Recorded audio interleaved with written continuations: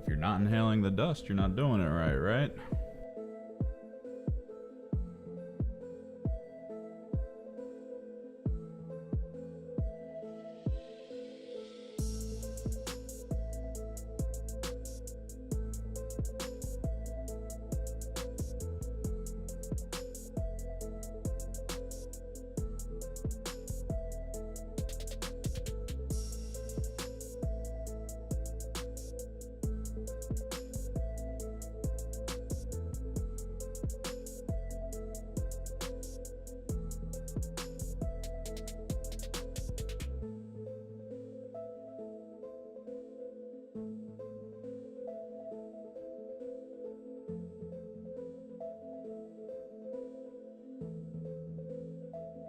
I might have to randomly step away, but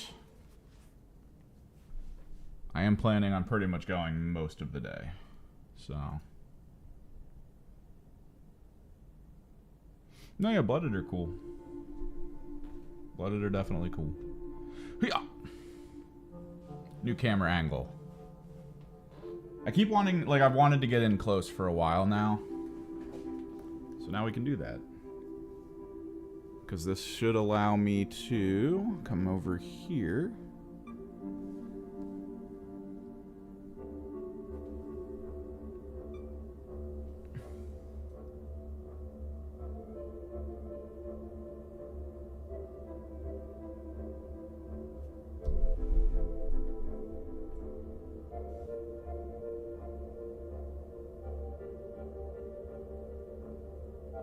I mean, he looks ridiculous. So, I've preemptively done a little bit of pinning and green stuffing. Mostly because I've kind of wanted to, like, test, since I've never really done it before. So you can see, sort of, I guess, there's a paper clip drilled into there and glued. I actually did it in this middle section here. It's pretty sturdy. Like, that's the key to this. I don't want this guy falling apart if somebody, like, touches it weird. So, yeah, we bought a whole pinning device. We bought all kinds of stuff.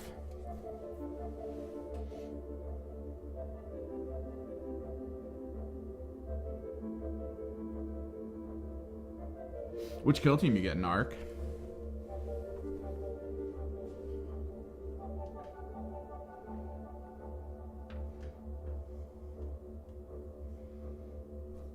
This arm actually fell off.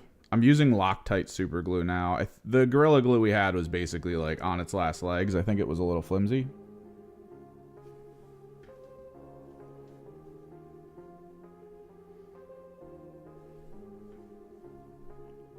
kind of zoom in a little bit as we work.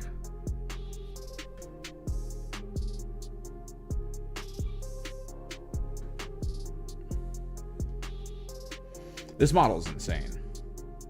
So, like, the things I want to do right now is try to get the base prepped to get the rest of the model together, right? I think I want to do the wings as well on the upper body before we really get into lower body stuff. So, like, one of the key things we need to do here is green stuff and connect this bit. There's not a lot of seam, but I feel like the thing that needs to get done, because I mean, this is a $270 something model. The core of what needs to really get done here is to make sure that I actually put the effort in, because there's a little bit of a seam here, like on the inside. So I feel like every piece that I put together needs to get like a little layer of green stuff, like a thin little roll of green stuff around the outer edge. That way I can use this tool to smooth it out. That way it when it's primed, there's no like weird gap. Dude, this model is insane. I'm so glad I got it. The question is this base size gonna be his base size in 40K? This is the base size for Magnus. I'm pretty sure this is the base size for Angron. I think this might be his base size. At which point I could work with this base. I think I still will. I'm trying to figure out exactly how we're gonna do this part, because there's a problem. The system I looked into as to how to apply batteries underneath is no longer like a thing, I guess. It's what they want you to do instead is the battery device I've found requires me to like Dremel a circle out, right? So when I finally get this guy on here, I'm gonna need to position it in a way where there's like a big hole on the actual base itself. And I don't know if I want to do that. I was thinking of magnetizing to the base. Like, this is all just solid resin here. I'd have to like Dremel out a couple spots and then put the magnets under and then just have it set on top and snap on at the same polarity. But again, the trick is what I want to do with this is I have, it's not green stuff, it's the other stuff. I can't remember what it's called. It's like plumber's putty. I have plumber's putty and I have cork. So I was gonna do like jagged stone kind of pointing outward of cork. And then I was gonna plumber putty it down to look like terrain, because then I would hit the plumber's putty with like texture effects. I don't think we're gonna paint today because of this, because I would need the base ready to be painted. Technically, I could paint and then apply the plumber's putty and everything later, because then I would just reprime it and then hit it, because it's gonna be the same colors. It's gonna be pink with coral on top of it. So I don't know, maybe we do paint. Yeah, Milliput. But that's the thing, like, he's gonna be settled in to his base. So I can either paint him as a whole and then just have him kind of tacked to this somehow, and then be like, oh, he needs a smaller base, or oh, he needs a bigger base, and then just do that, and then come back. Because again, technically what's going to happen is, if with the basing, after all is said and done, is I'm just going to do an outer area with the jagged stone, white primer, pink paint, the fluorescent pink paint, pink and coral like texture, the mica powder, and then that's it. Like, there's not a lot of detail going into the bases. The bases are meant to look like they're glowing. So I might not need it, if I'm being real. I can probably just paint him regular so you guys can at least see what he looks like without basing. Could be fun.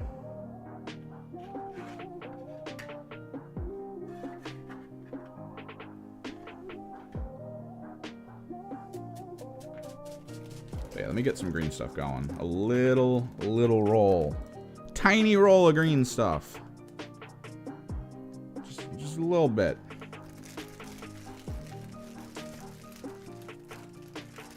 Grab this blue. A shaving of blue.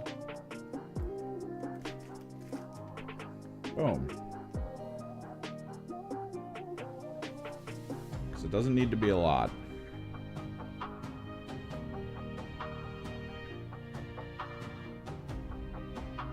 I'm hoping he's at least built today, and then depending on where we are, what time it is, maybe we paint him, or at least get the baseline paints on him.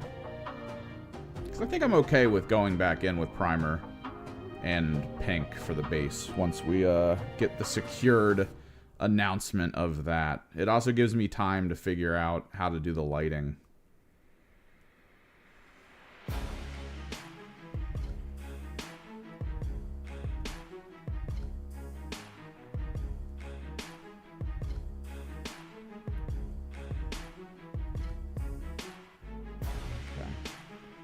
Little roll.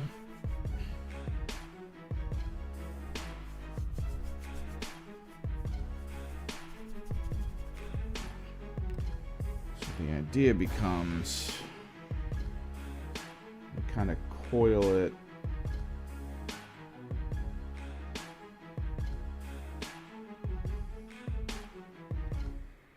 around the outer edge.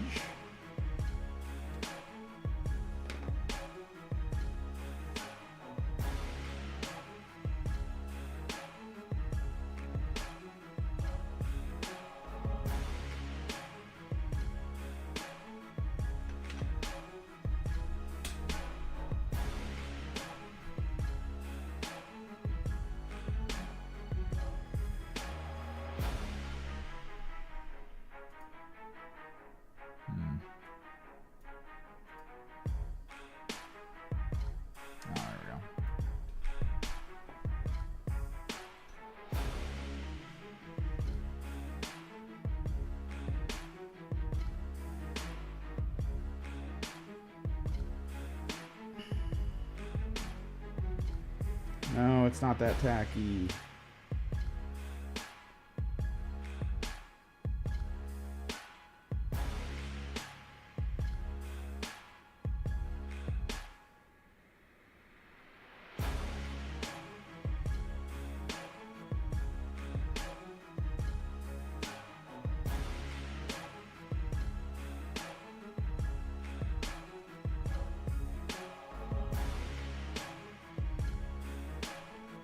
Get a little glue down.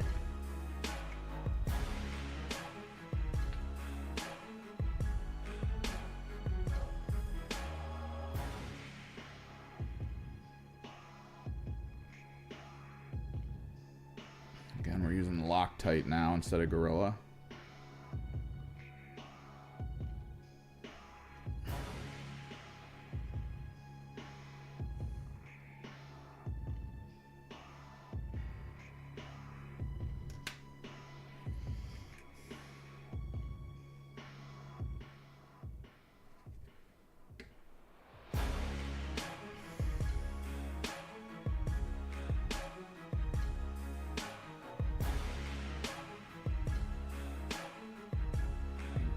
Find the lead hole. Come on.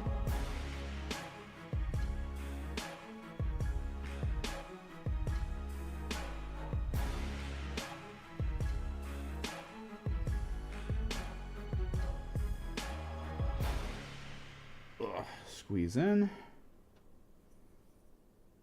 Work on the seams.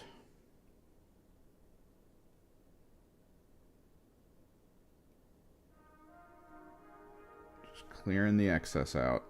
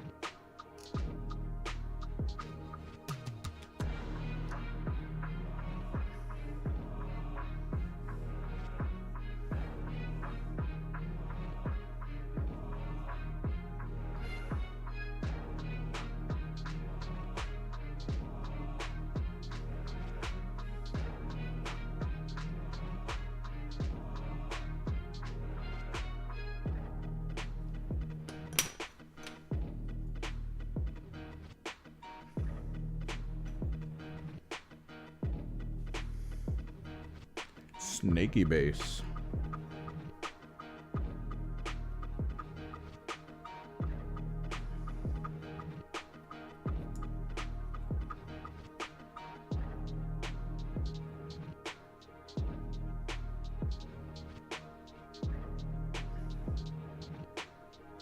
And it just fills the gap nicely.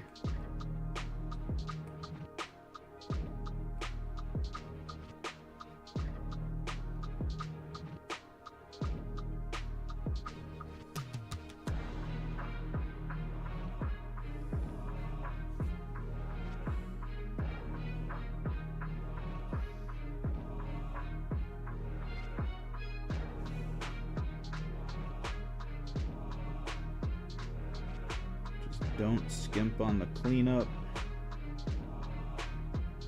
And all is well.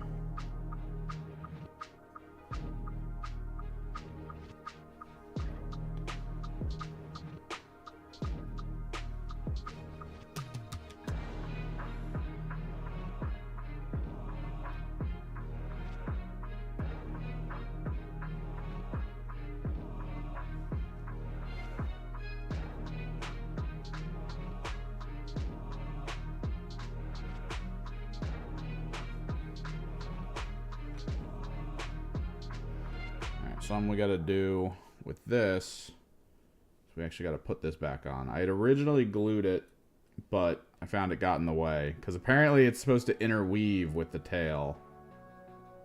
So I'm probably gonna want to pin and green stuff this as well. I don't think it's like necessary to do so, but it's probably worth it. But yeah, pinning is mildly simple. I always pick the one side I want to start with.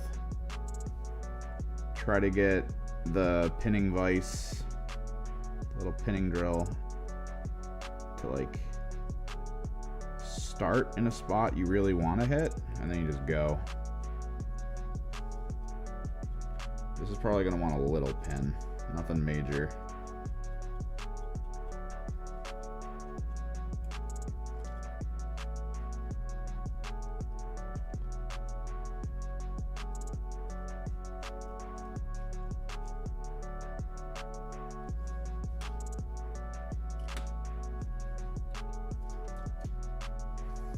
Paper clip. See how far in it goes. It's probably all right.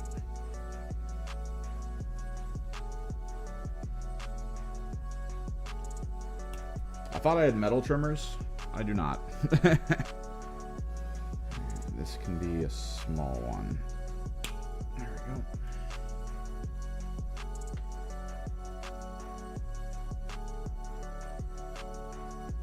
Needs to be a little protruded out.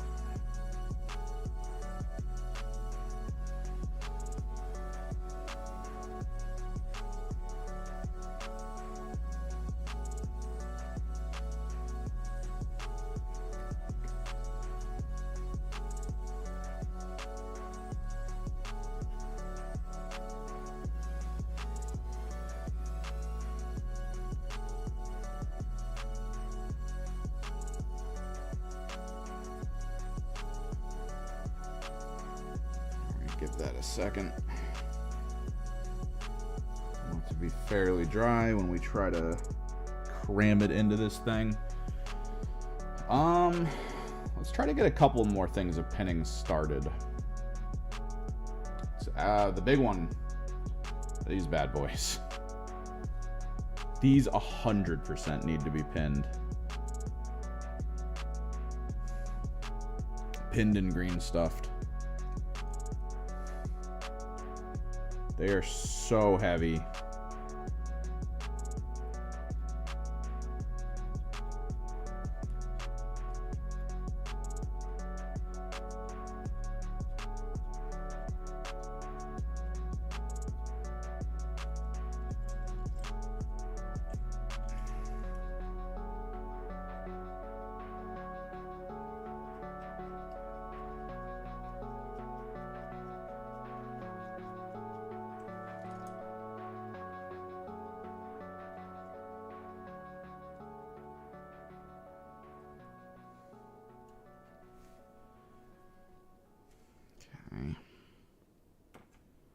I actually had to redo all of the little talons on the end that we glued prior. They had been sitting for a little while, and I was like, let me check the state of them with the glue that I used, the kind of blend of, what was it, Gorilla and E6000, and like I touched them and they just folded in half. So I was like, nah, gotta do that again. Everything else seems to be fine. Only a few outliers.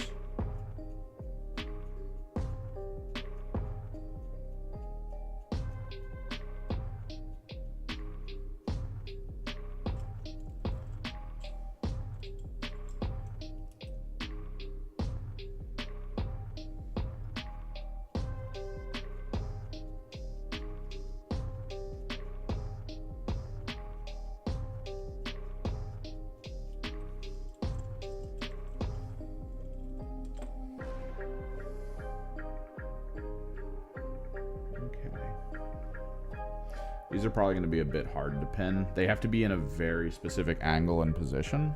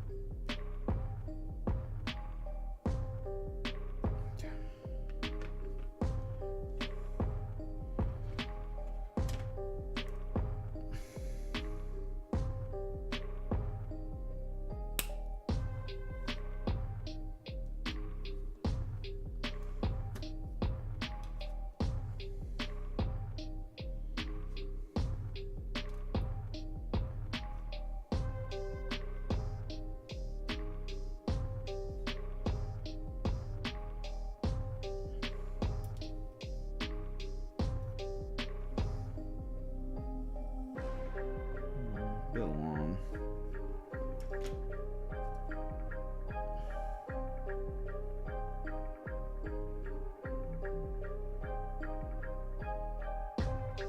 Probably cut it in half and use it on both sides.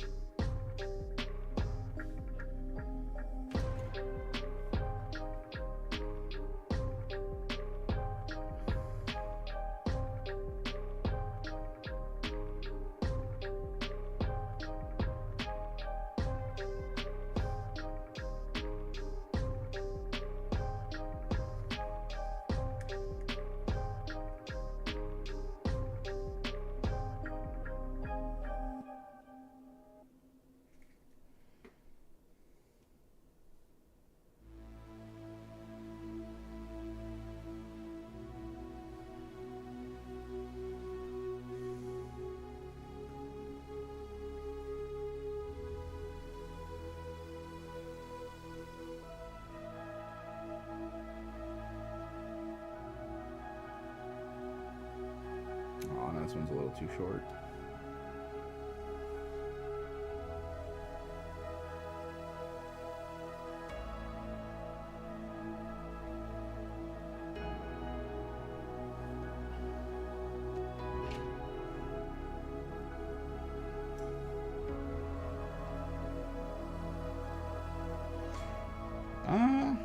Alright, looking back through chat. Legionaries are pretty strong right now. If you're going to look at Legionaries, I highly suggest you take a crack at Night Lords. Now, here's the thing. The way... Well, I think they're Nemesis Claw. The way things are worded, and the way a lot of Kill Team works, you could just go a Legionaries box and be fine. A lot of the models have very easy ability to be considered other units from the the Nemesis Claw. Very easy. And as we've brought up a few times on channel, in streams, all that stuff, there's the whole thing of classified and declassified. So if you're looking to play in organized games, Legionary are only a year, right? Legionary are only a single year of being part of the kill team competitive scene. Now, you can, like I said, very easily go like, all right, well, I'll just move up to the Nemesis Claw rules with those models. Or you can just start with Nemesis Claw. What's up, PhD?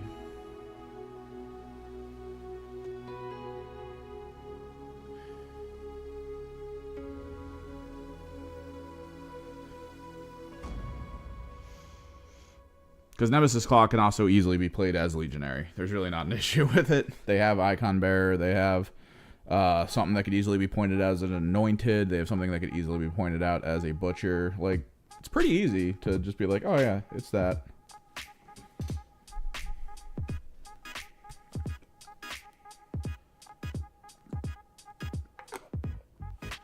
Oh yeah, I'm doing a Higher Tech video.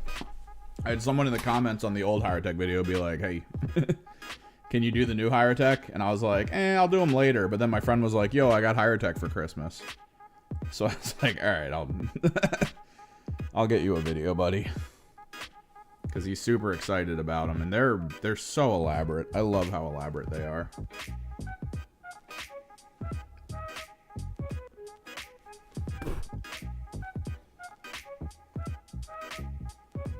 Oh, that feeling when you feel like a piece of solid something in your mouth and you're like, oh no, resin. And then it turns out to be just popcorn you had a while ago.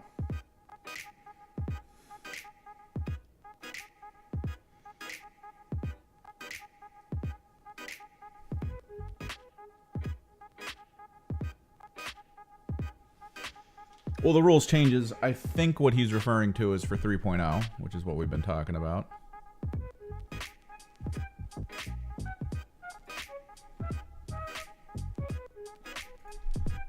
Unless they finally drop that data slate. I heard the big thing right now that people are having. Oh, Warhammer Underworld's just got a balance update. Did Kill Team get a balance update? No. Warhammer Underworld's already got a balance update. Core rules. Wait, 1.7. So they got a balance update a couple days ago. I just didn't notice because their news setup is terrible. Farstriders, organized play, rules update. Any of these mine? Was it Zarbog's Gits? Iron Soul, Serena, Zondors, Skinner, Spikeclaw Swarm. I think Spikeclaw is one of them.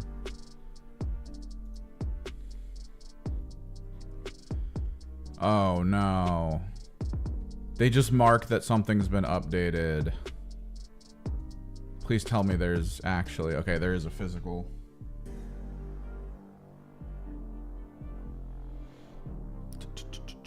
Frequently asked questions. Second attack is part of Surge and it resolves the same action step. Rules explain how abilities. Can you explain how sequencing? Blah, blah, blah. I just want to see Bounties, Delve, Surge, Nemesis, Crimson Court, Emberwatch, Gore Chosen. Emberwatch, actually. Can I use Alone I Stand if there's only one friendly fighter on the battlefield? Yes. Rules updates. Frequently asked. Frequently asked. Oh, what? These are older. Or no? Okay, so they do go into individual sections. Guardians, Kanas, Grimwatch.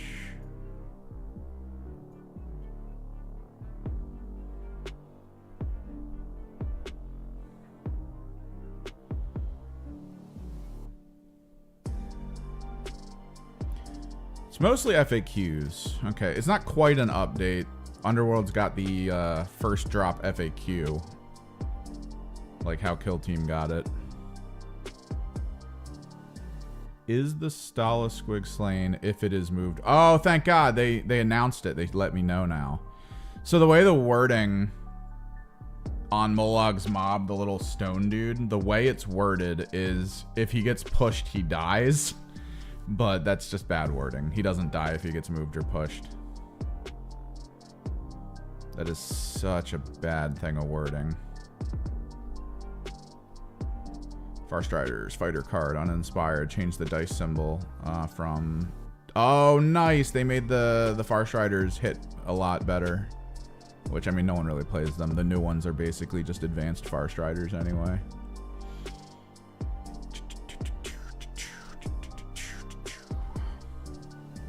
That's cool. I'll have to take a look at all that.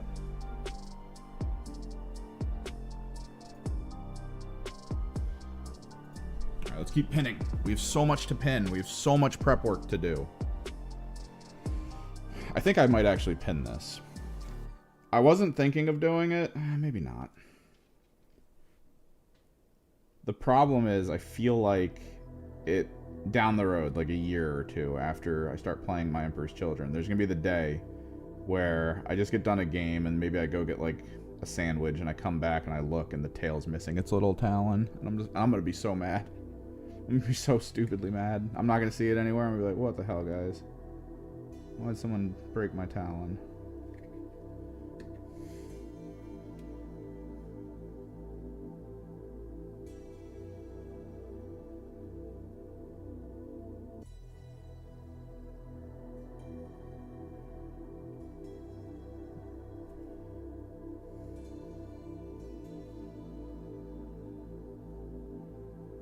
That's fine.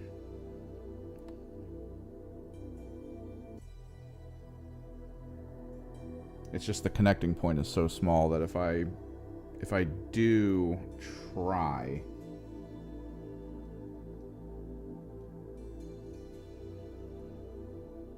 to hit it with some pinning vice work, it might mess it up.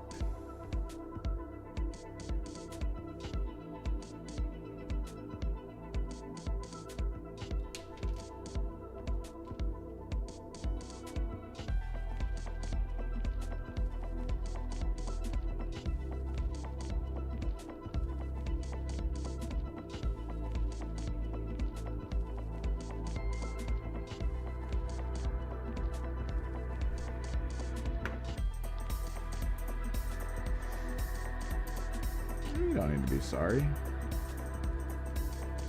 We're all just clarifying here. But yeah, I'm going to be doing a higher tech video next. I tried twice to do a battle report, and every time the recording had like something wrong with it.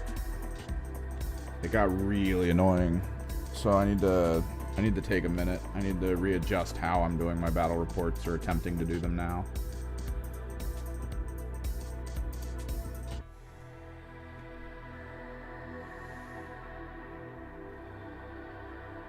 Refigure out the approach.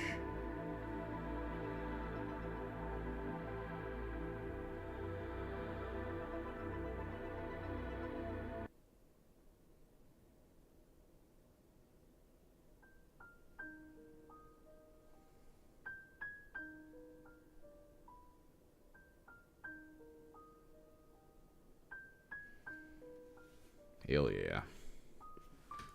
Bladed tail.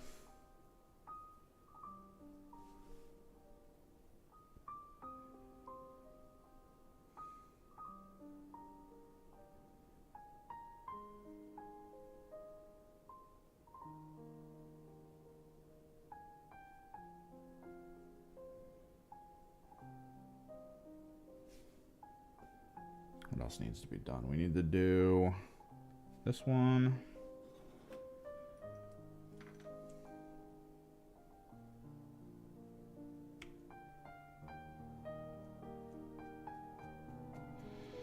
The amount of trimmable resin on this guy that you have to hit with an X-Acto knife is insane.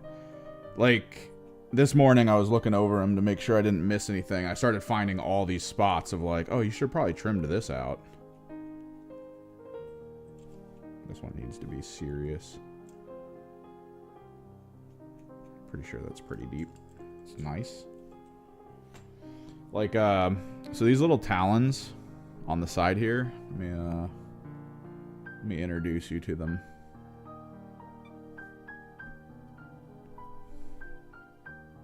See them? Those little out jets on both sides.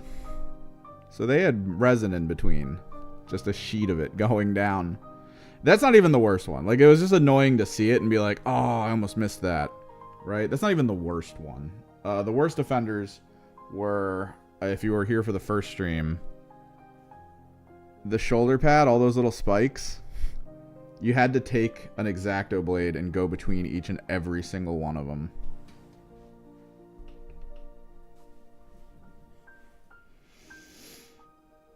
That was horrendous. I found out that the little head thing he has, the little the rose, I guess they call them like rosaries or something. The halos. There were 2 parts where I was looking at them. I was like, oh crap, that's just resin. That shouldn't be there. There's like the gap between the top bar and the bottom bar on this part, and then the part between the moon symbol and like the bottom. I was like, oh god. I'm so happy I caught that before getting into the airbrush side of things. Because that's like the last thing I would want, is to have just terrible connection like that. Just have it look super crappy.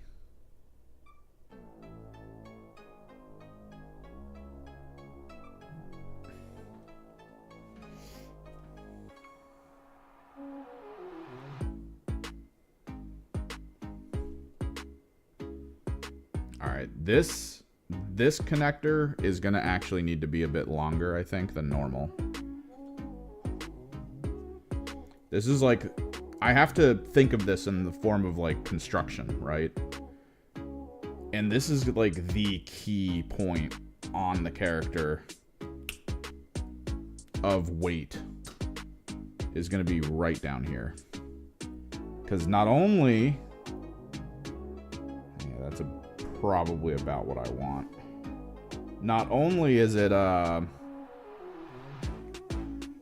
the main part holding up the upper body, the wings, everything else to the base, but it's at an angle. Like, if anything is going to make the model sag in a direction, it's going to be this spot. So I'm going to want that there, and then the other side I'm going to want to actually make about that far in.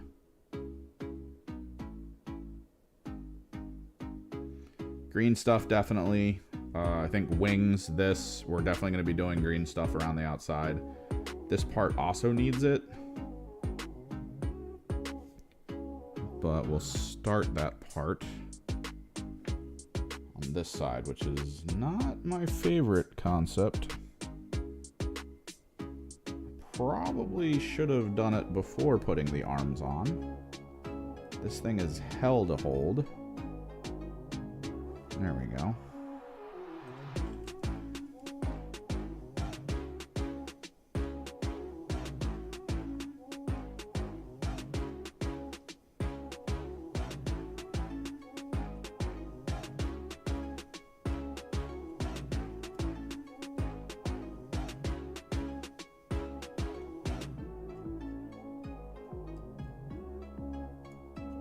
Ooh, need to apply more pressure.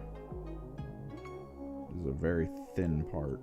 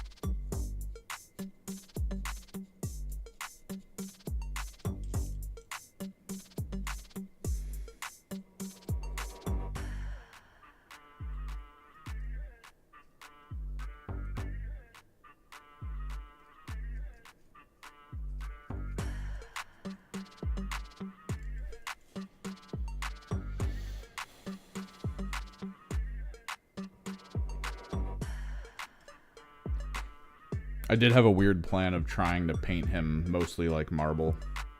I had this crazy idea based on what a buddy of mine did with his Tyranid.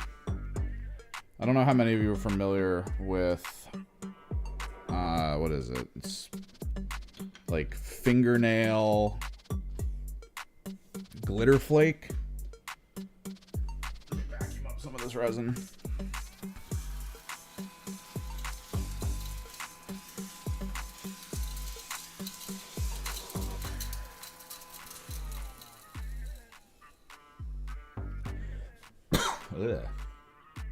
If you have a workstation that you do all this in, I highly suggest one of these like handheld vacuums or just a small vacuum. It's great. But yeah, my buddy uses like glitter flake. Like it's you when you hear glitter, you just think like tiny piece of metallic shaving that gets glued to something. But glitter flake looks like a fractal. It's more of like a sheet, right? And then it looks like it has glowy fractal all over it. So the idea that I had, at least, with this, was all of this inlay armor that he has, I was going to do, like, paste in it and then do the fractal glitter pieces inside. Not on the raised surfaces. The inside. I was going to do purple fractal glitter flake on each and every inlay of his armor.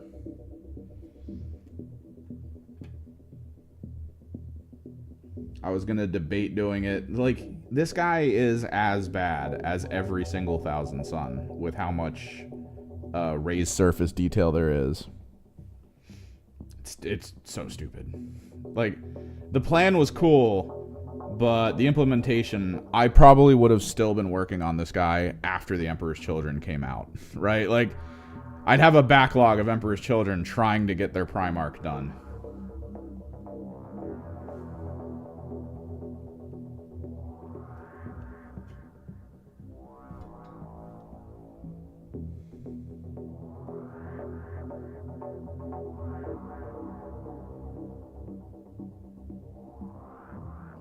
Is that about right? Is that an okay size?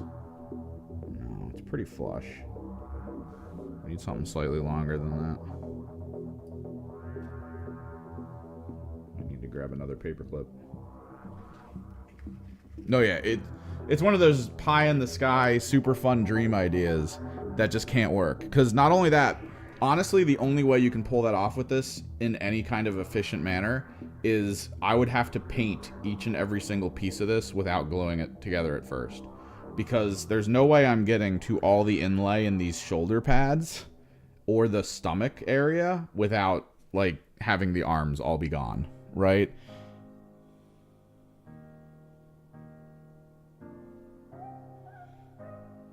So, like, I can't do it. I can't bring myself to do it. This is probably the next most important structural part for the weight.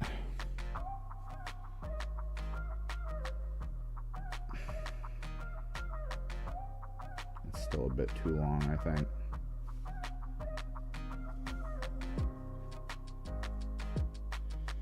We're gonna need to use this time to make sure we get all the holes lined up before we start really gluing any of these elements together.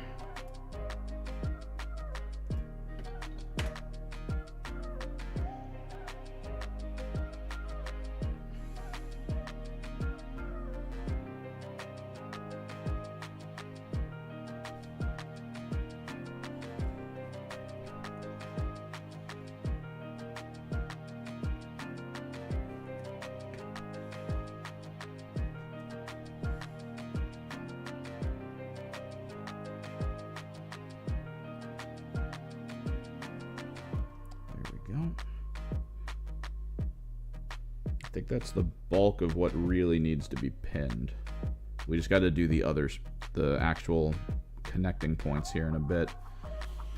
We can start with one, at least. This one. This one's easy enough.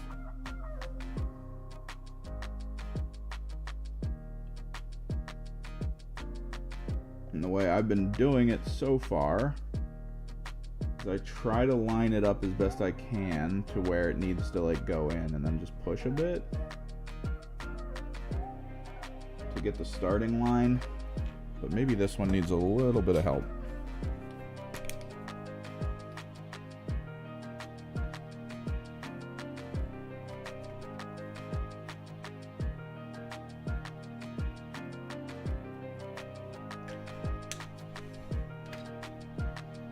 A little paint on the end.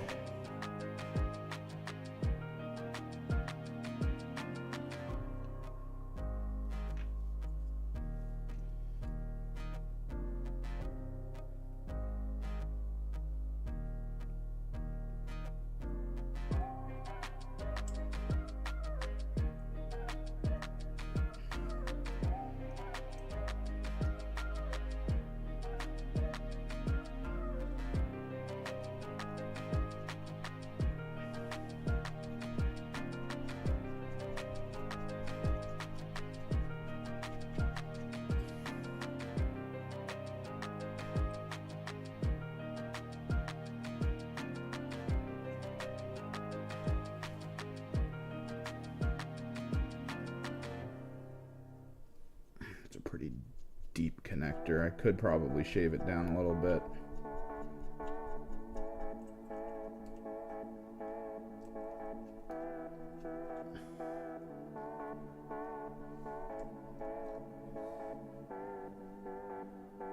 I'm probably fine though.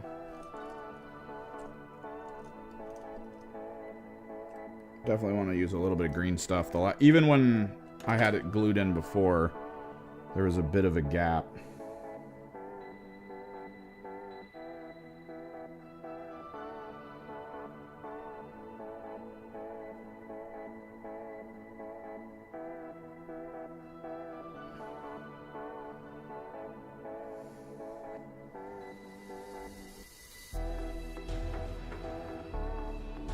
So we could probably hit a really thin green stuff line around the outside of it.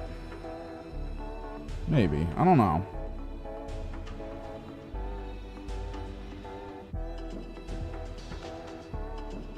The glue gel seems to do a pretty good job of sealing up gaps. There's going to be one main gap on this that we could probably fix later with green stuff.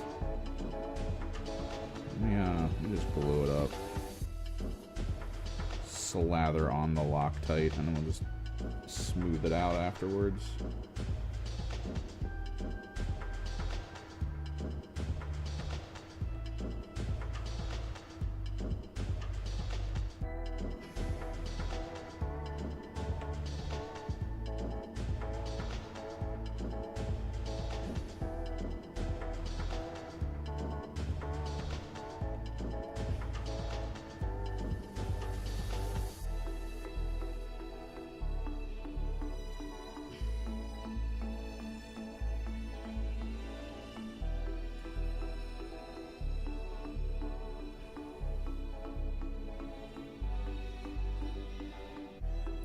Bit of a secondary goal here, I feel like, and it's to put a little glue here and then kind of 2-point connect it to the tail, because the tail's supposed to like use this as a reinforcement, like a reinforcing strut in a way.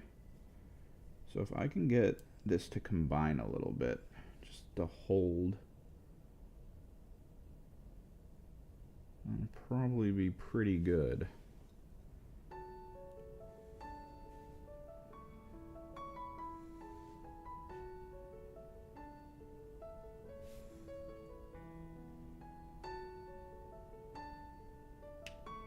There we go. When you hear the click, that's when you know.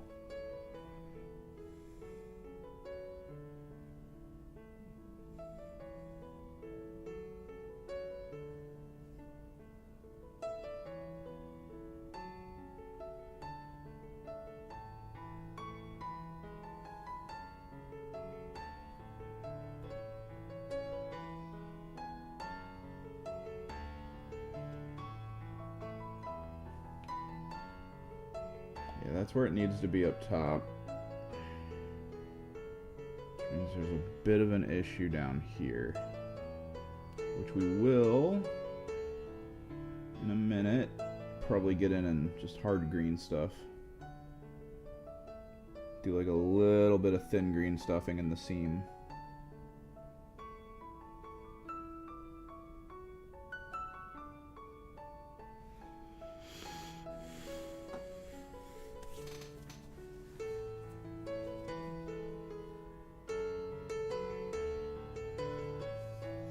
Do I want to do the wings first? I mean, I think I need to at least settle the wings first before really doing the waist. Because these are going to be hard as hell, man. The order they tell you to put all this stuff together should not be the order that you put it together. Like, I'm just going to say it. They fucked up. Let me get the guideline going.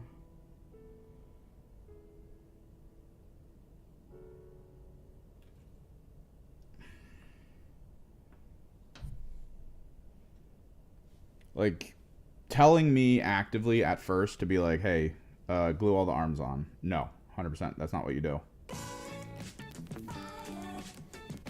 That's not the play.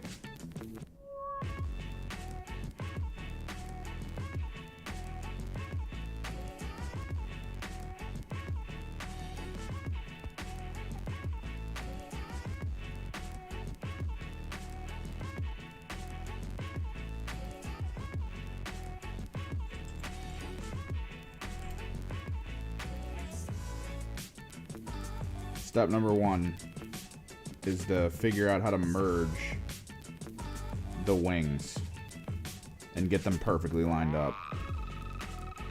You can do the arms later.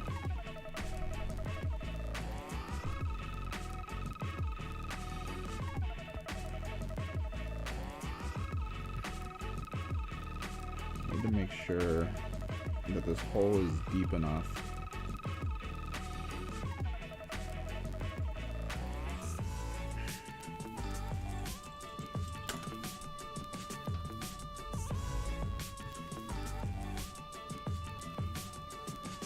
Tested it. The talon here has to go below. Oh, perfect. Perfect seam. Still though, green stuff probably.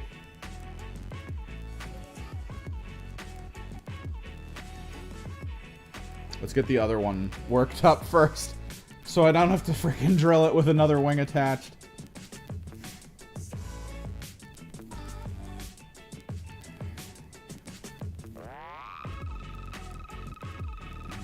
Should probably drill for the midsection. We're gonna get all the connecting holes done, I think. This one's a weird one, because this one I think is supposed to go like kind of up.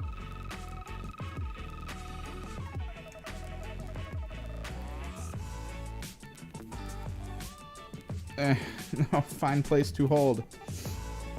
Come on. This way? Do we do it this way? I think we do it this way.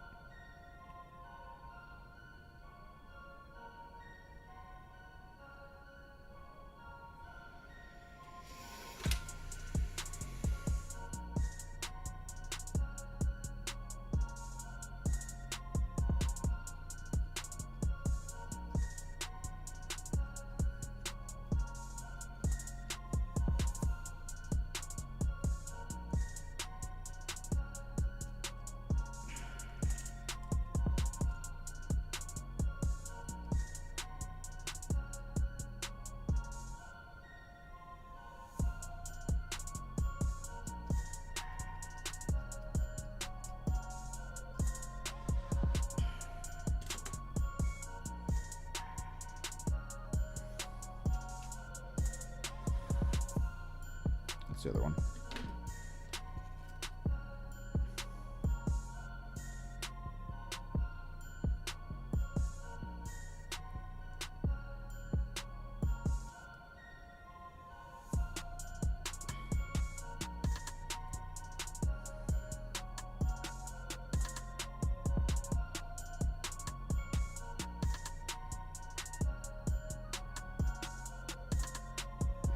It's right there.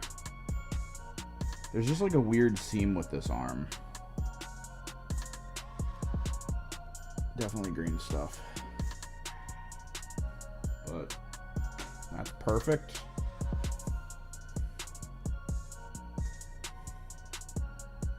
As it should be, being Fulgrim and all.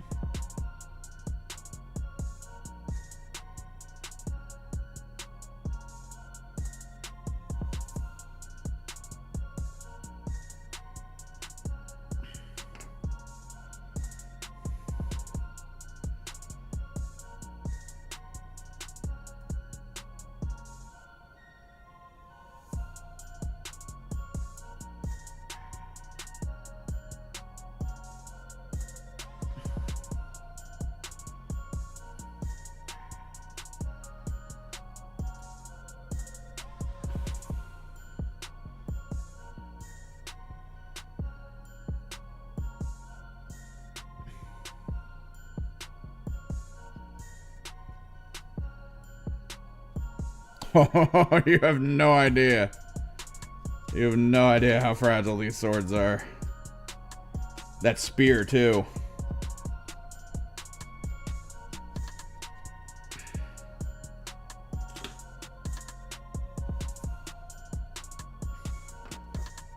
Let me introduce you to him.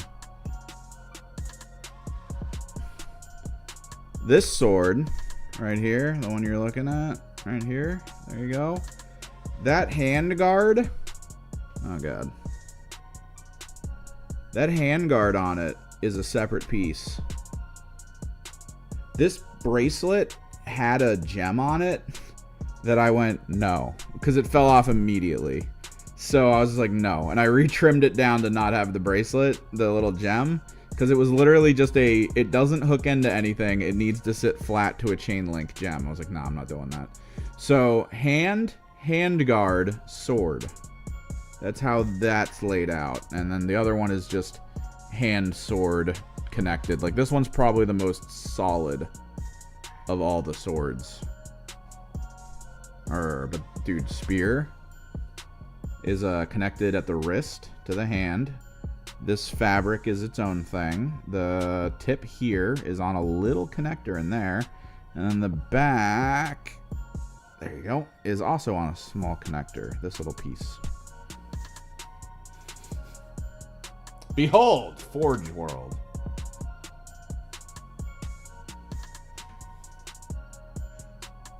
Okay.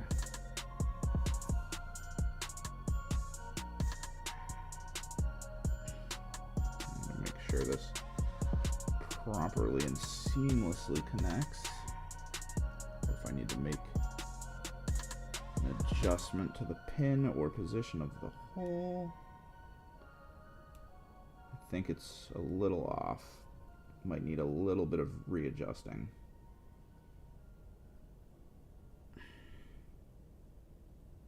Because it's supposed to go forward.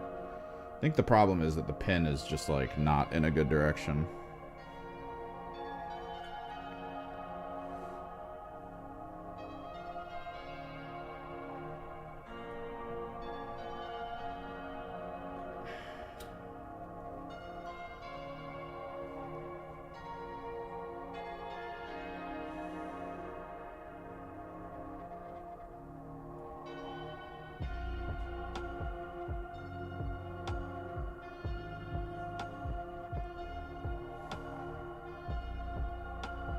Oh god. I knew that was gonna happen. That head's felt very flimsy every time I've tried to pressure test it. It's probably better, honestly, that it's this way, because, oh my god. I need to really figure this out. And the head shouldn't need to be pinned. Oh no, I'm pushing the arm, I can feel it moving.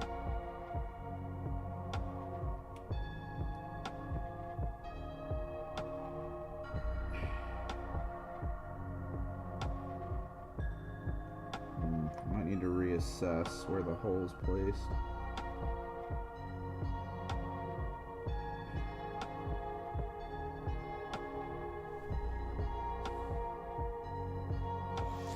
Well, the spear is a little bendy.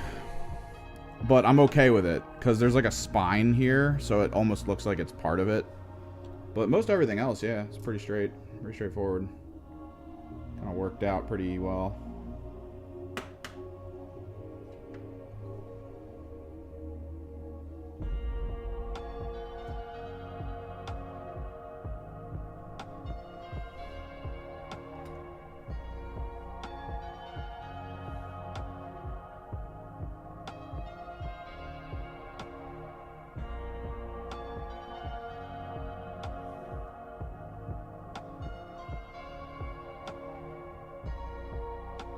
The front looks good, the back has issues.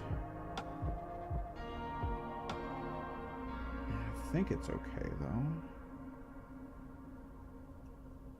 It's very close to okay. I might need to...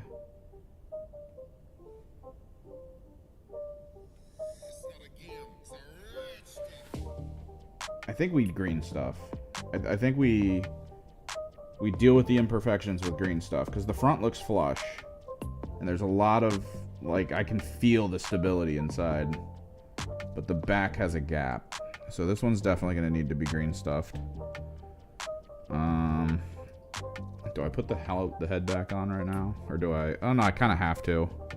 The wings are not happy without being able to be connected to the hair. Like, the hair has to settle under one of the wings. So I kind of want to put the head back down.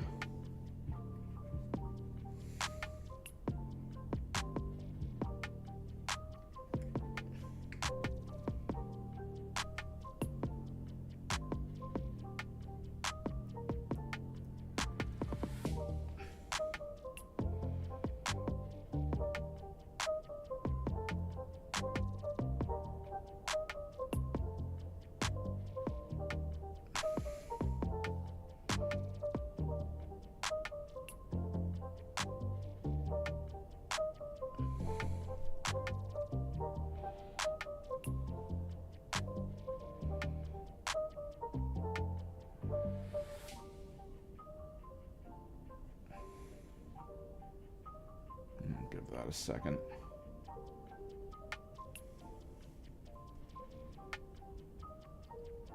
I'm really not looking forward to getting most of this put together for the rest of like the system that we have in place. Especially this one. This part here is gonna mess with me. I can feel it. The metal needs to go in fairly deeply.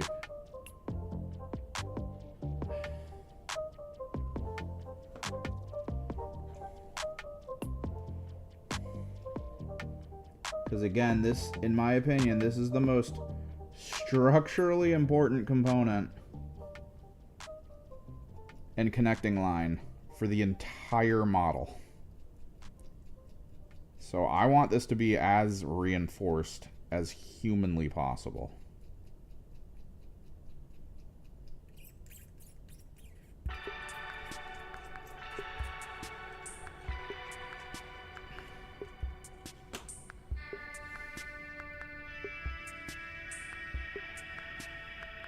There we go.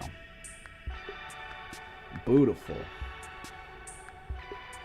Definitely green stuff for some of this gapping in the back. But we can get moving on it, I think. I'm just trying to figure out the sequence. I do think we do the wings onto the upper body first. Then do we do this, and then hope the connection works? This is gonna, hopefully, be my Fulgrim for my Emperor's Children whenever they drop. So planning on using it in games. I think we do the bottom first. We also got to glue, I think we can glue later the waistband components. Let me just take a look. Yeah, they want you to do the waistband components last. And I can see that. I can agree with it. I have zero plans on pinning them because they're all really thin. I think we do this first. I think we do the green stuff around the outside on this first. And then do the connection. That way the whole base is done. And then we just need to expend our resources.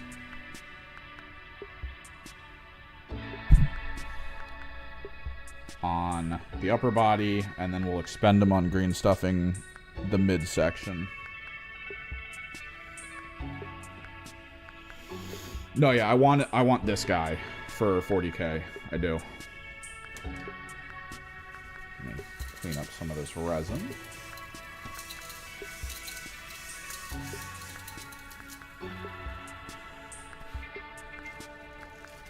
Get a small wad of green stuff going.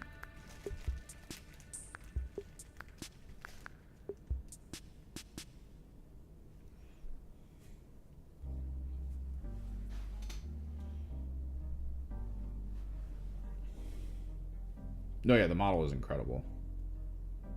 Dude, when they revealed it, I was... that day, man.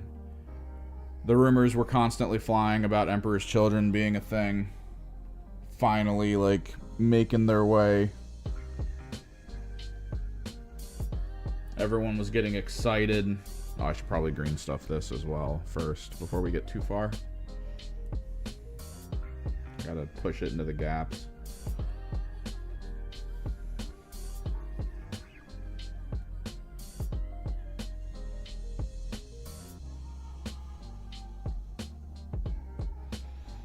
No, but like that, everyone was like, "Oh my God, they're doing it!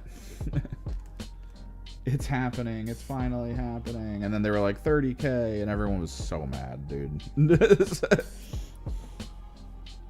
like the model was incredible, and for them to be like, "Hopefully you enjoy it in 30k."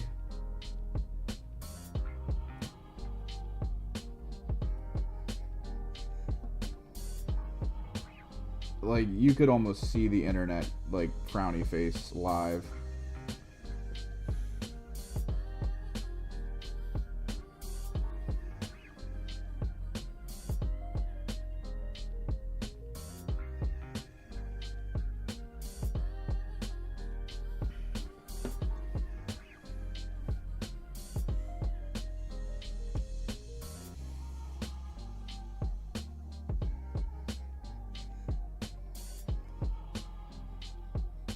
And then you got to, like, reassess the frowny face when the 40k Fulgrim was finally revealed. Like, that was the crazy part. Was when they were like, "Oh yeah, this is the one for 40k. The shot heard around the world was, "Oh, it doesn't look as good as the Forge World model."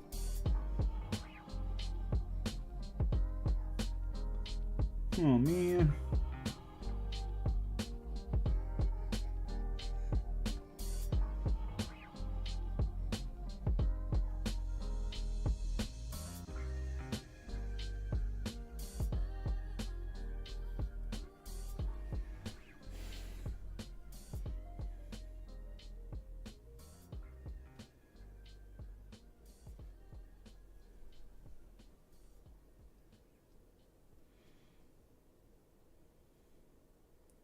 Which, I mean, psychologically speaking, it's a good play, right?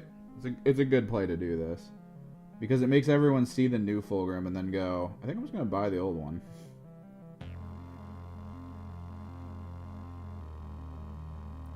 Like, fans of the Emperor's Children were just immediately like, yeah.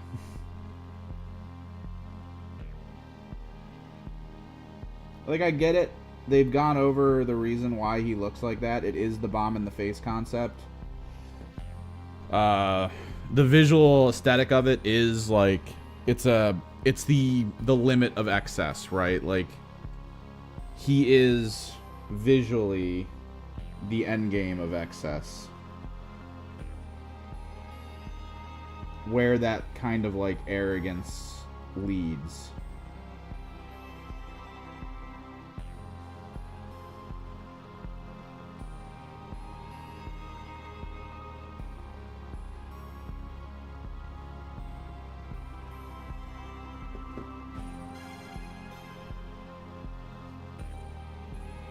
No, I mean, that could be that. I mean, it could be. Like, the virus bomb could have made his scales fall off. Because, I mean, that is the thing, right? Like, he's supposed to not be... He's supposed to just be, like... the warning, I guess, of following his path. I mean, they're all kind of warnings, right? Like, every single one of the Primarchs are a warning to the end of the path. Angron being the warning for strength. Magnus being the warning for knowledge. People are like, oh, what does that mean? Well, he's a fragment of himself. Every Magnus you see is like a shard of Magnus. He's not whole anymore. The dementia has taken over. Typhus, very much the warning.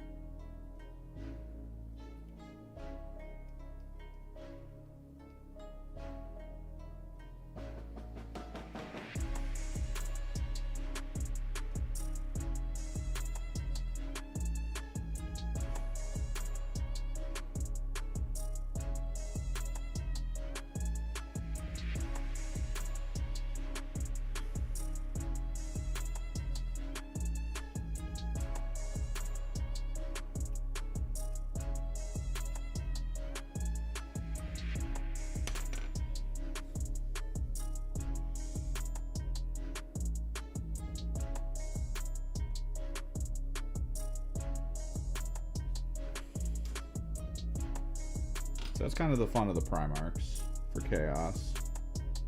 They are the epitome of what they represent. And it's not good.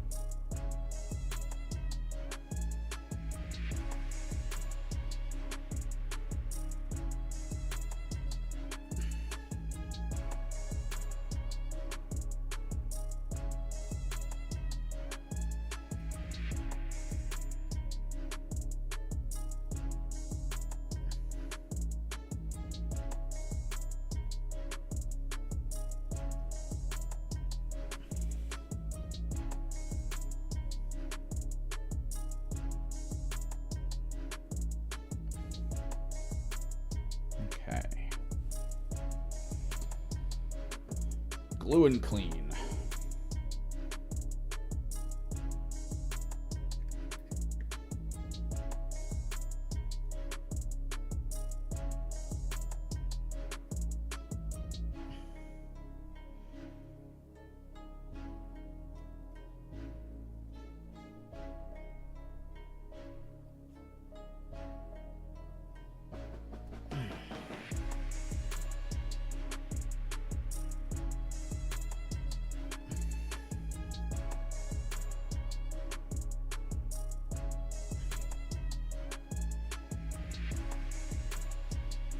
Honestly, the reason he lost his scales is probably because whoever designed him didn't really want to, like, print all that.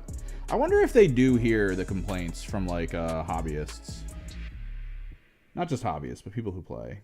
Because the people who play, who want to play competitively, they have to contend with all the detail, and not a lot of them want to contend with that detail. Right? Like, not a lot of them want to have to paint this. There is that level of, like, I'm worried about how others are gonna see what I'm doing if I don't put the same effort. as some of the best in, right? Like, it's not a good mindset to have coming into this hobby. End of the day, I will play people who haven't even painted their stuff. I don't even care. In my own opinion, personally, if there was an event happening, I would prefer it if the event didn't really care about the painting. I understand the reason why. There is a level to it where the painting actually helps the community a little. It's weird. It's a conceptual psychology thing, right? There's a lot of people who want to play 40K. Their whole purpose of playing it is to chase the meta, try to do the thing that is the best as quickly as possible, and to ruin everyone else's fun. Kind of like their entire approach and goal in the game is to be the obnoxious player, the person who like won't tell you their team rules. Oh, you should know them. I shouldn't have to tell you them, so I'm not gonna tell you them because it'll slow down the game. Like those kind of people. They're just the people who want to be assholes, right? Those people just want the quick fix. They want the team at the time, the army at the time, to be what they play. Because they just want to win the tournaments. That's it. They just want to feel that victory, that rush. And by being like, hey, you got to paint these things, they have two options. Because there's very little chance that by the time a tournament starts, they're going to have a fully painted, ready to go army. So they either have to have the thing preemptively put together and painted, which means they collected it, which means they got lucky, and the army that they just happen to have is now the meta. Or they have to buy all the armies and then do a lot of work in a very short period of time to, you know, try to push for the army to be painted well. I think I need to get some green stuff in there. This gap is not what I wanted. But it doesn't want to push in anymore. It doesn't want to settle anymore. So I think I need to get a little string of green stuff in that gap. So painting kind of creates a gate that might actually be helpful. Now, it's a gate that prevents like absolutely new players from getting into like the tournament scene, which is probably a good idea as well. There's some people who've recently joined at the store that I play at who are like, oh, I'm going to go do tournaments. And it's like, you don't know the rules. I played you like 4 times and you still don't know like basic rules. I don't know if going to a tournament right now is a good idea for you.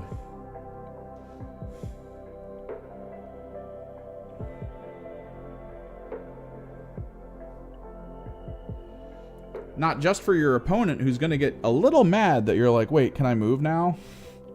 It's like, dude. That's a basic rule. But also, you're going to hate it yourself when that person who might have played this game heavily absolutely trounces you.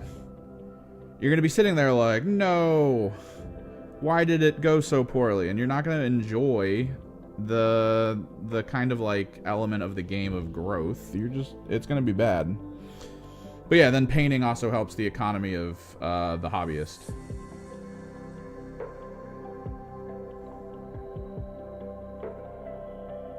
I kind of want to do like a mini ad so I can like get some commissions that's straight up like, hey, do you want to chase the meta? I paint things super quickly. They get painted to spec of pretty much every tournament, and they happen really fast. So as the meta shifts, you can always just huck me a couple grand, send me all the models you need. I'll get them done in like a week. Enjoy playing games. And then I'll just do them in the OSL style that I did my Gene Stealer cults in.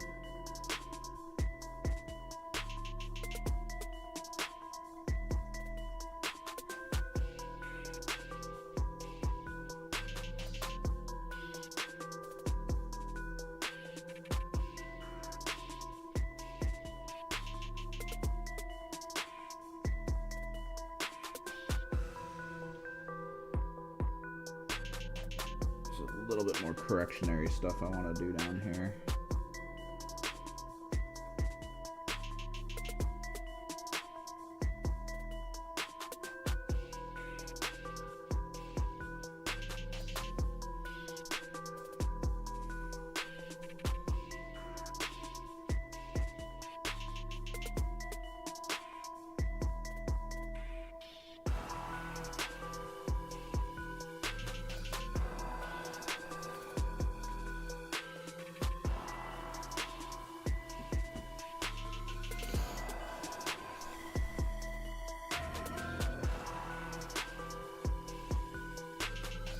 Because I do feel like there is an element to the game of people joining up who are just like, I immediately want to start doing tournaments. And it's like, no. You need to... The intro you need for this game is the club scene, not the tournament scene. You need to find a good group of people who are going to play the game pretty effectively and efficiently, who maybe have a spread of skill levels, as well as a spread of, like, playable teams. Because there's two clubs, basically. There's two thoughts of clubs, I guess, near me, right? Because the area I live in has actually some of the best players in the world. It's not even kidding, like top 5 people who have won international tournaments live near here. And they're part of clubs near here. And the whole purpose of the club is for them to prepare for the next Worlds, right? So they're looking for players who all have incredible knowledge of the game, who play the meta lists and teams, so that they can adapt, change, and figure out exactly what they need to do to stomp those people, right? That's what they do. That's their entire purpose.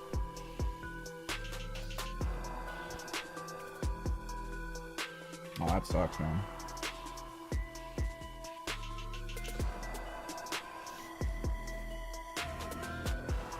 Let's start getting some wings together.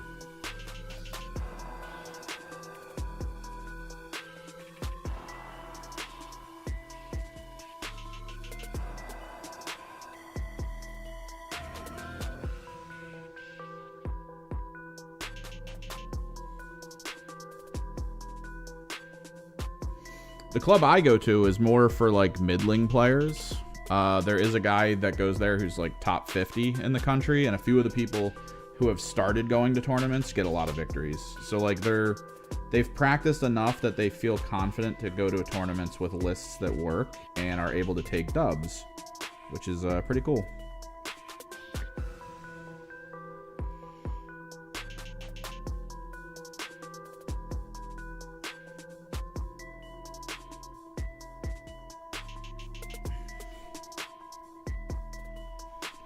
But, like, we do also have a lot of, like, non-tournament going players. We do have players who enjoy flavorful lists, which that's always cool.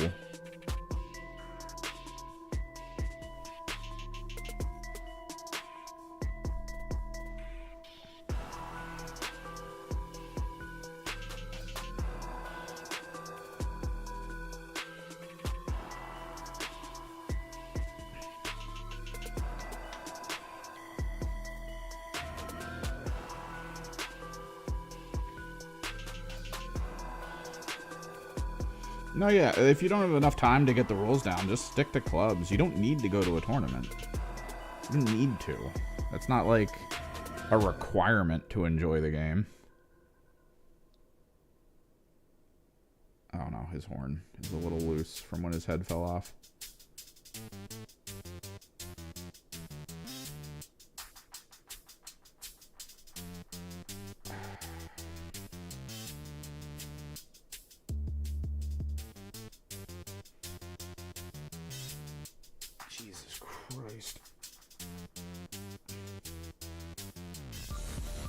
I got the feeling, yep. I almost want to just pull all the arms off at this point and just put them back on later.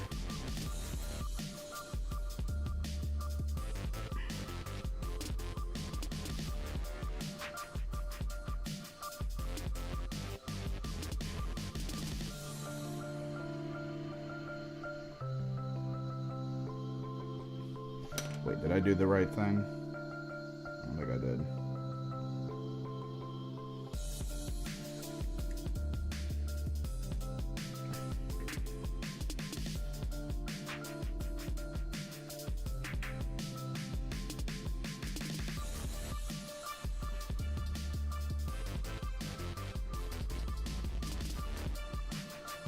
His hair is supposed to be laid onto this.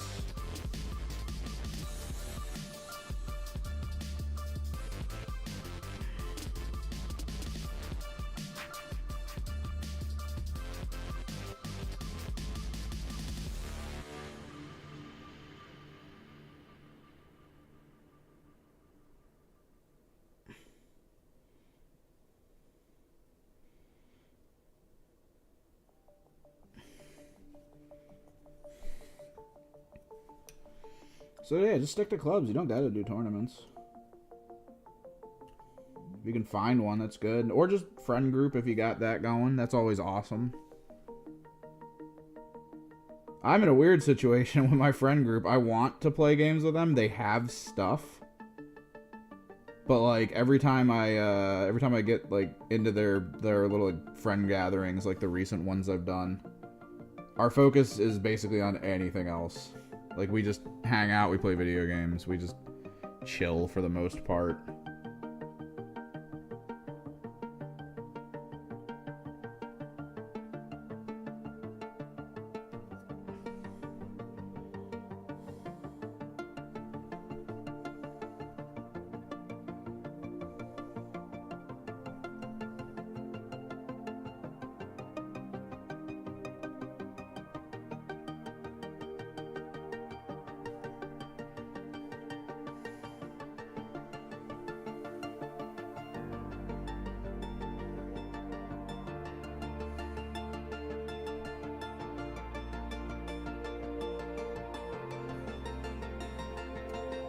So this hand is Omega tier. Oh god, everything's falling apart off the sword. I'm just gonna get rid of it, all of it for now, and we'll just deal with it in a second. Anything else feeling loose? No. This horn, I think, was getting loose because I keep tapping it like an idiot. Deal with all that in a second.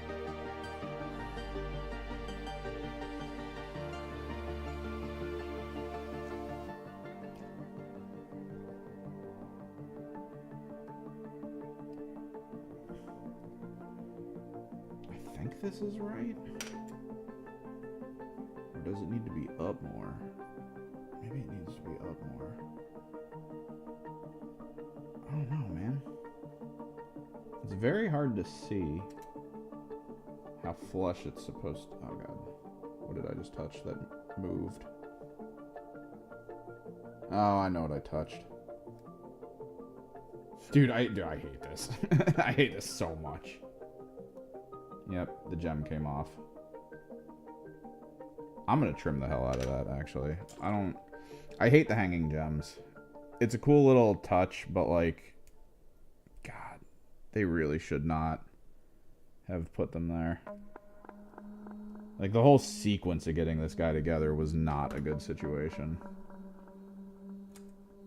This is one of those things where it's like, man, I wish I had, like, the ability to roll back time. I would have put this guy together so differently.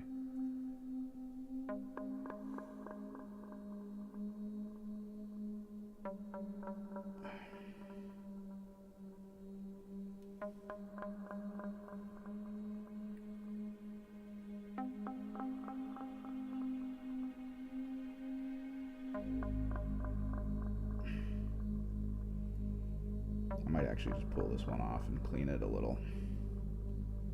Let's clean the area.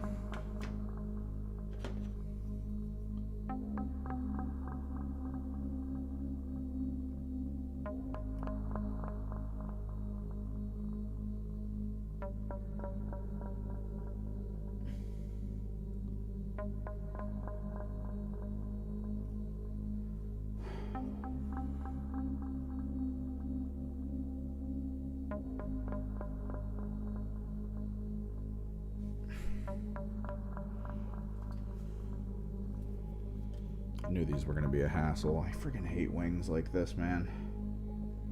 That are literally like you have to 100% apply a pin to them because there's just no actual connecting points. Like, it's not good. it would basically just be two flat pieces of plastic sitting on top of each other, which is 100% how they fall apart. I know enough about that.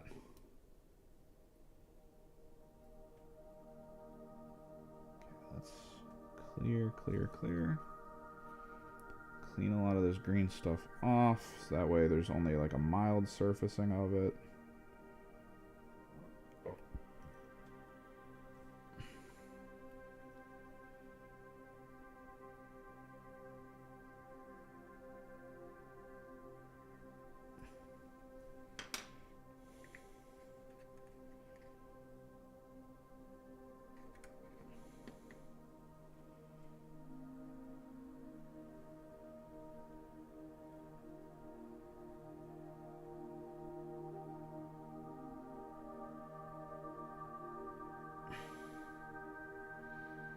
I'm pretty sure this is how it's supposed to go.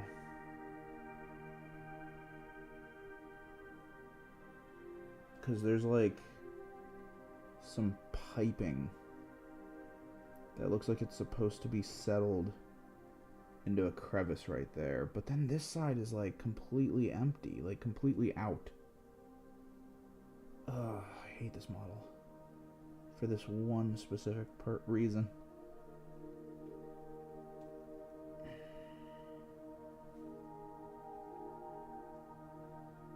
And we got another wing to put on.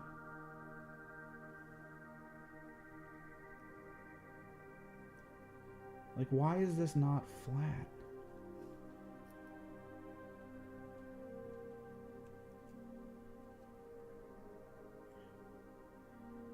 Okay, I might razor blade all the green stuff off.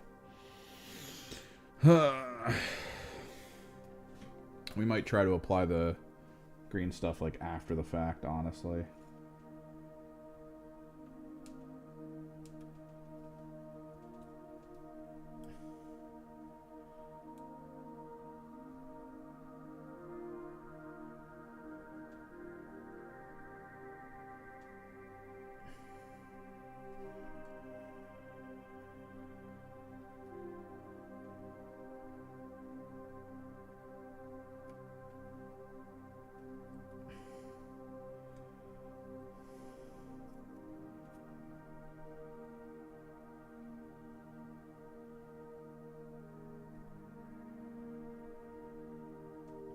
Because, like, okay, so this here doesn't connect. Like, it just flatly ends in the air. And that's when it's flush with the rest of the parts. I don't understand that. It's not supposed to do that, I don't think.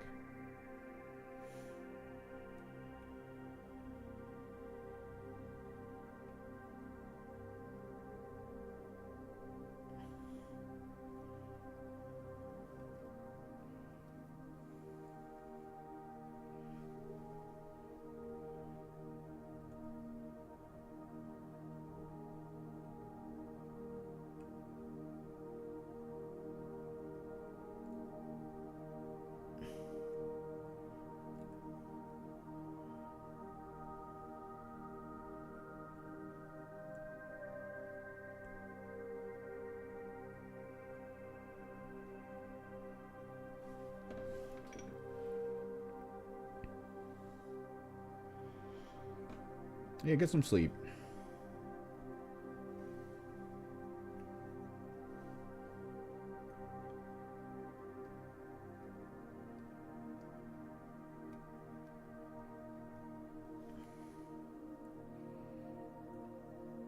Catch some Z's.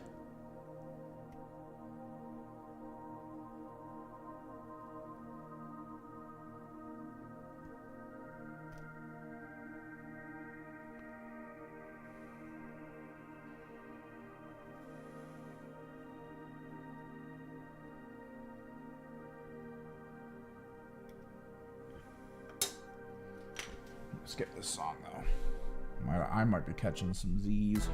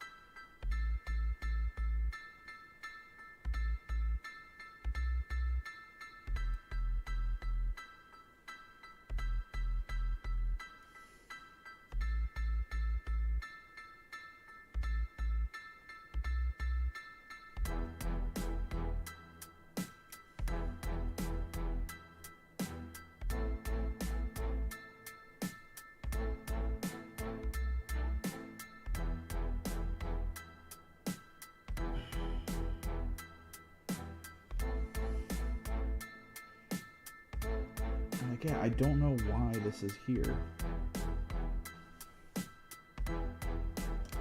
Like, this feels like kind of the direction it was supposed to go down on. Maybe. But, like...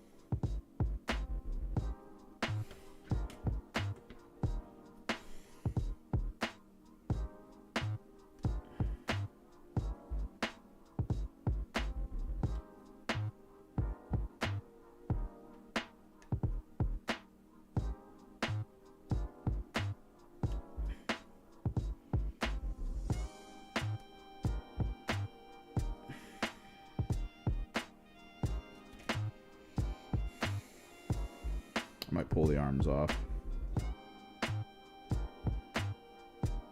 Try and fix.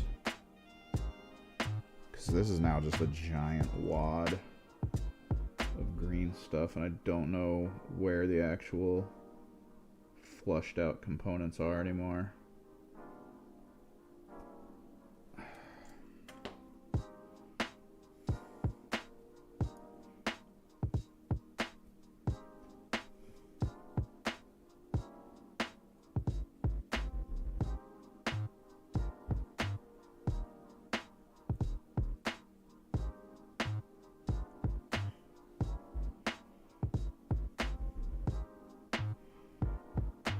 I don't see the interior gapping. There's supposed to be like a little thing in here.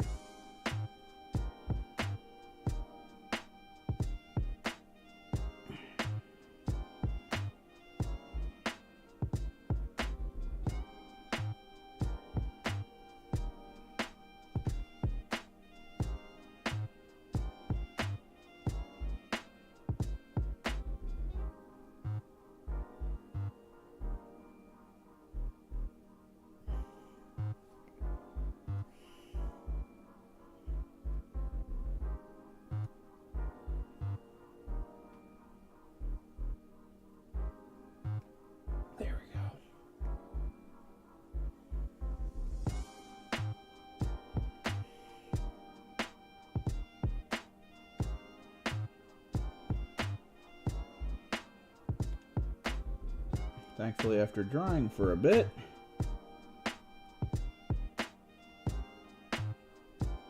green stuff becomes weirdly easily pulled off of things if you actually push to rip stuff off.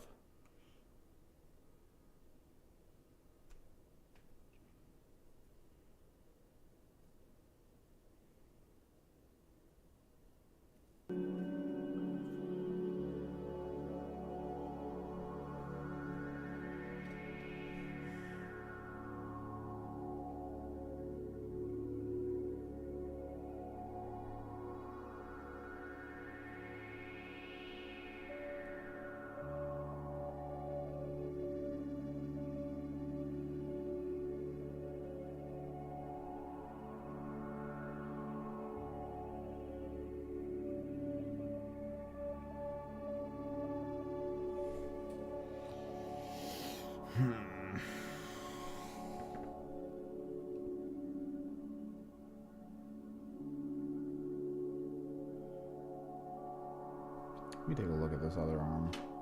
Like, the other one just goes on. Like, it's so perfect. I kind of hate it. Like, this ended up being exactly how it needed to be.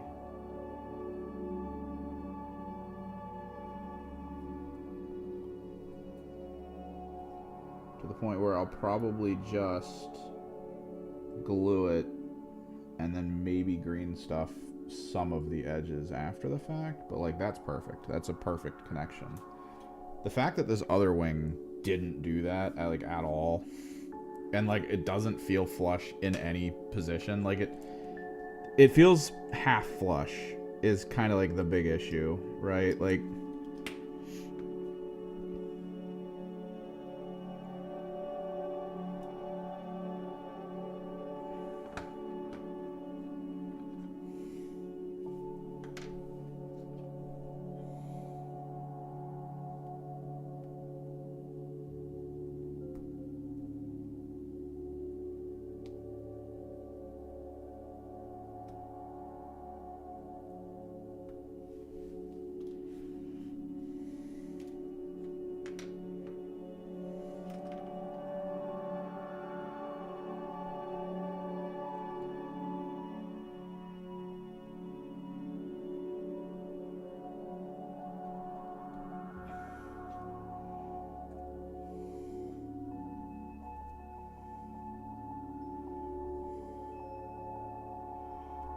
if one side was flush, the other side wouldn't be. Like that kind of stuff.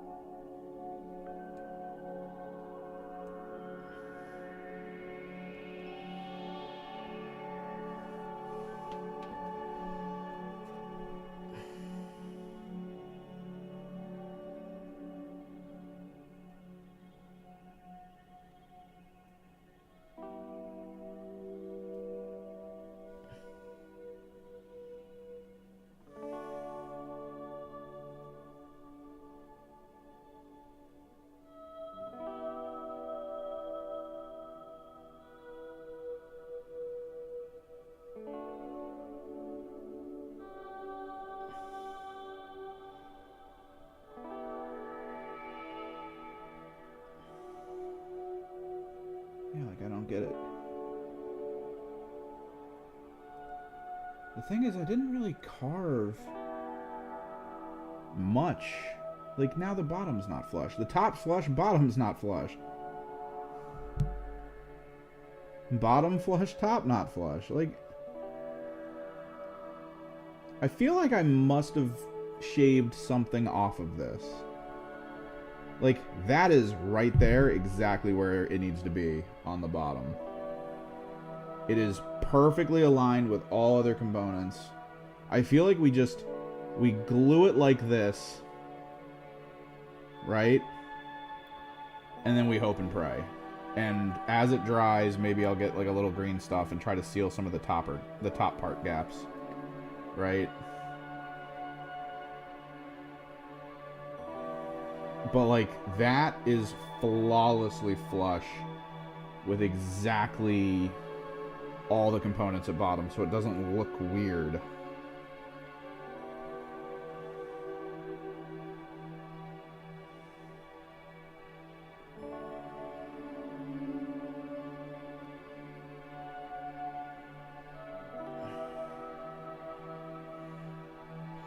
We'd probably end up putting a little green stuff from up here. Maybe a little bit more on this outside bit there.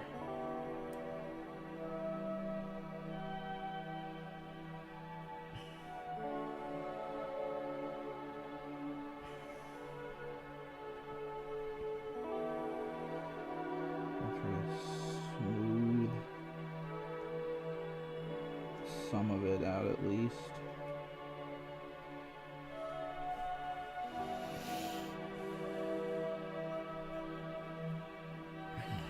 This has been pretty good so far. It's just this one wing doesn't feel like it's aligned. And never did. Like, that's the problem with it. It wasn't even the green stuff I applied to it. It's just like, okay. So currently in its situation, if it sits like this, yeah, this part here is perfect. It's lined up exactly with everything. Leaving a gap up here. So, like, that was how it was at all times, which is why I was thinking of adding the green stuff.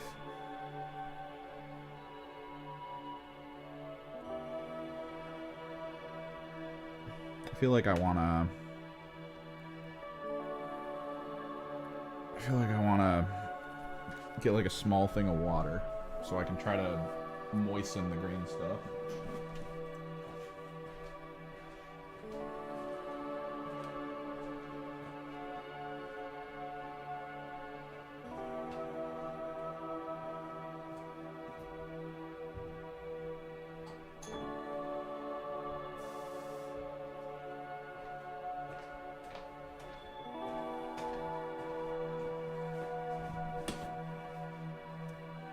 But beyond that, everything else that has, like, been a thing, right? Like, all the rest of it just went together, like, super perfectly.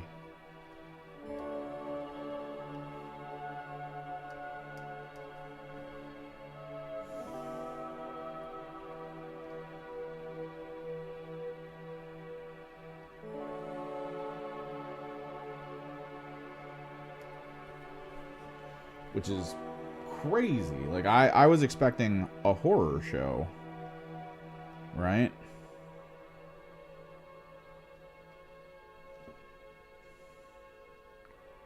From everything I've ever heard about Forge World, I've always been like... My assumption of Forge World models is always... They send you what they send you. You better have, like, your own green stuff and resin to fix all of it. That's always been, like, in my head, the expectation. But this has been pretty good.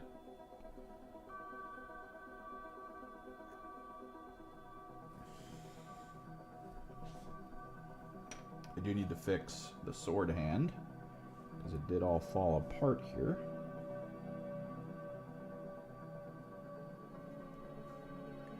A lot of the parts that are falling off is because of me using my, like, old worn down Gorilla Glue. We were using a Gorilla Glue that I thought was more full than it was until, like, I actually opened it and it was barely moving because it was very dry and brittle. So I had to pick up a bunch of Loctite.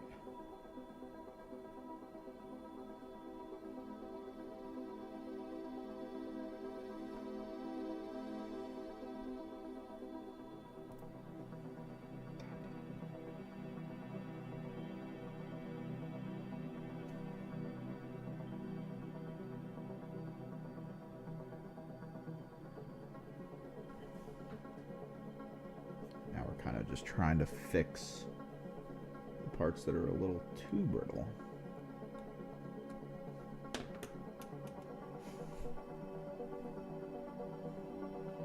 But in classic fashion. I mean, this is as classic as it gets, right? With Forge World or anything like resin. Like, this is the same story that happens with things like Necromunda models and all that. It's just, you're constantly dealing with extremely tiny parts.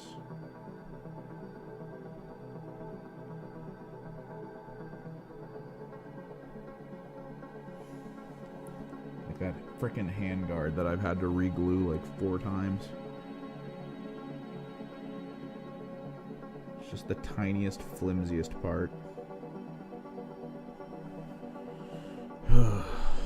We can literally glue that on last. I don't even need to worry about it till the very end. What we probably need to do now is get a tiny ball of green stuff in the top part of this. Just smooth out this ridiculous gap that's up here.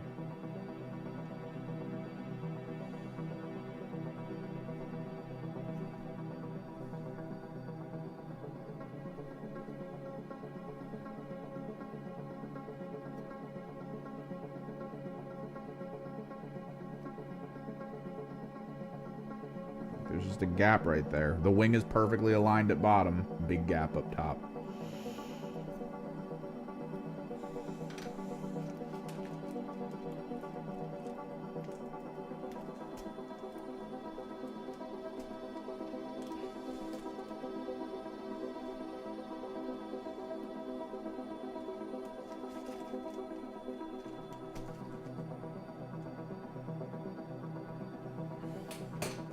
I wouldn't even say it's perfectly aligned at bottom. There's like a tiny part that I might need the green stuff at the bottom.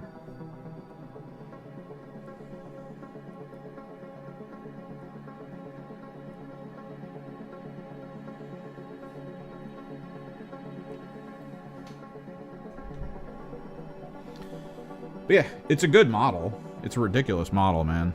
Like, we've been chugging along, just doing some green stuff in the seams.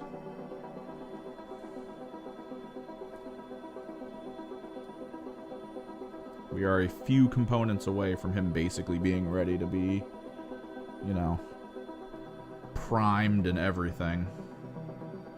After we get him glued, I'm gonna give it a second for a lot of the stuff to cure. I think we stick with the plan. I am gonna tack him to this base in a couple spots, because we're still not 100% sure if this is going to be his base size, but I do really want to get into painting him. We're not going to finish the base. We're not going to actually do like the basing material, but again, I do really want to paint him. It won't be hard to go back in and do the base when they finally go like, yeah, he's on a hundo. He's definitely on a hundo base. Then I can be like, oh, sweet, I can actually finish this.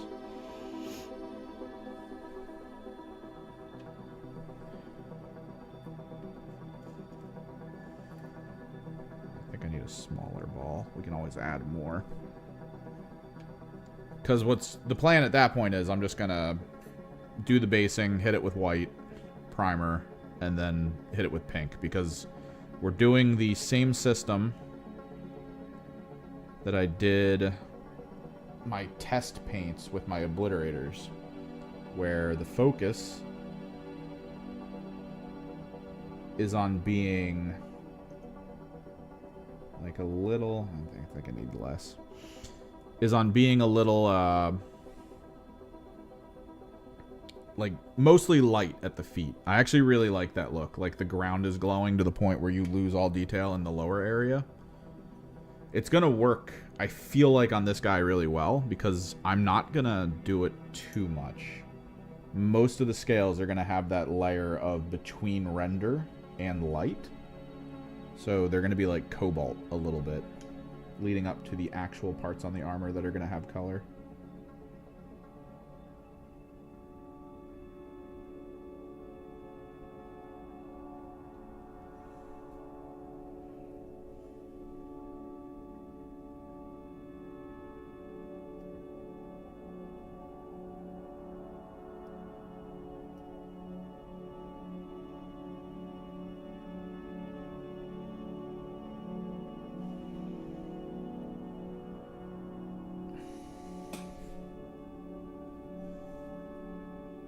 I think it'll work out.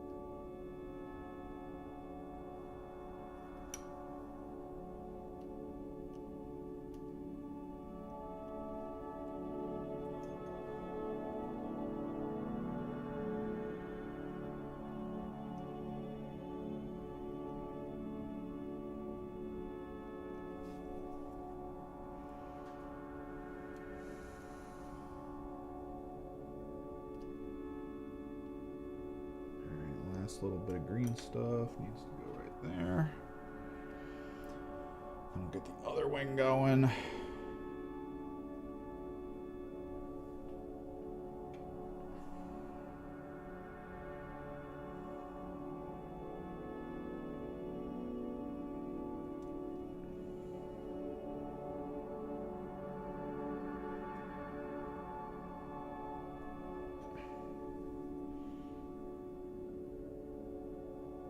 Not gonna lie, chat, I was actually in a very depressed, horrified mode after the green stuff on this wing kind of like made it not settle in properly.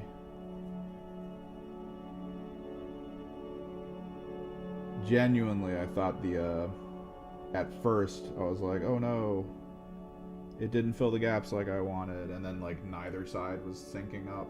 I was like, uh-oh. We saved it. It added a lot of build time, but we saved it. Like, I knew it was weirdly aligned from the test. From us, you know, taking a look at it.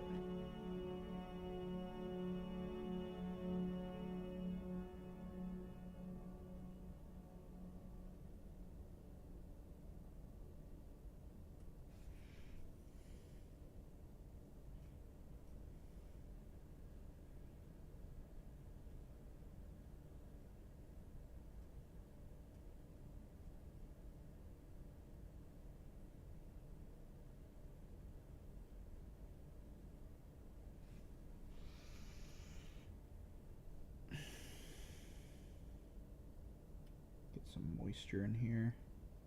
Smooth the green stuff out.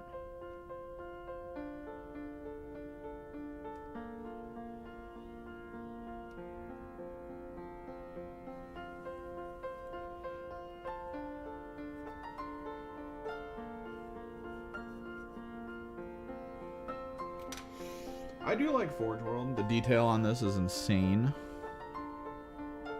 I know that the one of the key things Games Workshop seems to be trying to do is to make it so that the detail on the regular plastic models is getting closer and closer to what Forge World achieves fairly easily. One of the people at the store showed me their Lord of the Rings models that they recently got, and they're tiny. The scale, I don't know if you guys understand, is much smaller than 40K. And the scale mail on the armor of the units he had was almost as good as the scales on this model at a much smaller scale of like print at plastic. So it was like kind of cool to see.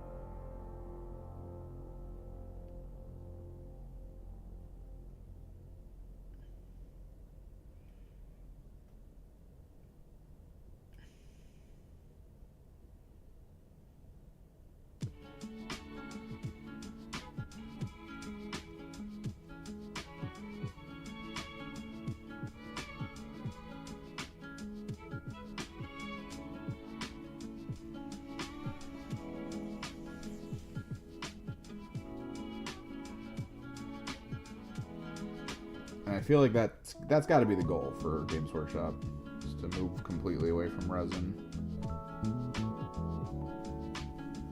That's why they merged Forge World in with like their main site.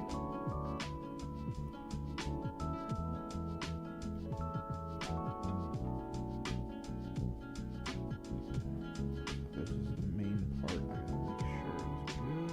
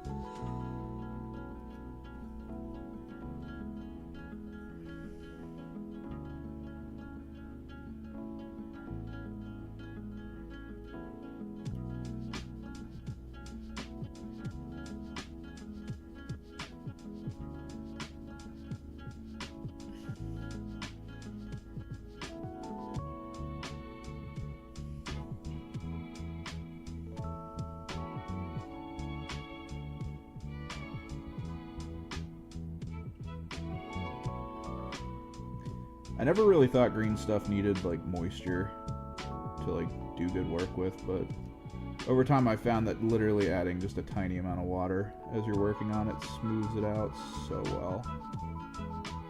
It is like semi-water soluble. I think it's good. One little tip I was given by a person who does a lot of green stuff work at the store.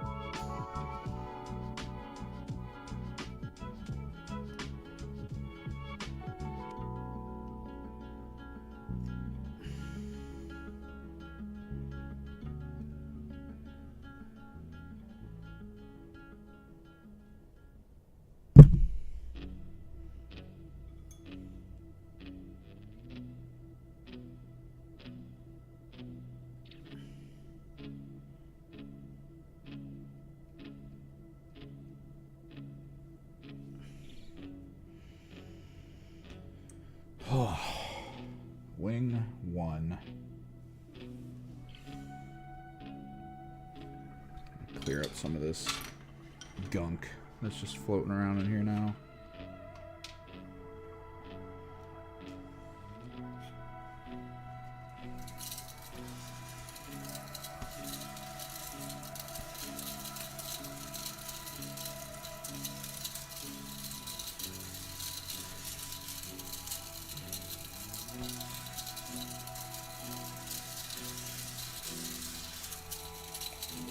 Over by the sword.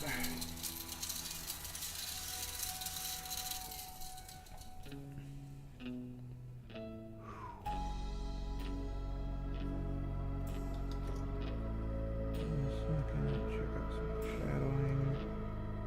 Fix that up a little bit on the mid edge. Okay. Second wing time.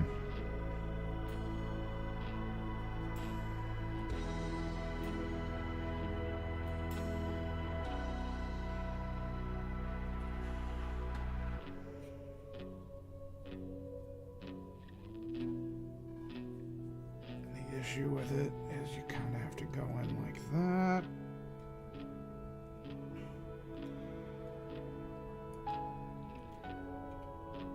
God. The weight from the other wing is screwing me up now.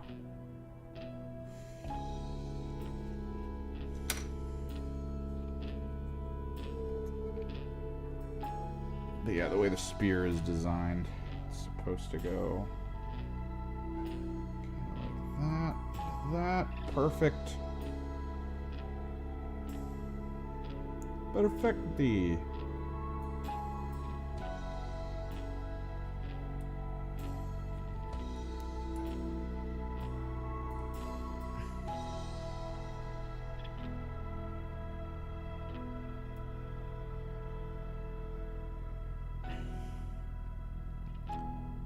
And that is flawlessly lined up.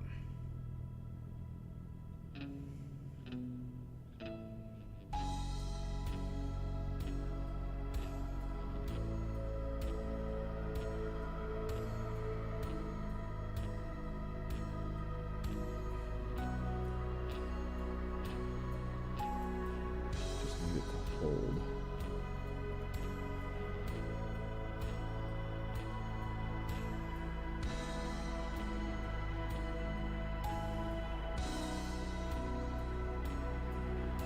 With a small ball of green stuff might help a little bit.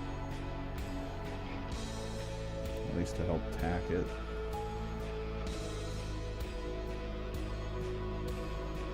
Just a tiny piece.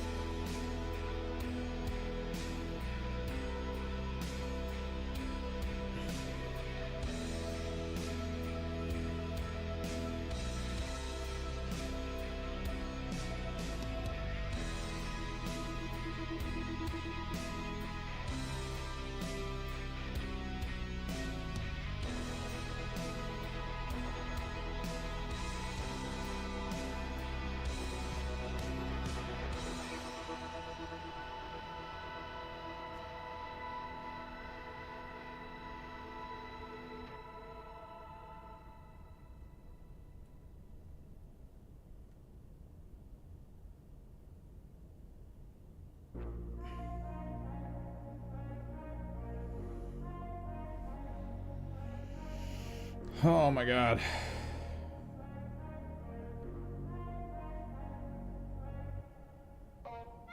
Please just cure a little bit, please. Every time I let go of him, he starts moving. Okay, there we go.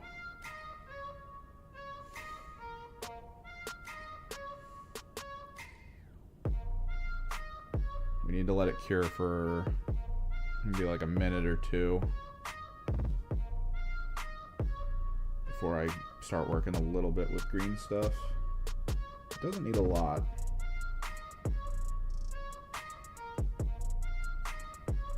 Certainly a lot less than the other side.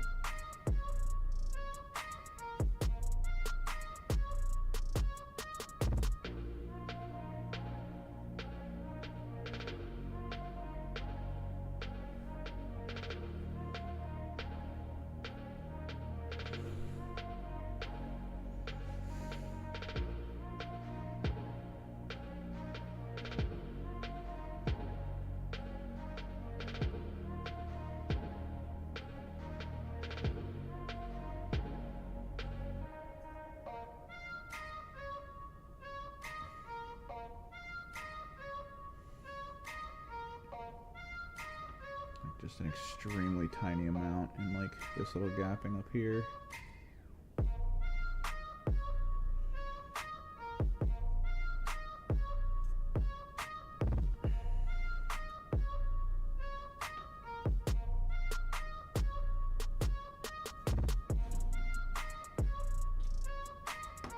Nope, that's not gonna sit like that.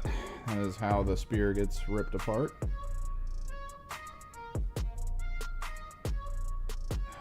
Oh my god. Oh, wait, I have a... Oh no, I'm not going to be able to do it quickly enough. About to say, I have aperture wire. I could build a little frame to hold it.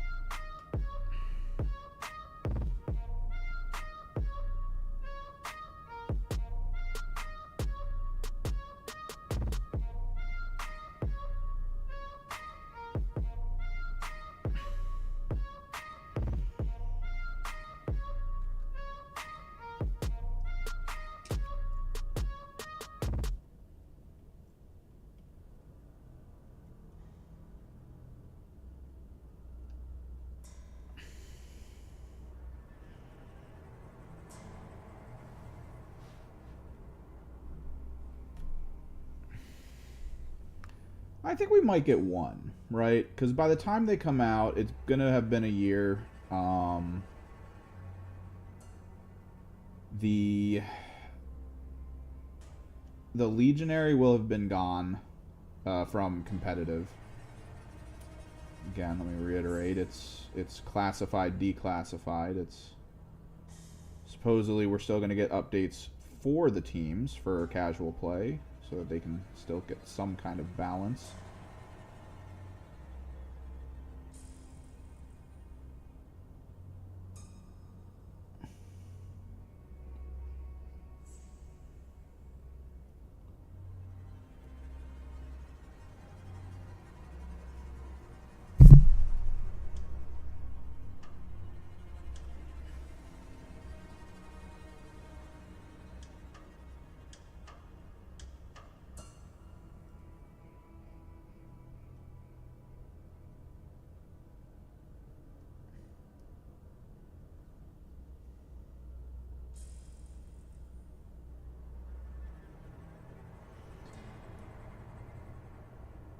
But yeah, the Legionary should be gone from competitive, so there's going to be another slot for something chaosy. And I feel like Emperor's Children could do some fun stuff. I mean, they're going to need to get new units out. And they do like kind of announcing... I'm surprised the World Eaters didn't get one. I'm surprised they didn't just do like Jackals. I think the issue is the way they release, right? Like they try to release the new stuff in Kill Team, and then they leave them in Kill Team. Like Scorpions are, I think, still Kill Team only. The Kasserkin got, like, kind of multi, like, it's more like Catachin than Kasserkin, I guess. I mean, the models are very close, but the upgrade sprue is the key thing, I guess. So the problem is that when you release in Kill Team specifically, and you go like, alright, well, the squad's Kill Team, it's, you know, way more expensive than the average box of the same kind of unit, sort of. I think that's good.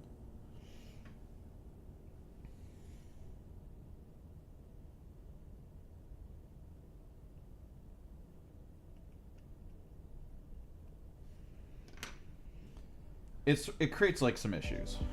Let's be real. Cause like imagine World Eaters if Games Workshop was like, hey, you gotta buy the Jackals as a kill team, and it's like $80 a box. Like, would you enjoy that?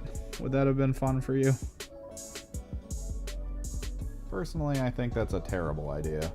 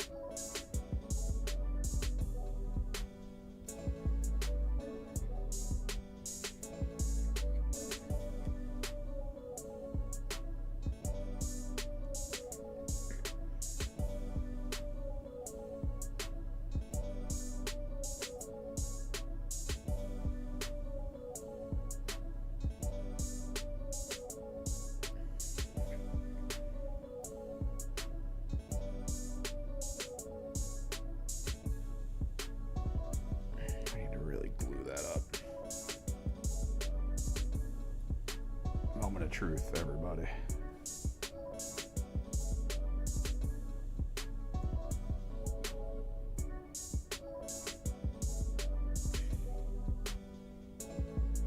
This is gonna be so hard, dude.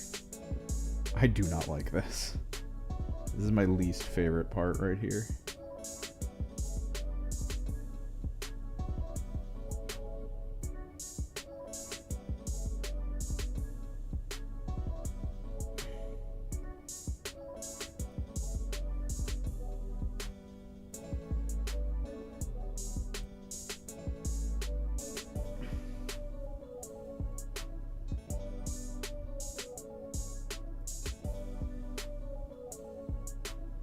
If arms fall off, I'm cool with it. I'll put them back on later.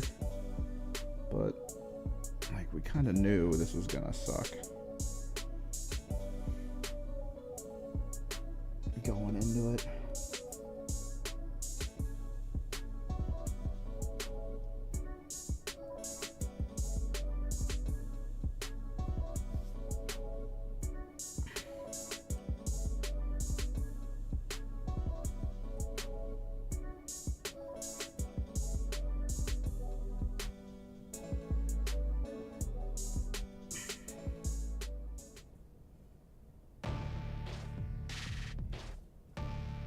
Clear some of this green stuff out.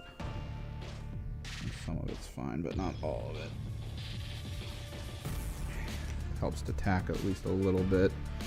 We'll just have to manually do it if we need to.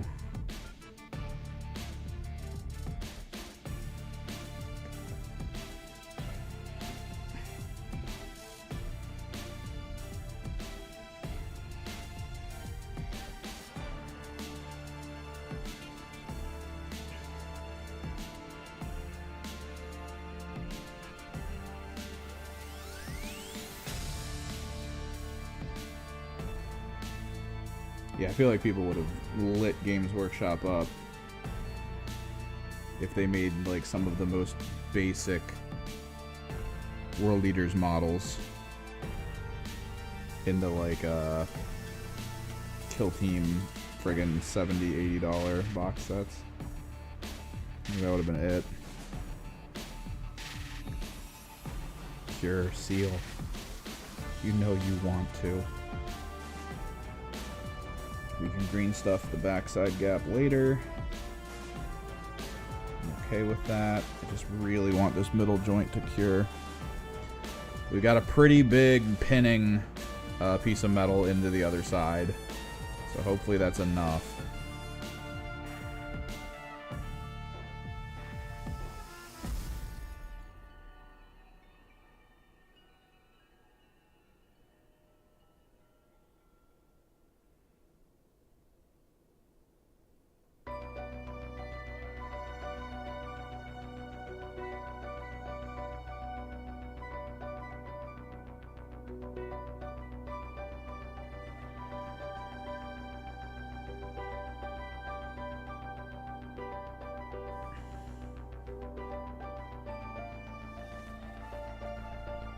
There is a gap.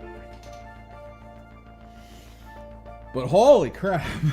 I'm gonna let it cure for a bit before we really touch it and play around with it. I just want to make sure this front waist seam is good.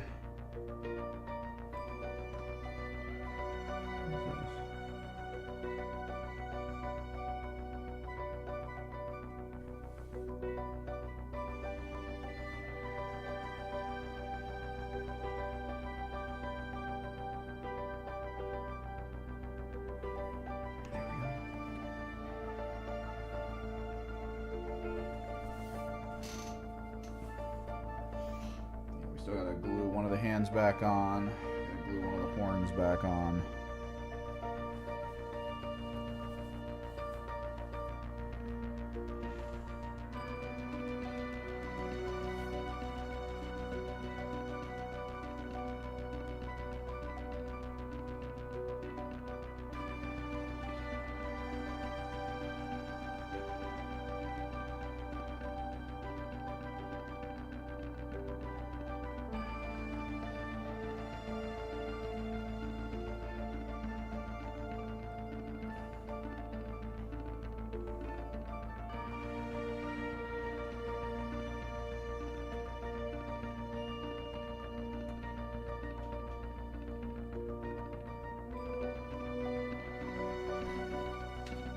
There's kind of a gap here. We could do a little bit in there as well. So there's two gaps I'm looking at that I kind of want to fix up. One under this wing on this side, which shouldn't be the worst. And then one on his back, which should also be easy. And then we're going to do like a once over.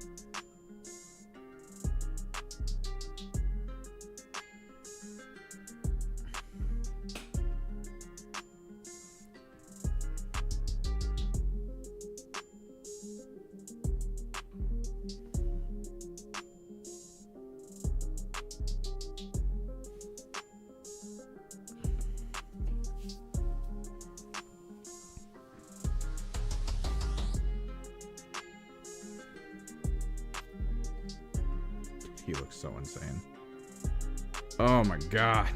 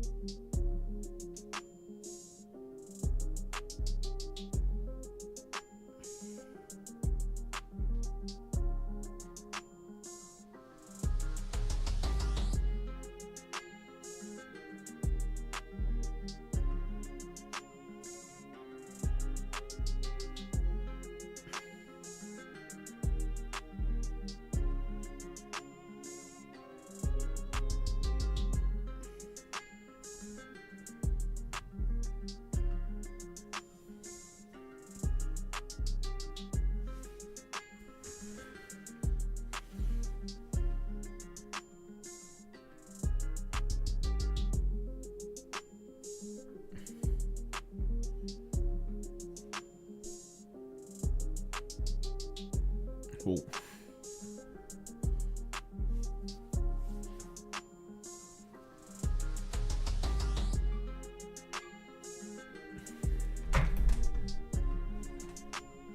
Disconnected my headphones. No.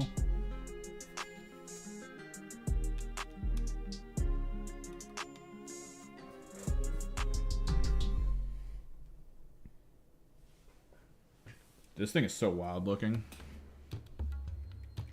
We still got so much to add. I've already cleaned up the bulk of it.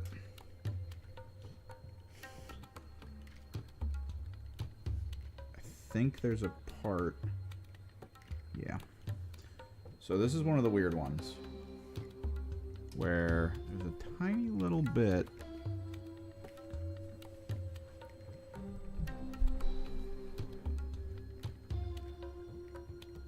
of like plastic in here that they want, or resin rather, that they want gone.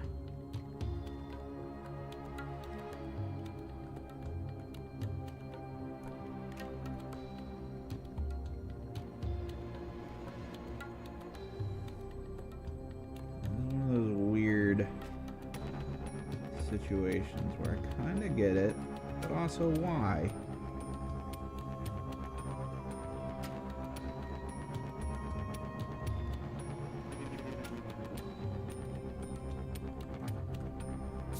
It's like drilling a barrel. Probably because it's a centerpiece model. And if you can do these fun, awesome little details to make it look like a lot more going on.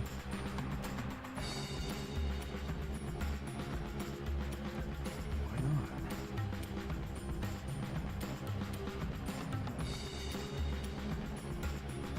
Boom. Little hole.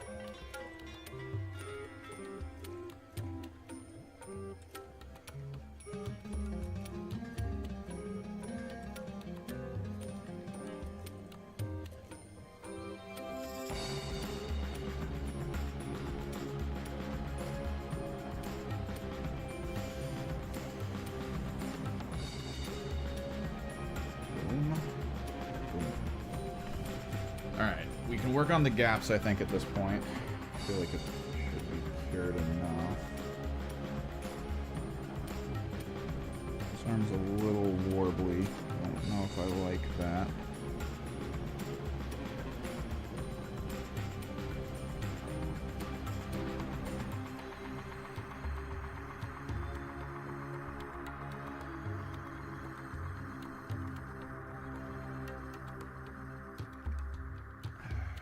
Trick is you kind of want to like prevent future easy things from occurring. So that goes in the gap there.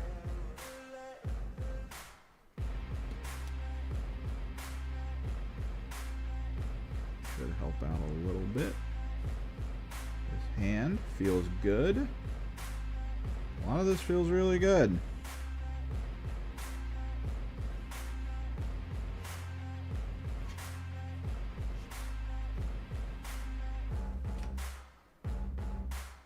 I don't think we get a White Dwarf team anymore. I think they're done doing White Dwarf teams. They might release... Okay, so they could, right? Like, they could release something in White Dwarf. They could. That is immediately released online, because that's the whole thing. They want everyone to have access. It felt at the time when they did the White Dwarf teams and the Harlequins were winning every tournament that there was like this limited edition team that if you didn't purchase into the information early. Is that supposed to be a gap? Or I don't think so, right? Let me take a look at something. That can't be a gap that's supposed to happen. Where does this go?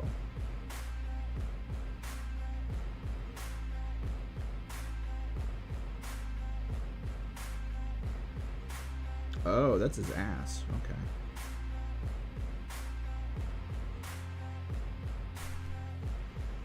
Let me just double check to make sure this isn't supposed to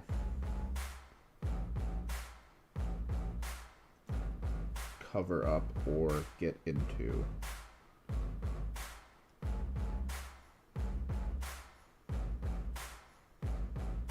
I don't think it's supposed to.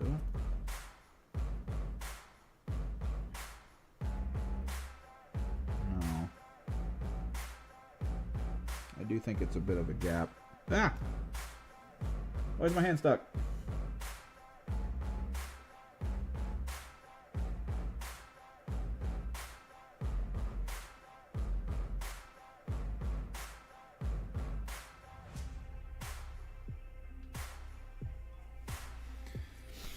But yeah, like they could do it, but like they tried that with Combat Patrol too, where they were like, hey, new Space Marine teams in Combat Patrol, buy the White Dwarf, and they gave you cards and stuff for them, and it doesn't feel good. I mean, it's, on one hand, it's a way to try to sell White Dwarf subscriptions. It's a way to try to make people want to go to a store and pick up a White Dwarf, but it's also a way for like maybe someone who's joining the game a year or something later and they're like, I want to play Combat Patrol.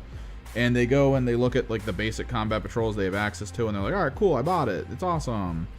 And then they go to play it and someone busts out something that they've never seen before, maybe from the same faction. And it's like, well, I didn't see that one as a Combat Patrol. And they're like, yeah, it was a White Dwarf one. And then they get stomped. How does that feel? Not necessarily stomped because of the power difference between the teams, but stomped because maybe the person they're playing is like at least like a couple months ahead of them in terms of like knowing how strategy works and stuff like that.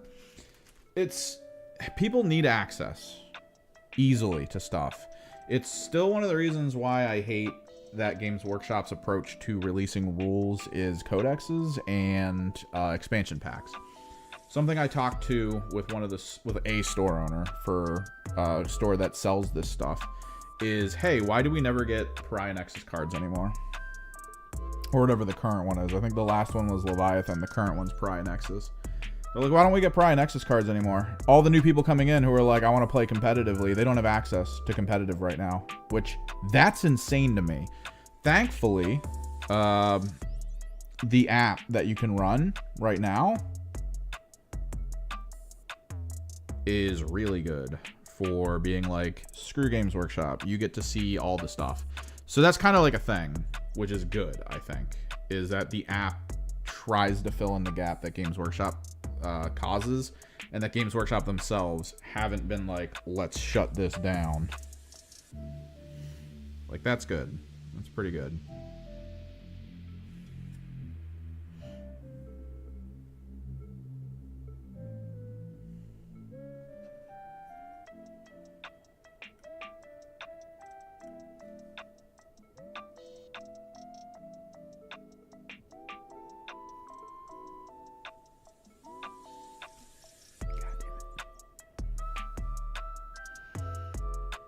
Because outside of that, there's so many new players who are getting into the store now who don't have those cards. And if they play against each other, they won't be able to play using the rules, like the actual combative rules, especially if, like, maybe the store deck, if there is one, is in use. And that's a bit crazy to me.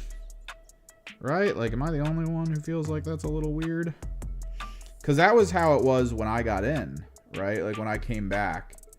I came back in 9th during what was it? It was the one before the end. It was the one before Arcs of Omen.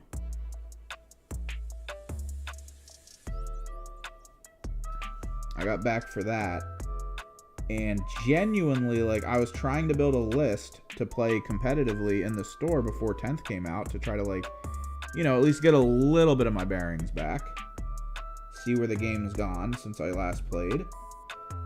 And I had no easy way of building a list because list building was in the mission rulebooks, like the competitive rulebooks.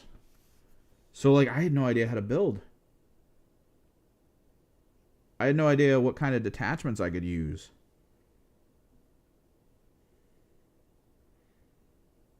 And then I heard about Warhammer Plus, and I was like, oh, it's got to be in there, right? Because I was looking it up. They're like, yeah, you have access to codexes. I was like, oh, sweet. Maybe it's in there. Come to find out that the codexes you have access to are from 8th edition. Not 9th. 8th. For some reason, they were like, yeah, you can have all the 8th edition codexes if you pay. And it's like, well, I want to play 9th because I want to play competitive. So, where do we go from here? How do we do this?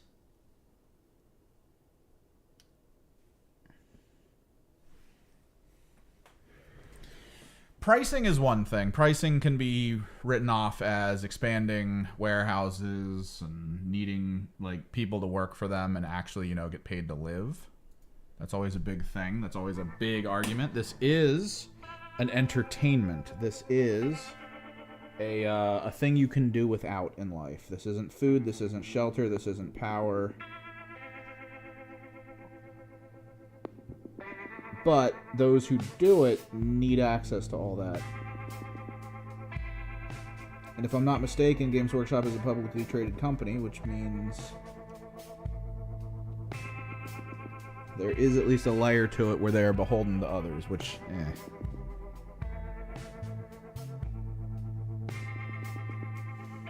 But yeah, like, I don't know why they don't. Like, think about it. Right now, what they want what other companies have is, or what other companies are starting to do, which is focusing almost exclusively on wanting reoccurring payments from people. The subscription service that we're seeing everywhere for everything. It's becoming a mainstay of, like, almost all business right now. Right? So they do Warhammer Plus because, like, that's their approach.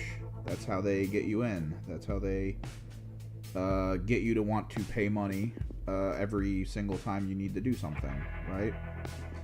So why not make it that, like, hey, you want to collect a codex? You want to get, like, the lore and stuff? That's fine, you can go buy it. But if you want to play and you don't really need to, like, buy anything, you don't need to like put extra work in to, like, have to hunt down a book that maybe has been sold out for a while and you haven't reprinted, just pay Warhammer Plus. Just pay the monthly. That's like the surefire way to get people in and just playing, is to just make it Warhammer Plus.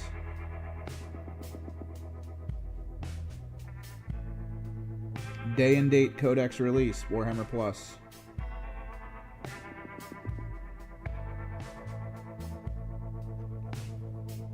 This one's not sticking that well. It undoes all the stuff that they keep talking about hating. Like, where they're like, oh, we hate the websites that have our rules for people to access. It's like, yeah, do it yourself then. Even if it's with a monthly subscription, do it yourself. It might not kill those sites, but honestly, those sites take forever to update when new stuff comes out, so, like, the average person who's trying to stay up to date with what's going on is just going to be like, you know what, screw it, I'll pay the monthly fee.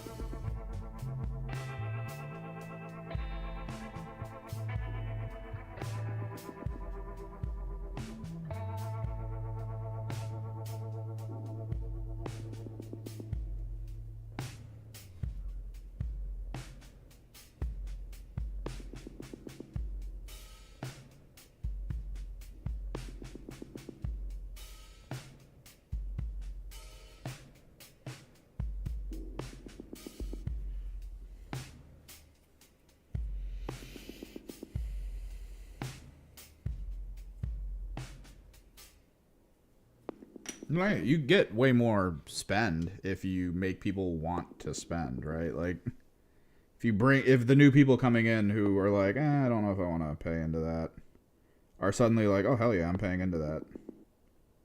I think it's better for your business, right? Like, am I wrong? I might be wrong. I don't know.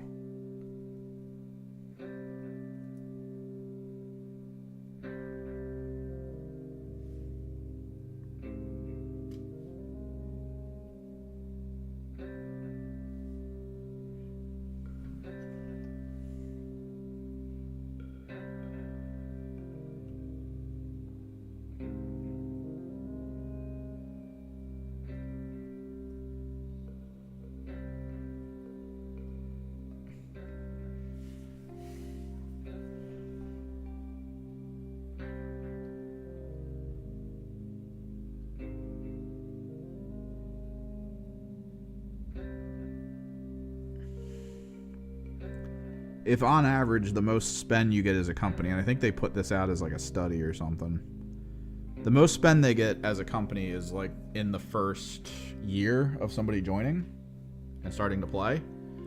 You want that happening a lot more often, and you're not going to do that by having people be like, I want to play this army. Oh, you don't have the codex? Well, I guess I'm not going to buy in. Like, I don't know if you do it that way.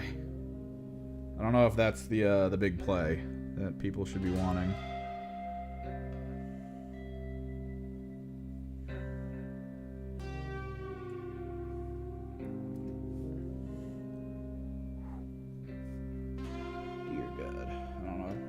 This is gonna be to put.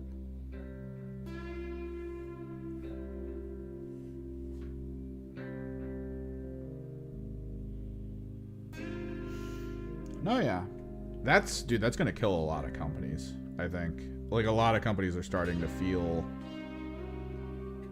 the downside of viewing things that way. Like, a lot of companies are gonna start having issues.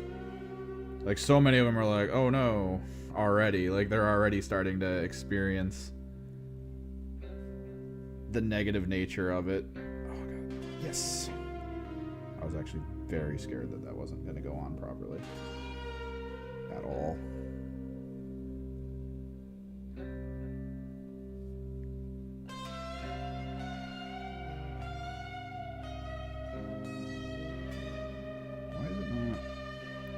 Does it not need to connect to anything? Is it just going to be free floating like this?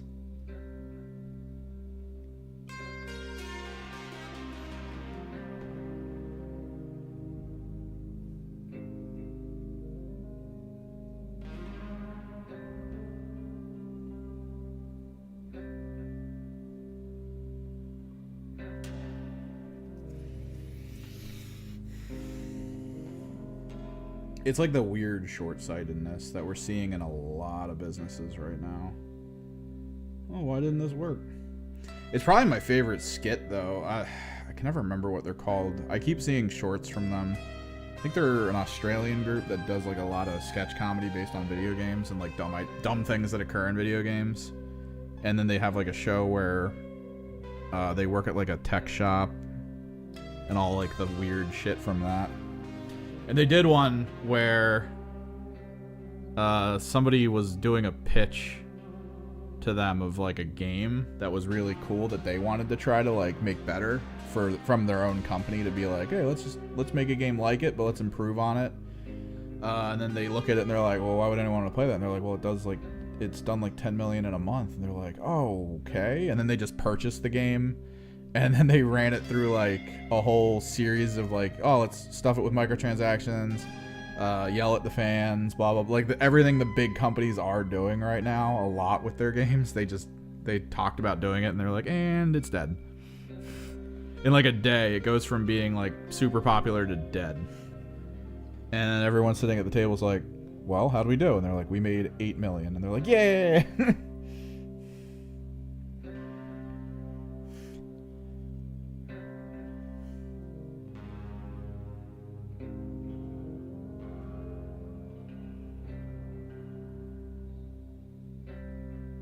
Hand is a little more wobbly than I would like. I think. Hang on. Let's try to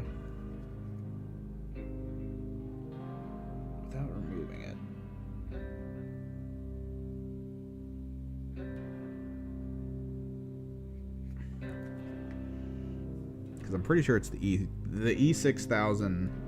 It holds in weird ways. It's almost like a hot glue that holds. So I think it's at least relatively well supported by the E6000, but then the Loctite should secure it so it's not so wobbly. Yeah, that group. They're fun to watch. I like them. I just haven't had the time to really check their channel out. It's mostly just the shorts that I keep getting hit with. All right, we need to see how this is supposed to go.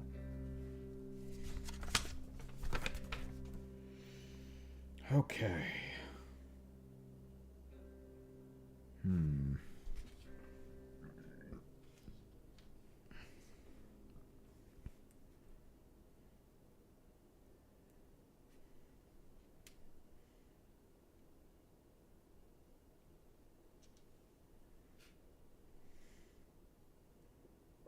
So in theory...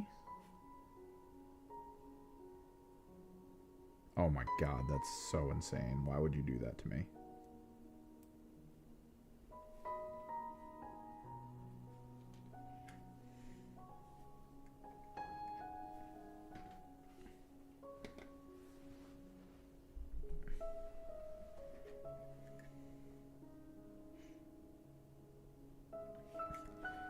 The crazy part is you'd think what's currently going on with Ubisoft would be like the warning, right? Like they've been living the how do we upcharge people on all the stuff we do life for a very long time now. And we're literally watching them as a company collapse, like pretty consistently. Like they're just constantly talking about selling to Tencent and all that. It's happening. Like we're just watching the death of a major company. Actually, I think is this the wrong side? No. Is it?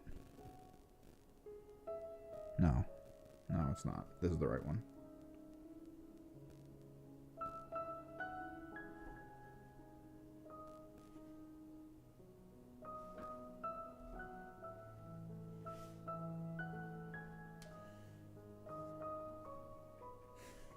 And all the other companies that are still doing it are like, man, sucks to be them. It's like, okay.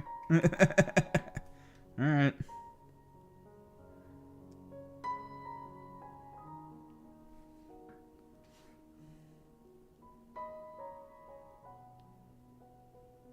I love that they tell me now that I had to shave all of those, all of that resin off the tail, like in this moment. They wanted me to start shaving resin off of the tail right now, according to the information here. They're like, oh yeah, you should probably get rid of that resin.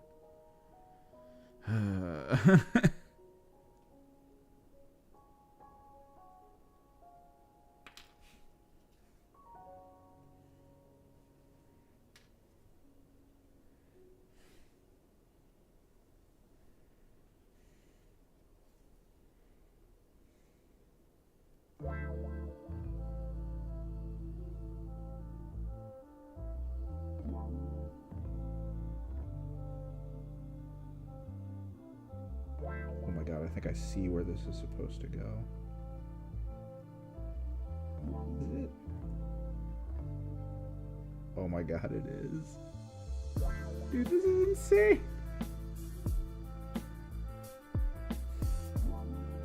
This is so crazy. Screw you, Forge World, for making me do this.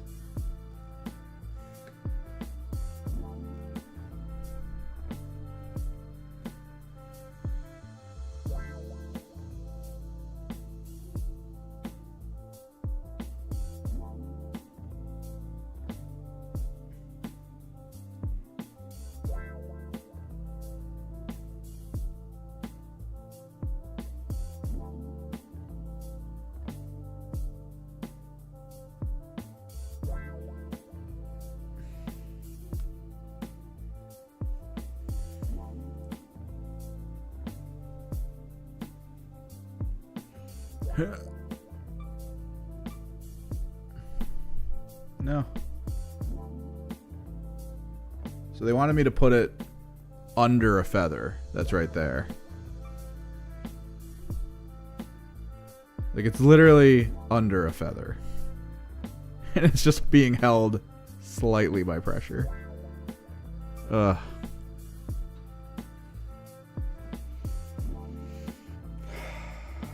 Okay, now we gotta figure out how this is supposed to set on his back. This is supposed to go in this tiny hole here, and then this is supposed to hold to something.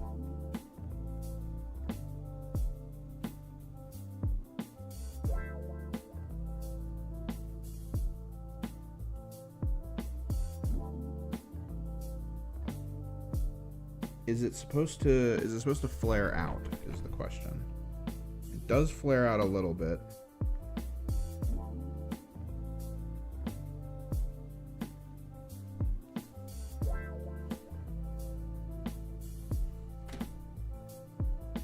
Jesus.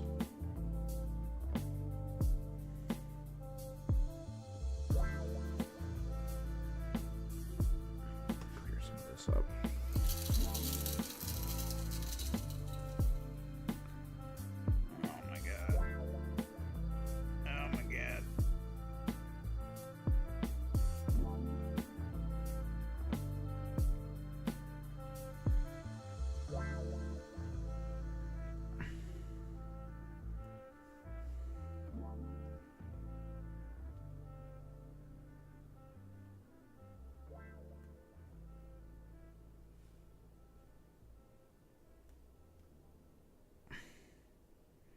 I think this tail is at like a slightly bad angle.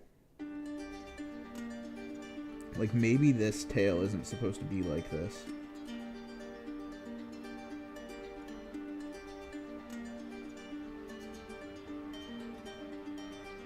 Because I think the other side hits the top of this.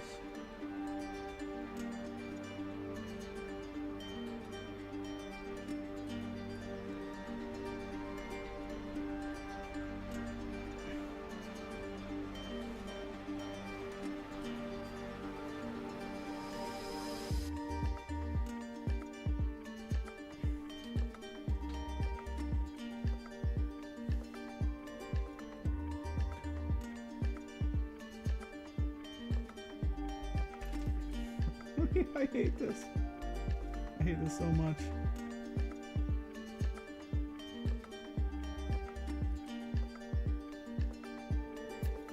Like, how is this supposed to go? Does it... I guess it sits on his tail? Does it sit on his tail?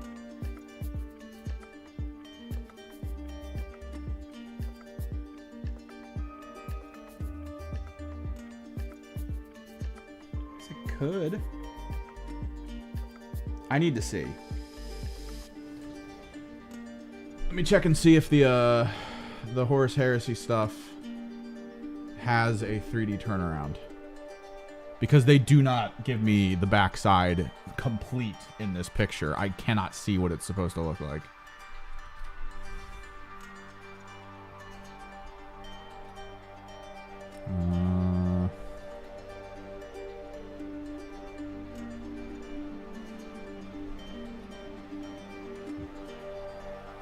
Horus Heresy. Frickin' Armies of the War Master? No. Trader Space Marines. Where are you? Not tiny Fulgrim, but large Fulgrim. I swear to God, if he's sold out, caught him at the perfect time. Got ahead of the curb. Oh no. Of course he's not sold out. Show me the backside.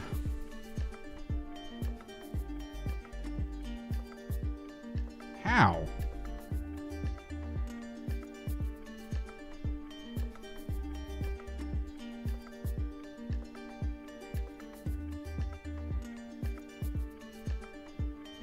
He's weirdly supposed to be taller than he is?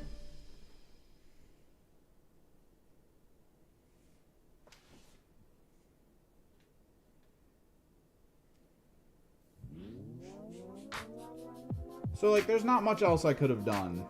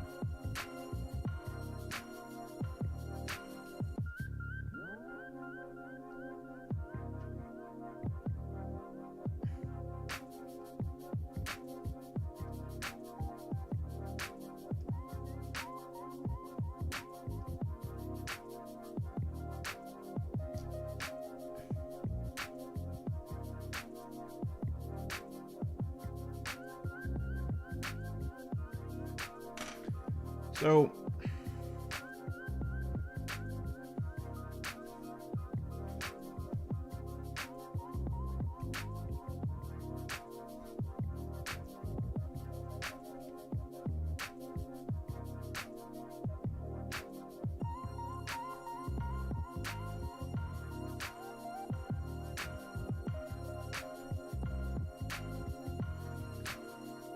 what's up, Meep Meep?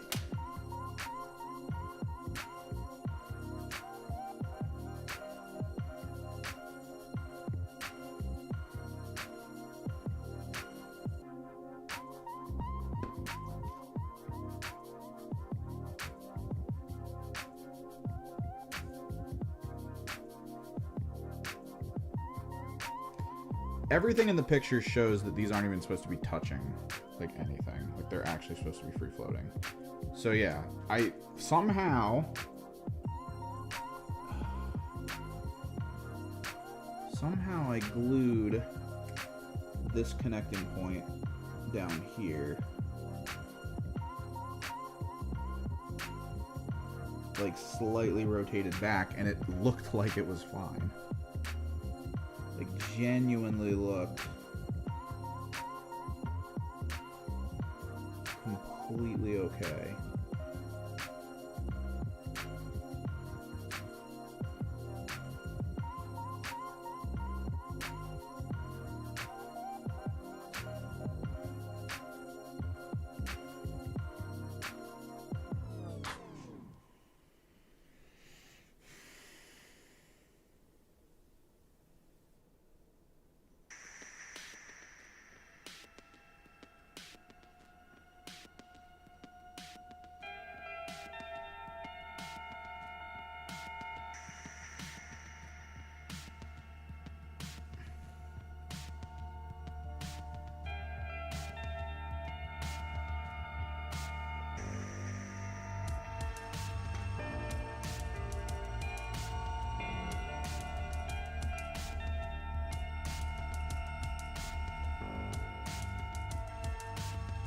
Now, he's a little bit more forward.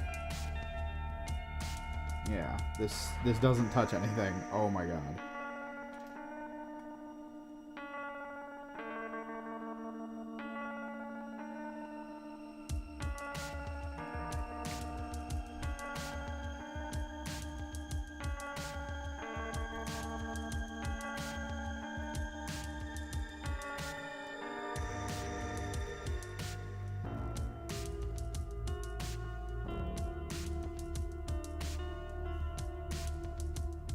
A second ago, that was resting on the rock that was behind him.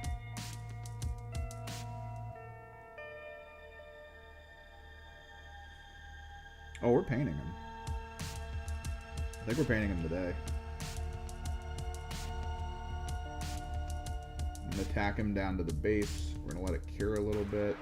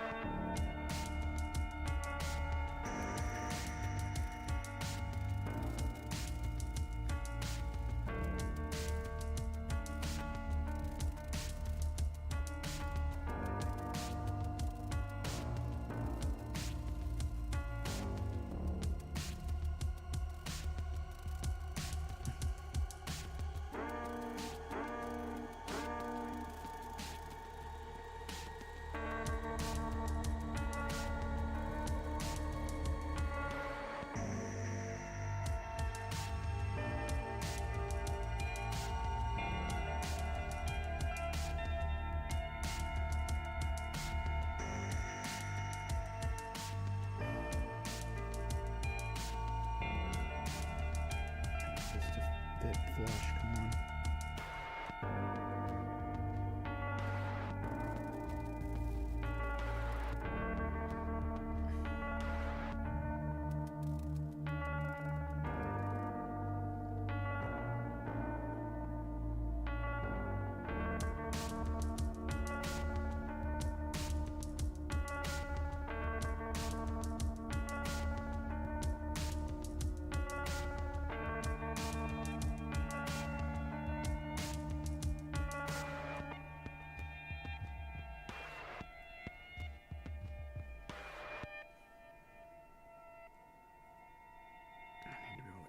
so I can adjust this a little bit. There we go. I think it'll be down. Still need the top part to connect.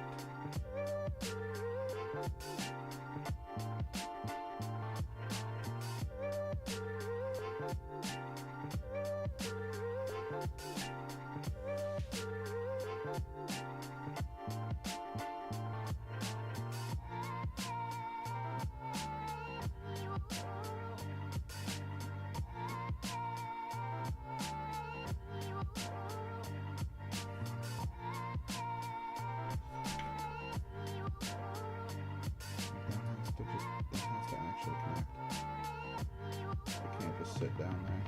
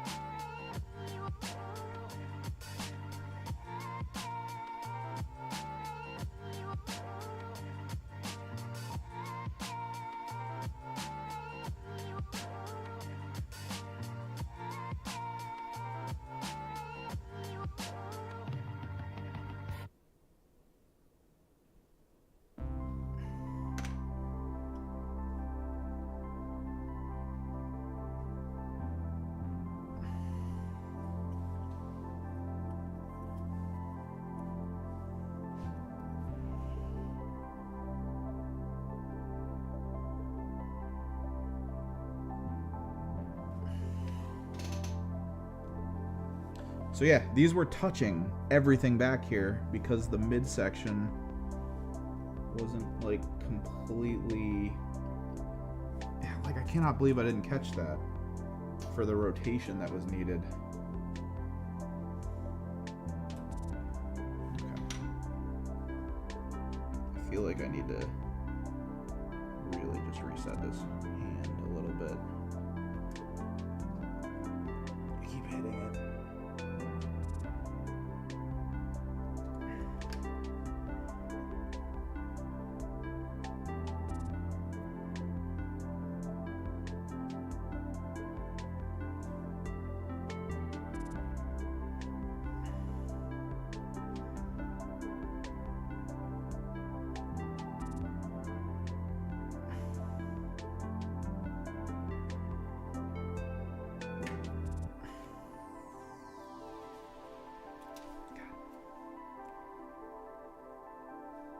Dude, these models, man.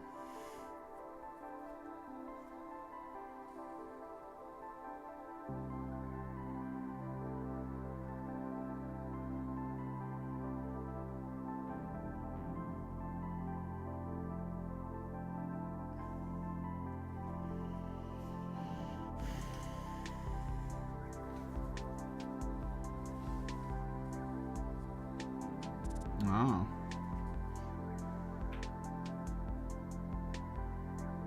Well, like stripping? Wait, stripping them, or you're just trying to fix them up? Acetone. I'm gonna tack a couple spots with super glue because he is gonna sit at least on the base.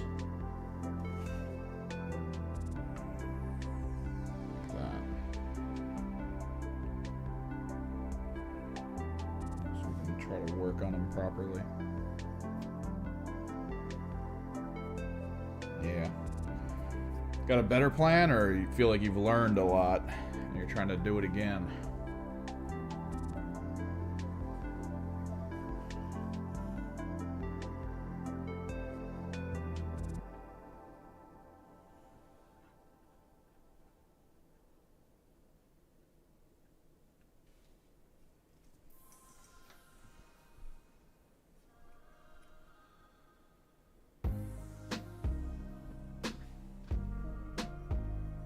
Nice. And hopefully it all goes well.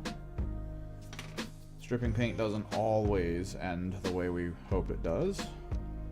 That should be fine.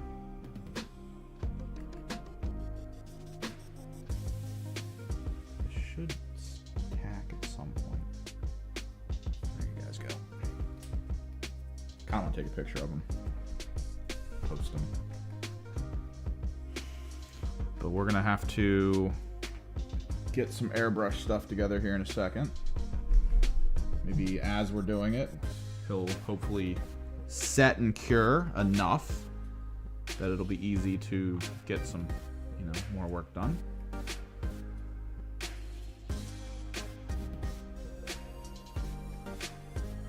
Okay. Snap a quick pic.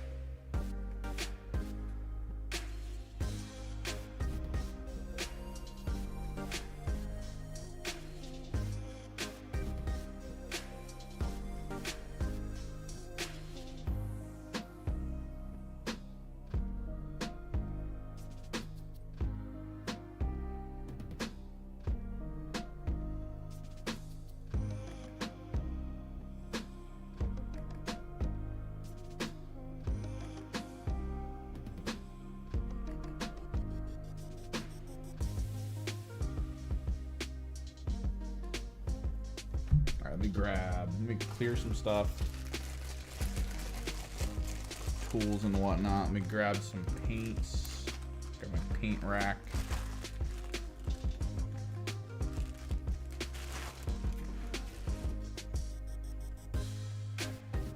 Pinning tool was pretty cool. I liked it. I have never pinned anything like prior to this. And I know that at this point people are going to be like, sweet, you can drill some barrels. Guess what I'm not doing? Nope.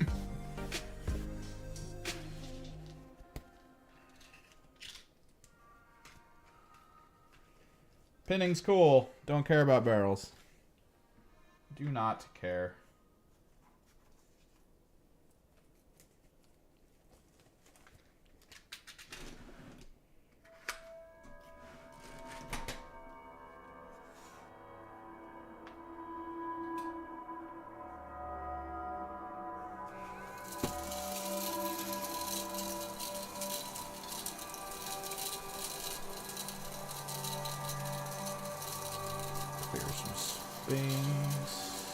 Clean some junk.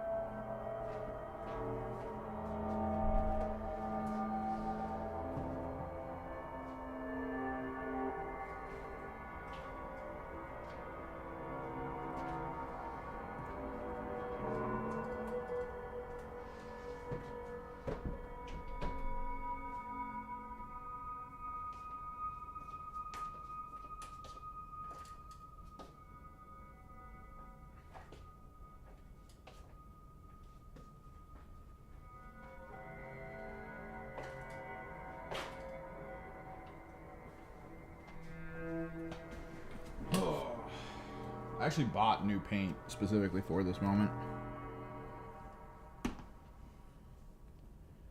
We did this is kind of opaque. It's a light magenta. And I also bought, just in case it could be interesting, a light phthalo blue. Not sure though. Not sure.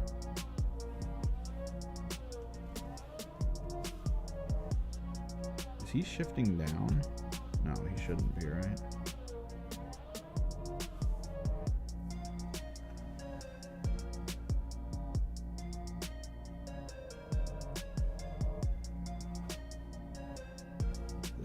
Pretty solid by now. Yeah, it's not really turning. Good. Good. Good. Dude, this thing is crazy.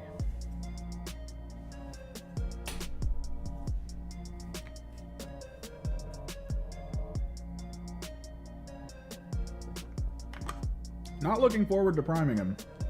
I will say that right now.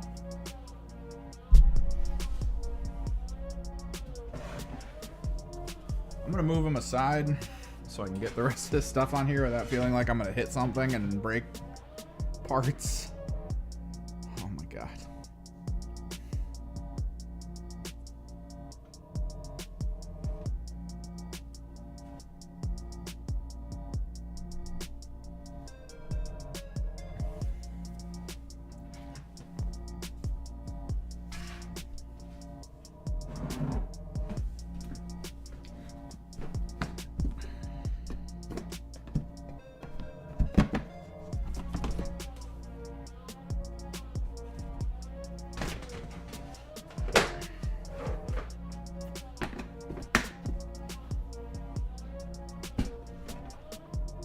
The spray box.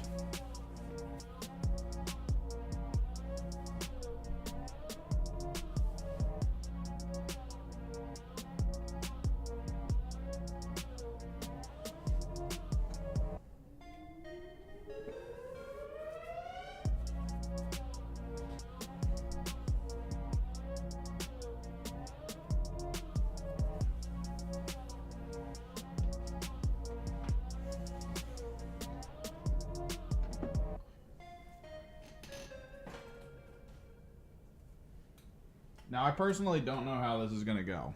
I'm going to do everything in my power to scrub down this airbrush, which has been on its last leg for what feels like weeks now, or months. It's like, this guy's taking a beating. But he's done so much good work.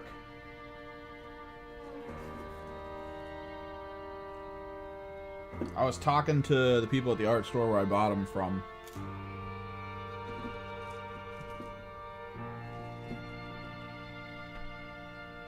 And they were talking about how a lot of people are now coming into that store talking about miniature painting. Which kind of lines up. The store that's local to here, that sells a lot of minis, was missing like 80% of their stock. So I think the holidays hit people pretty hard.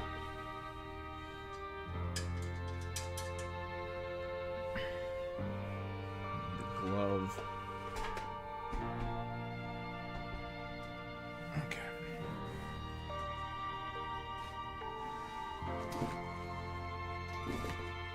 Oh no. I'm gloveless. 0% glove. Sedge.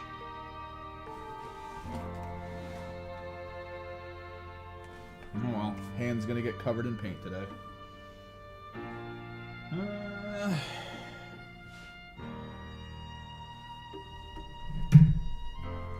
But yeah, they were like, oh, it's awesome. Everyone's talking about needing paints and stuff.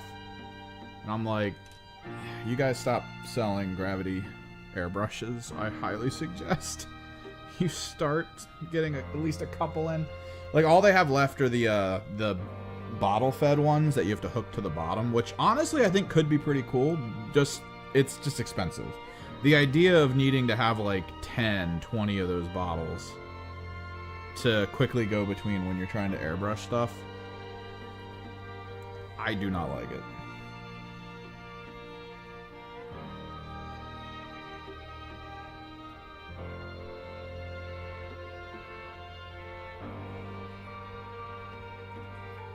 And there's a reason why they've had those bottles for as long as they've had them.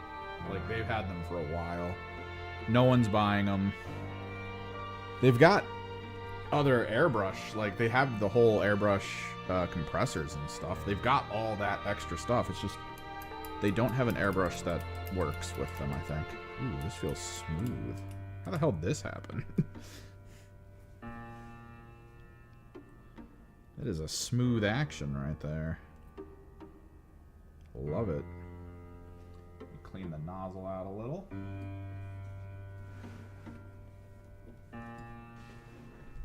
When did that happen? All that yellow. Maybe there's a leak in the tank.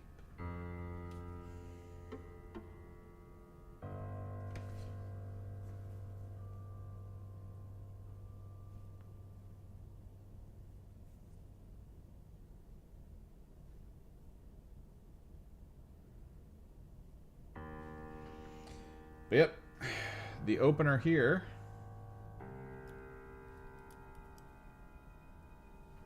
is, of course, white primer. I'm going to turn the airbrush on. You guys are going to hear a little engine.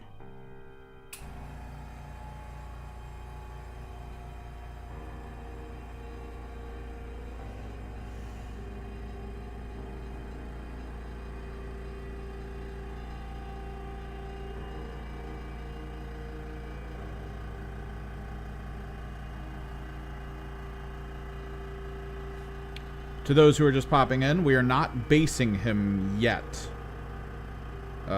Since we still don't know if the basing for the 30K one is going to be the same size as the 40K one. I'm hoping it is, because, I mean, we have it here. It's great. And this is the base size for most of the other Primarchs, so fingers crossed. The idea is we're just going to leave it on here. We're just going to paint it. It's going to be fine. I'm not going to need to know exactly what has to happen to it for at least a year, because we all think that the information's dropping next Christmas, basically. Right? Yeah, clear this.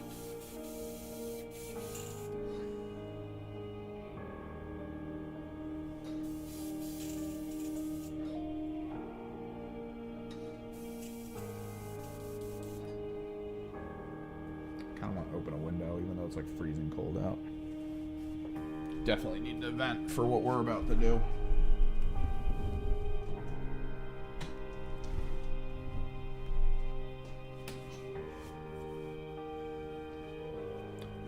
I think we have an air mask. Let's do it. We gotta get serious with this. I was born in the dark, raised by it. So, we gotta start with white primer. And there's gonna be a lot. And I feel like it's gonna dry as we do it, which is not good.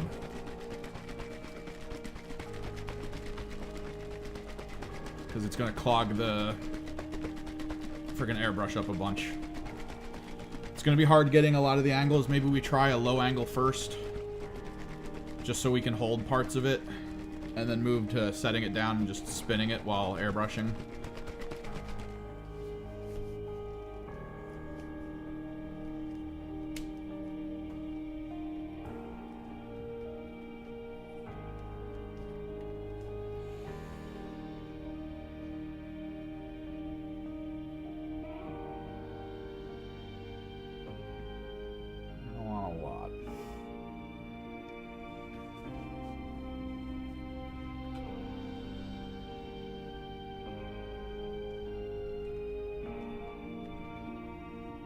White primer has worked wonders for me over the years, so let's see if it continues to be okay.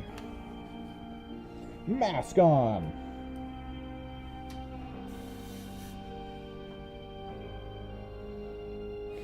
Why is he so hard to hold? Ugh, I hate it.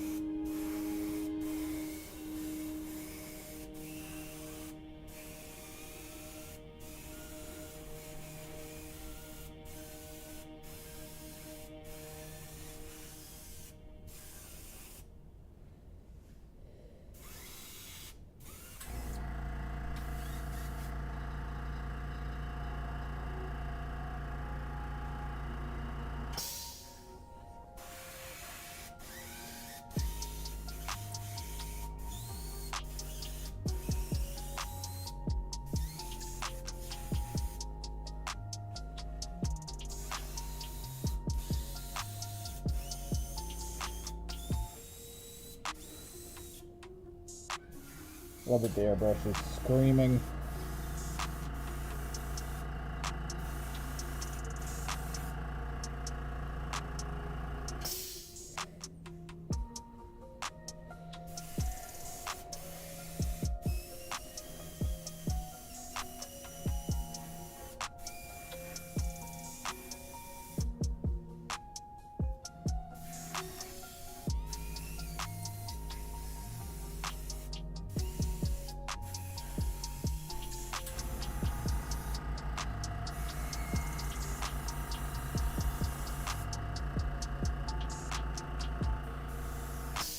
Ugh.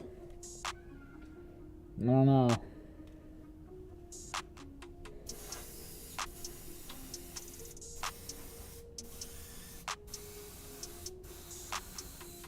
Probably gonna have to do a couple coats. The paint's not, or the primer's not acting like it's gonna do what I want it to do today. It does this occasionally, where it decides to pull instead of sit flat.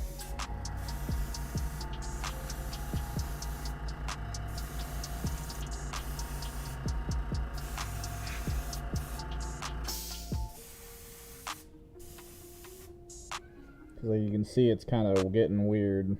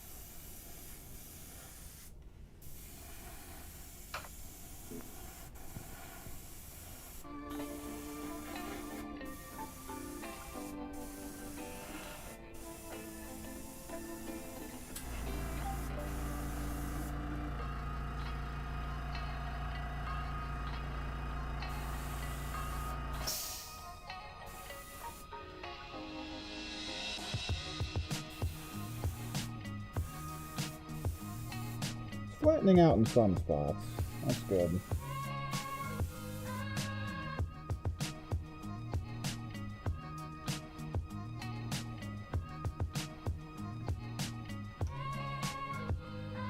I was pretty certain to scrub down all the resin, so hopefully the surfaces are fine.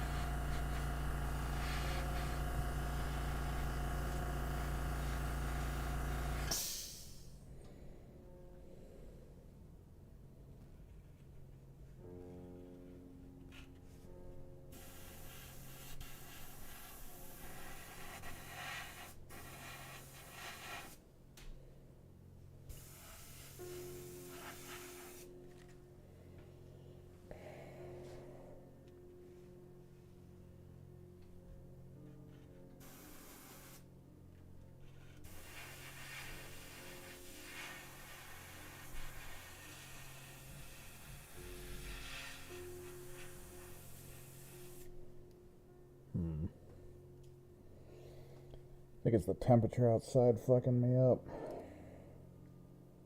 Window open. So it's causing some oddity.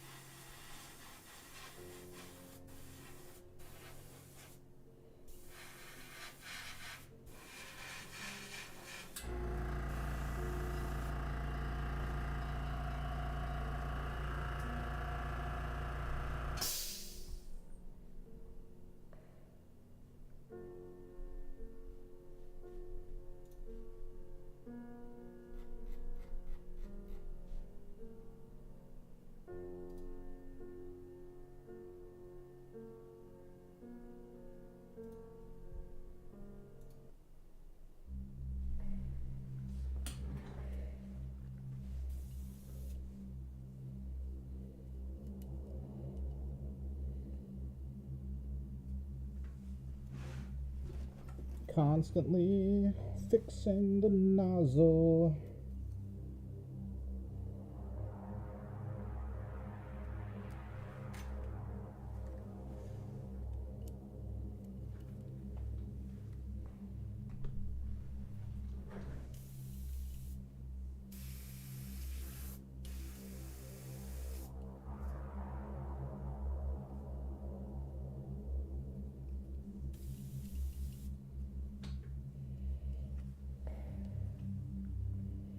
Like I said, last leg. If I didn't have to replace my coolant reservoir in my car, I probably would have bought one of the Badger airbrushes I was looking at, because their prices have been dropping.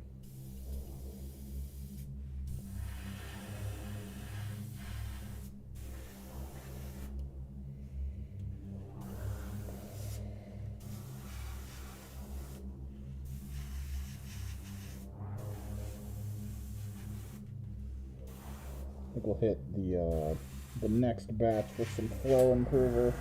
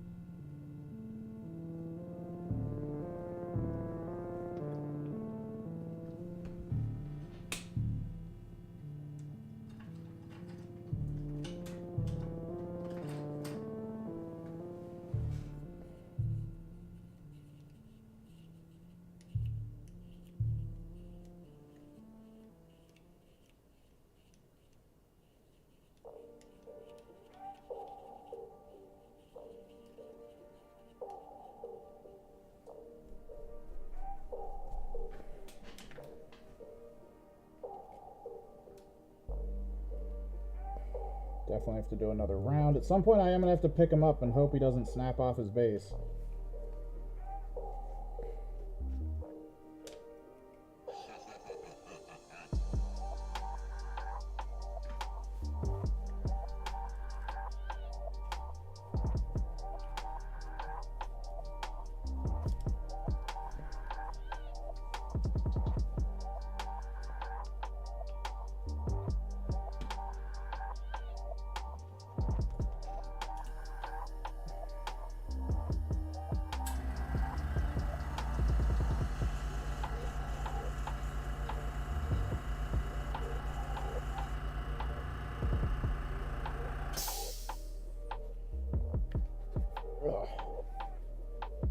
Rubber seal on the mask is going to leave a pretty serious mark.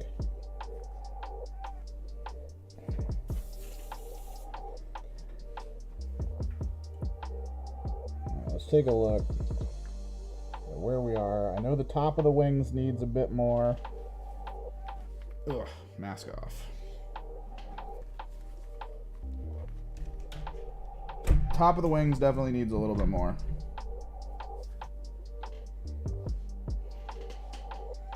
Kind of want to touch him.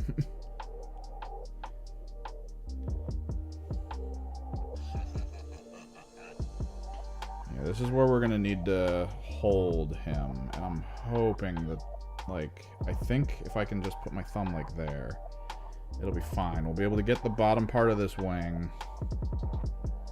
I'll be able to do a lot of like the under parts here, which are important because they are a little bit gray. We got to do the under bits for his like belt stuff, as well as under some of the weapons. Looks like it's sticking pretty well. Pretty happy with it so far.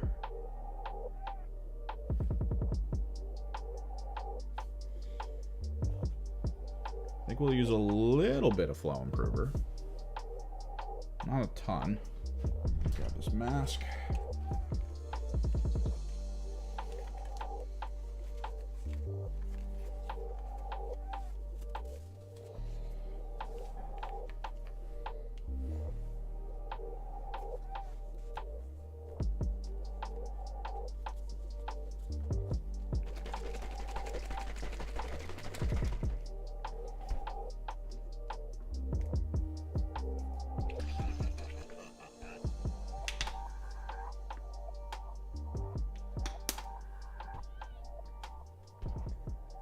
The flow improver slows down the drying process. That's why it kind of improves the flow, because it won't dry in the barrel as quickly. Super useful.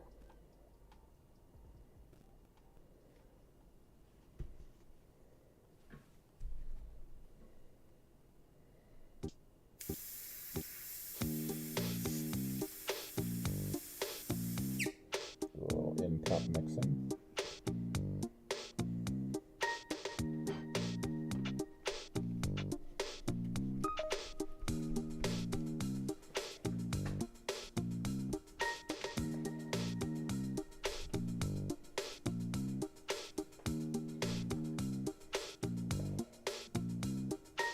Wish I had a glove on hand. I do not.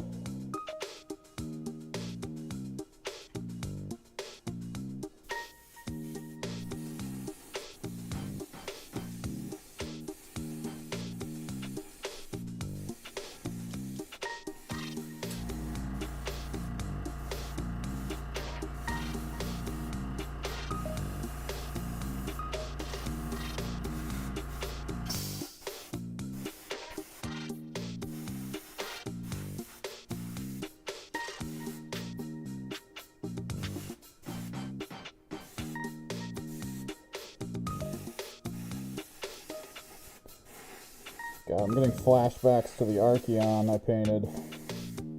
How hard that was to prime.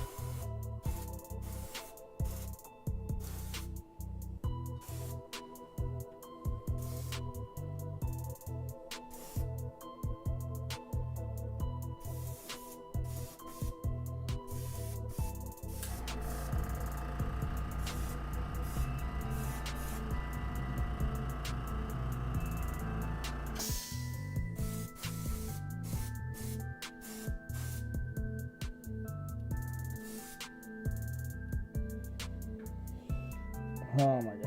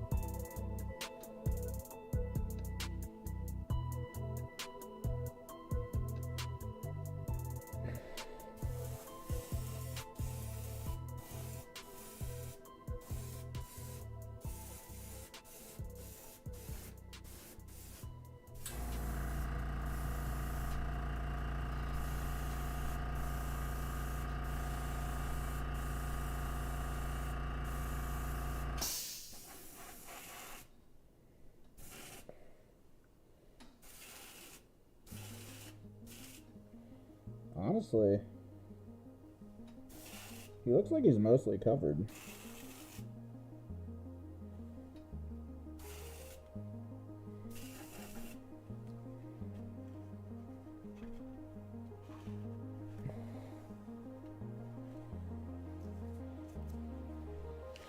Mask off. I think we can move to the pink. Did take 2 attempts at the white to get it, and it's probably going to do the same for pink, because pink has to go over all of it. Pink is a little bit more easy to control.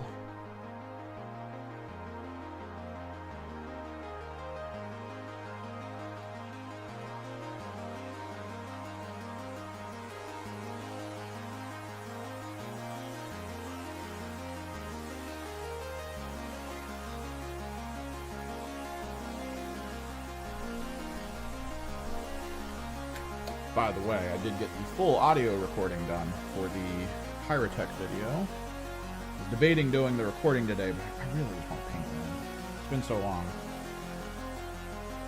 We'll probably do the recording for it tomorrow. The video recording. Try to get it out at some point in time this week. I think that'll be good.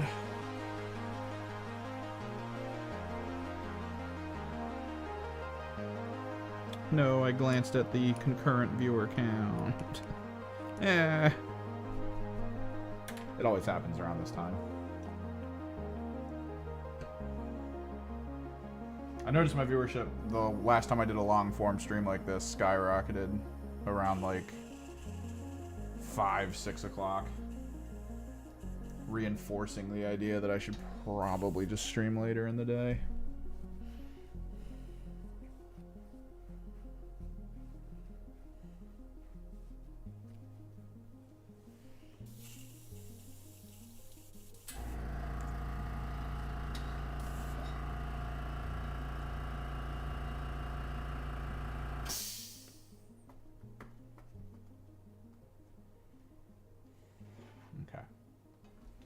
So I already have a pink open.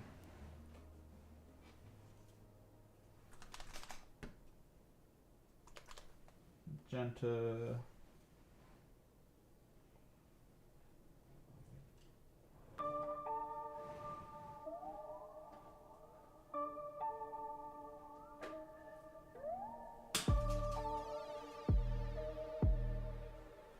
Violet, which apparently was open this whole time.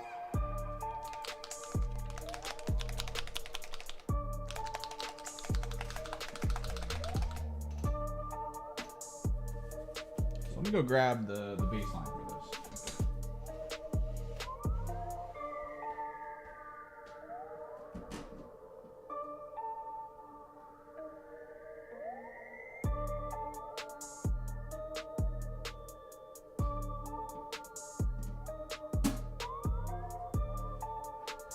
So these are very much a loose color test. Do not take them as gospel. They were kind of an idea I had that I wanted to, like, give form, right? So it goes from the pink into the fluorescent purple, which kind of darkens it, and then it goes into the cobalt. Now, I had to manually then go back in and do like proper purple for the armor, but I think with the way we're going to approach this is we're going to hit it with white paint and then the purple on top of the white to give it like maximum tier, like brightness and like solidness. I think that's going to be the goal, the approach.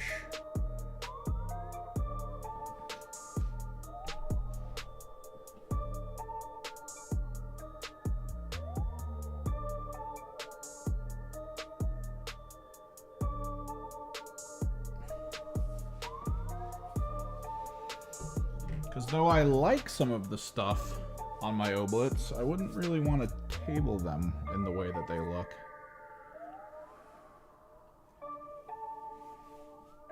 Still seeing some gloss. Flow improver slows down drying, so we do gotta give it a little bit more time than normal.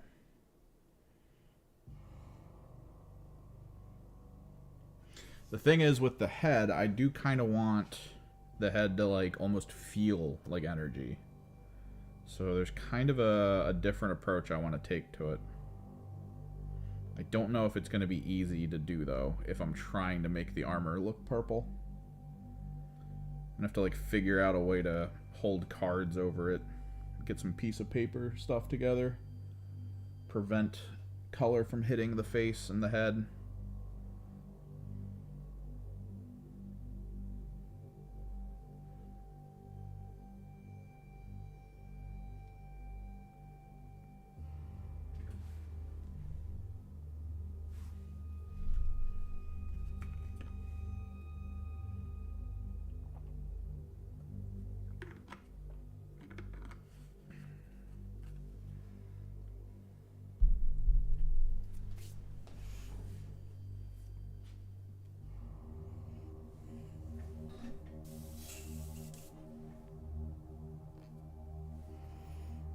Nozzle.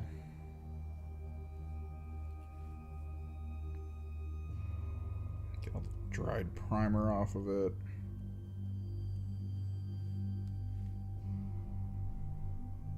I think the big issue with this airbrush is how the exit nozzle kind of happens.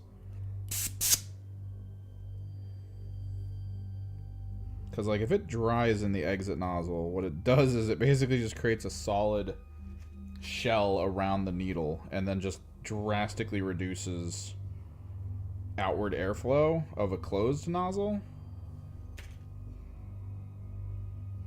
while simultaneously just like slow dripping pigment into the housing. It's not good. Alright, so less chemicals with this, so I probably shouldn't need to worry so much about La Mask. But it's fine.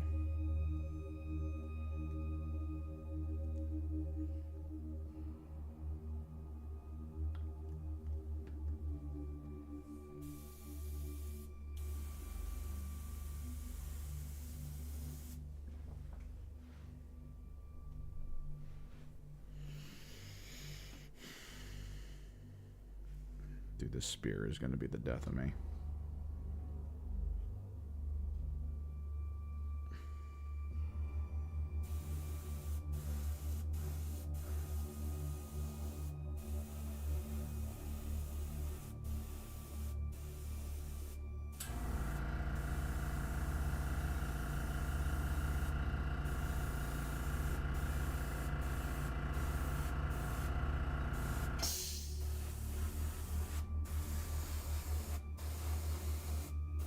They give you the option to use a sword instead of the spear.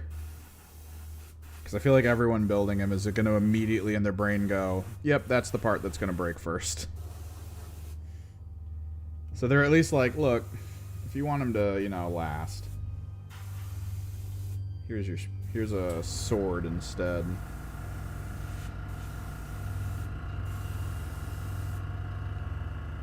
But spear is far too poggers.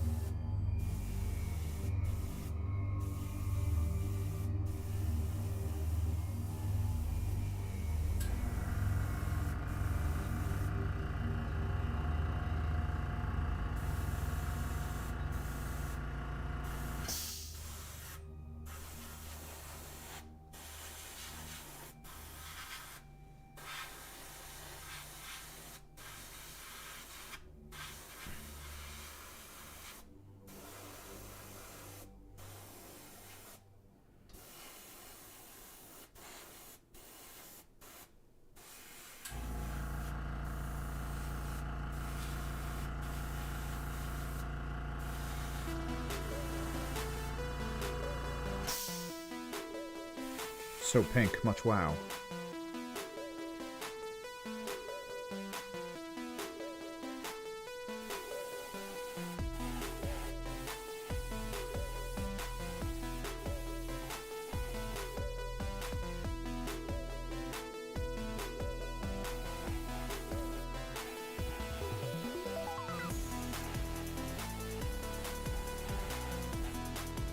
Dude, just the way the resin is able to achieve the look of veins.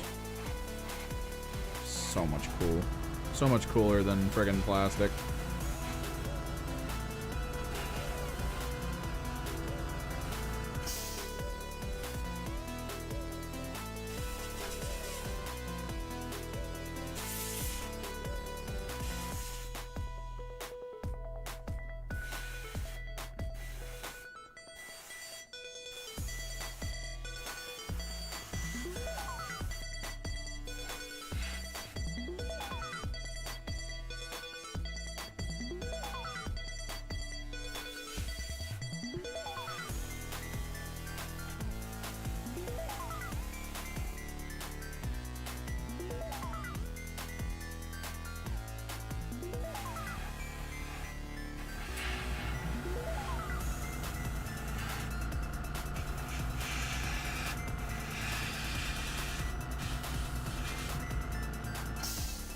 When painting a monster like this, you always have to be very mindful of where all the rest of the bits are as you're doing things. It's super stressful.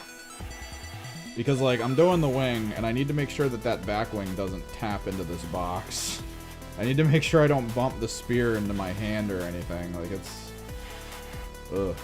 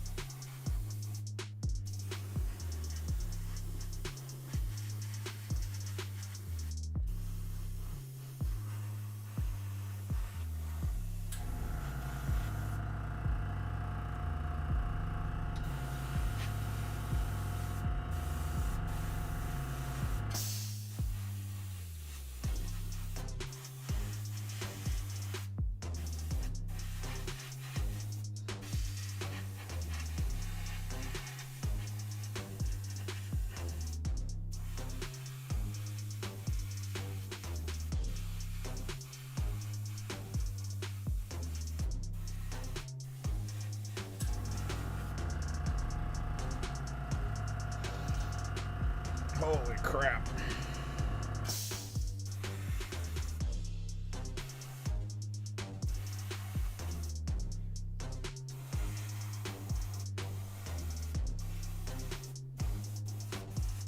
Make sure to hit it from the low angles, the high angles.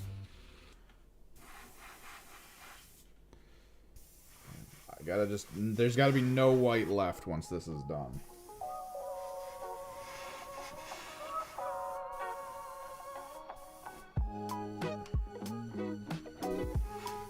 We're gonna have to like triple check everything.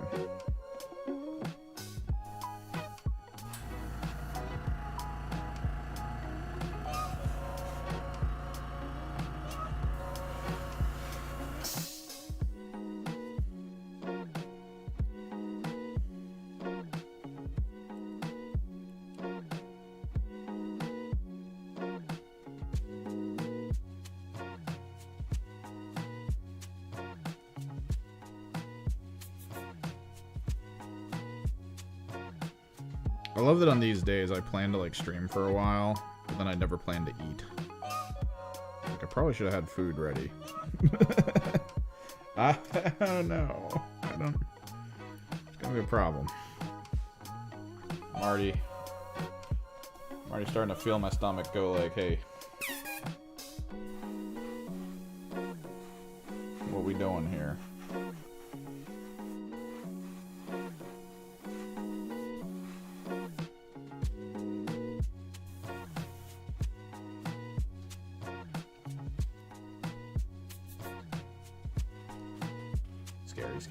Scary.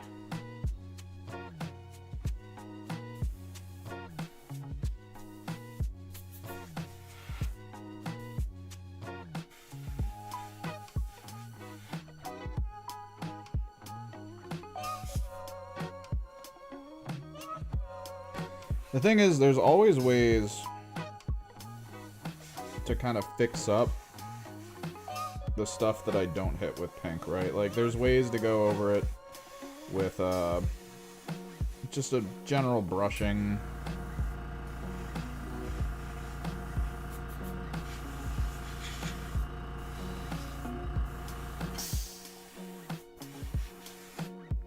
So, like, I'm not that perturbed if I miss too much.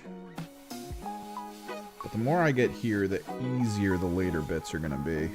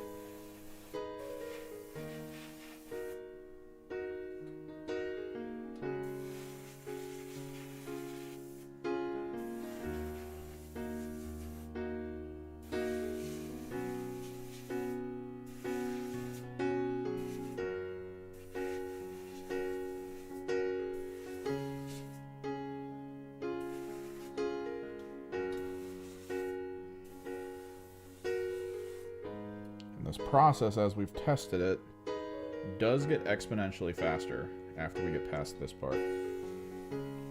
Because you're supposed to be painting less and less and less as you go. Clear, clean.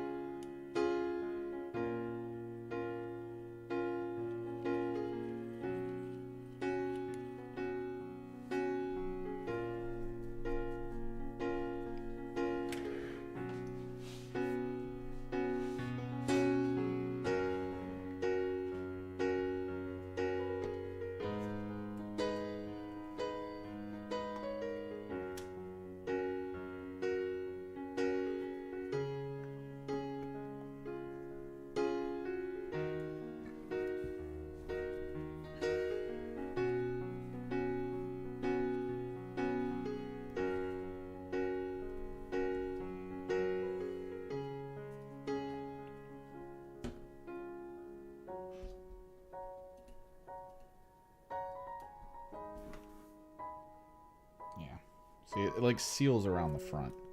Because the airflow still there. But then you don't hear any of it coming out of here because the nozzle just gets cut off. That's what I'm starting to think is the sign of like a cheap airbrush. Is that this part clogs too often and becomes problematic.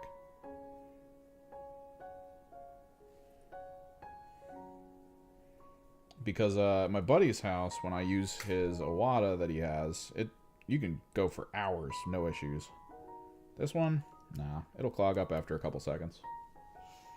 If you're not paying attention to it, I'm gonna pull the pin back a little bit.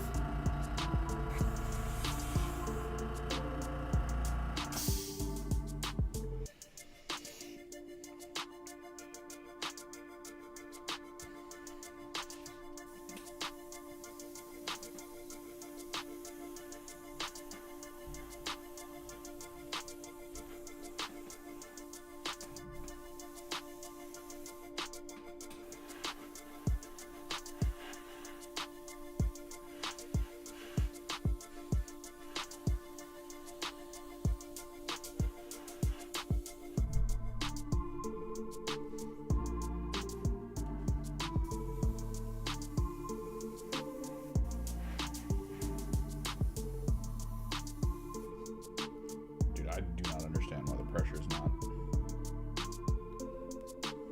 like, at least working through it.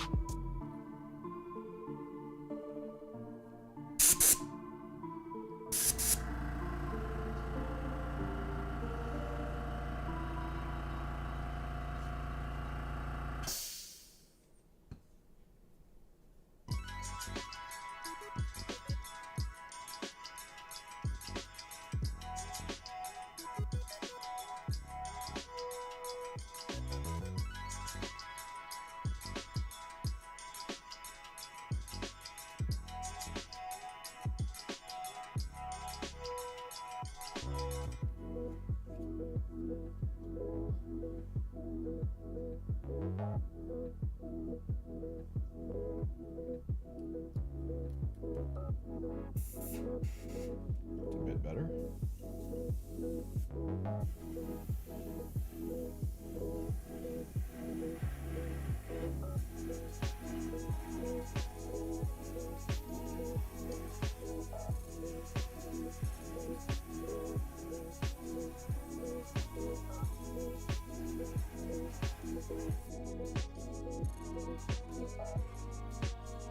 Could just be the temperature it is today. I might need to thinner flow improve.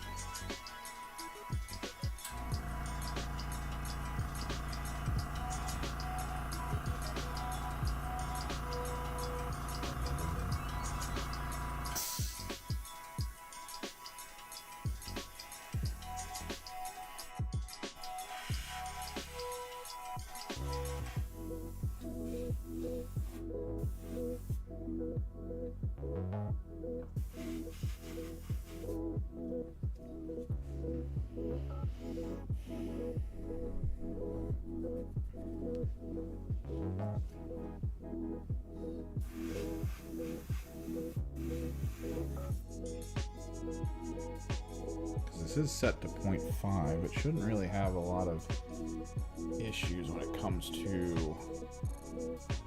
the nozzle getting too bent out of shape or clogged. 0.5 lets like almost anything through it. It's an amazing freaking gauge size.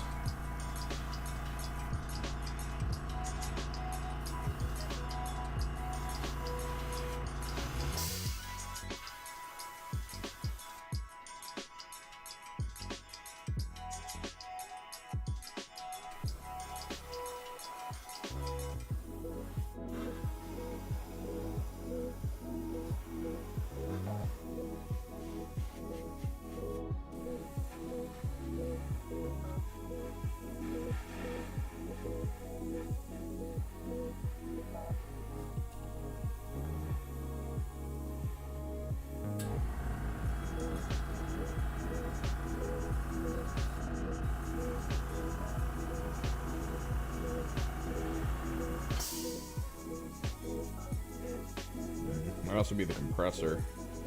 Every time it refills, it feels a lot better. And then it lets it go to like too low of a point before refilling again.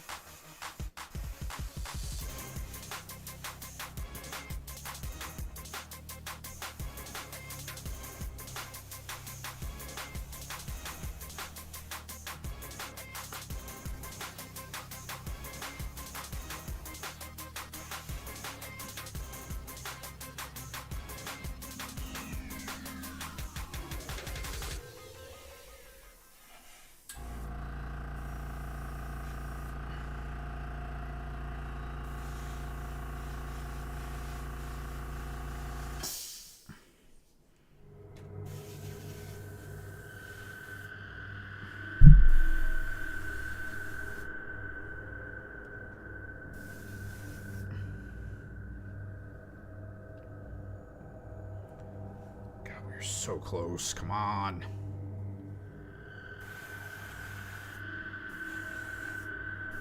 You can do it, that little airbrush.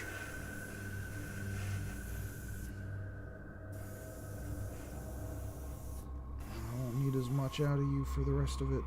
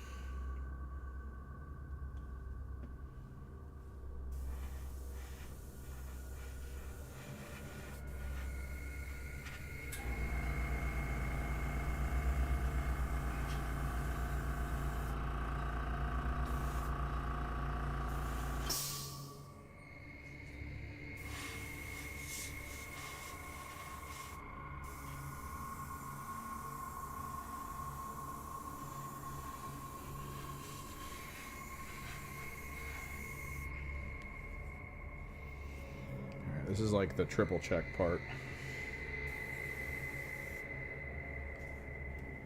A little bit down here I'm not happy with.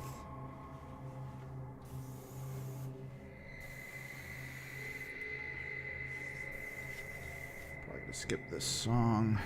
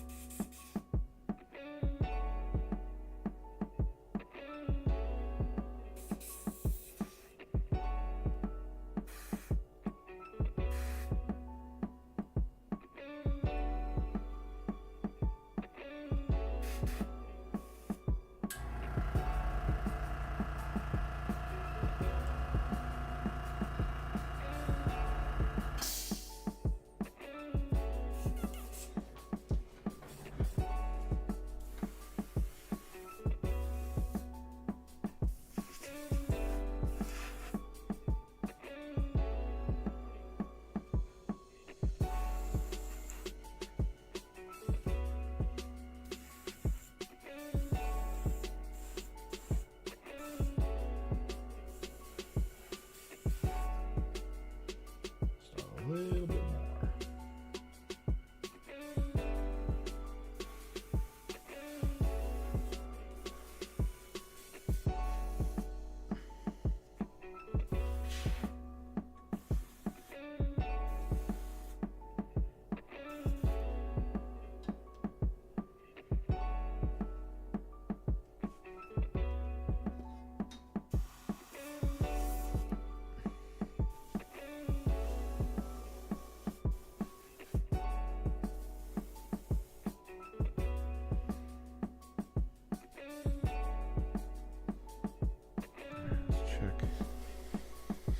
The underside,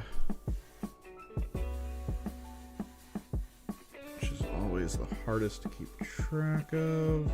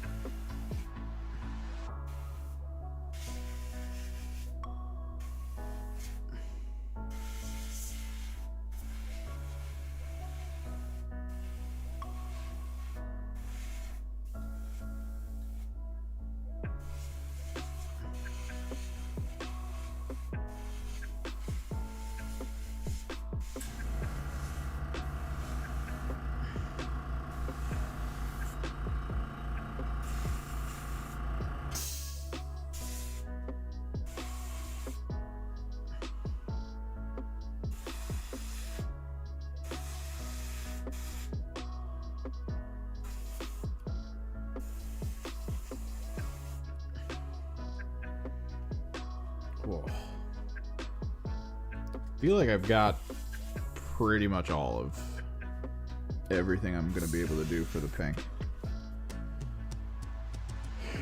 Without needing to, like, go in with a brush. The reason I don't really want to go in with a brush is that it doesn't really evenly apply if I do it that way. This way it achieves like a really buttery smooth application where you don't see a lot of flaws. But when you apply with a brush, there's always that nature of like, you really gotta be careful with how much you put down to get it to look as flat as it needs to be.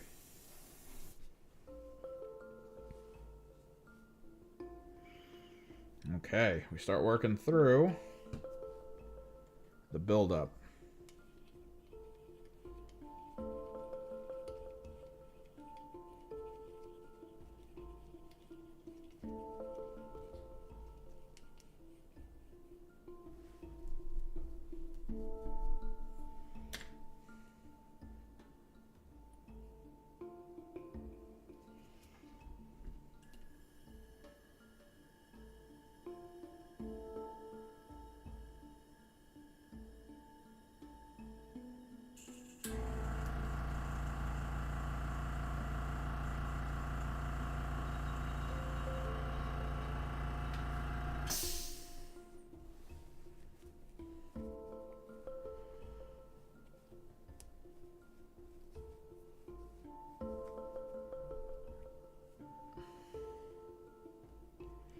Still kind of weirded out because it's like the needle itself is now way more flush.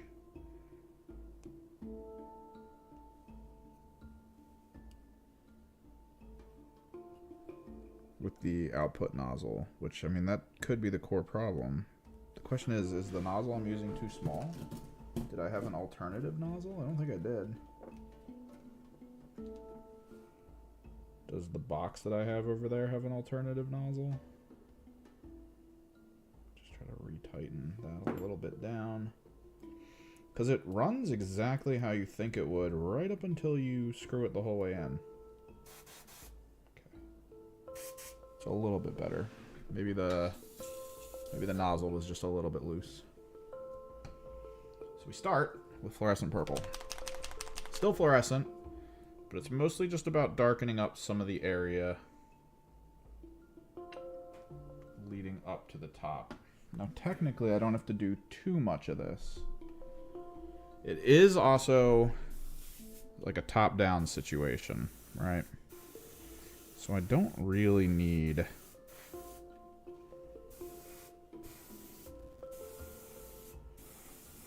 to pick him up.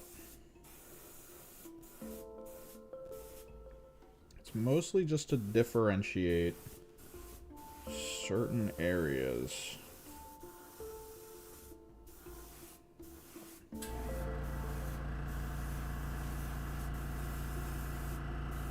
As being kind of away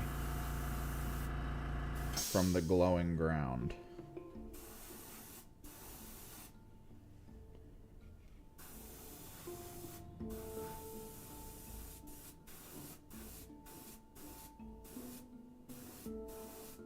It just darkens it a little bit.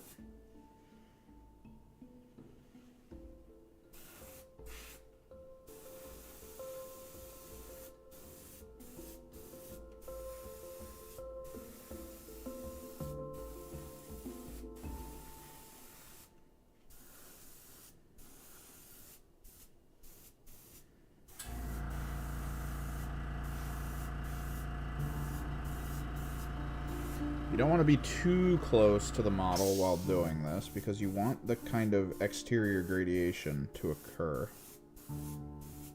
It's mostly just subtle change.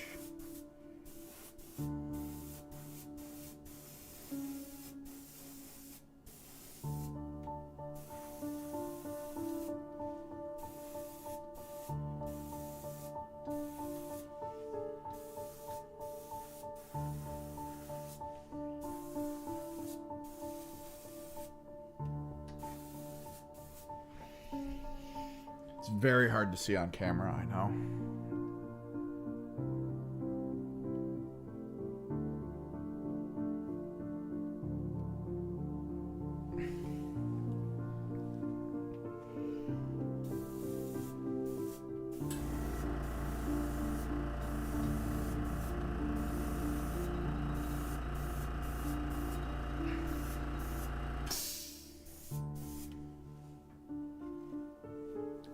that's not the big part. And this is basically it. This is why it's a lot faster once you get past this point.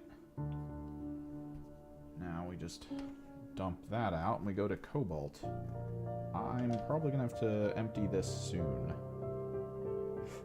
Maybe not. Should be able to hold.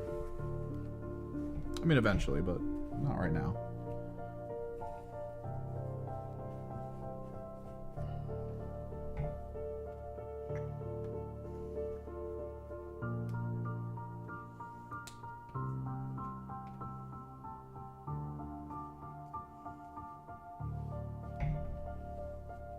We actually, I kind of want to be a little careful with this.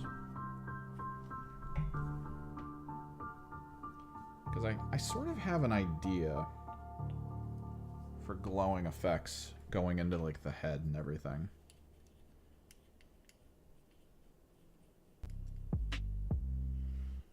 Which we can always reassess with white paint, but the less we apply in layers, the more detail is going to shine through with the model.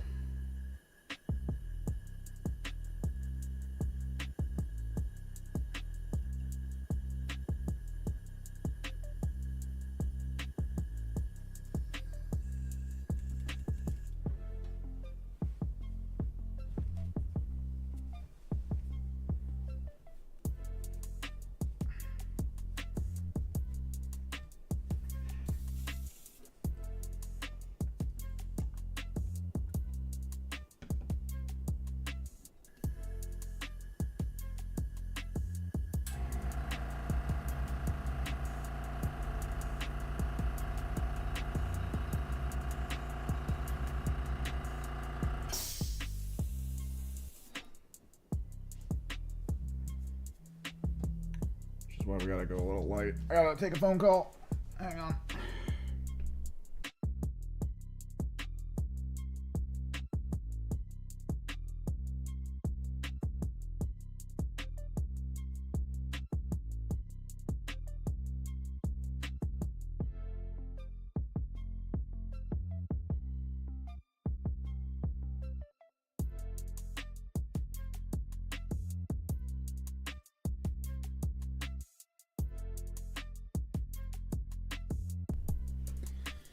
All right, cobalt. Cobalt, cobalt, cobalt.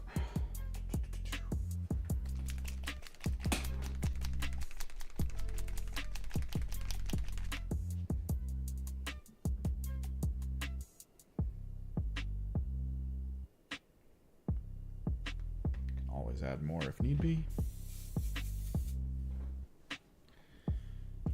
But very much paying attention to the angle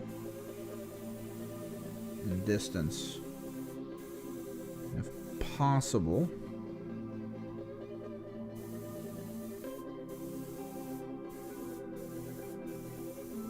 Going very light on the trigger.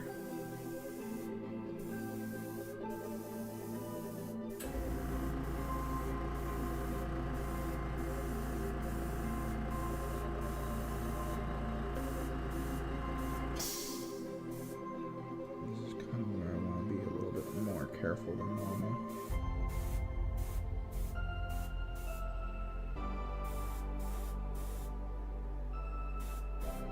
Because I kind of have a plan.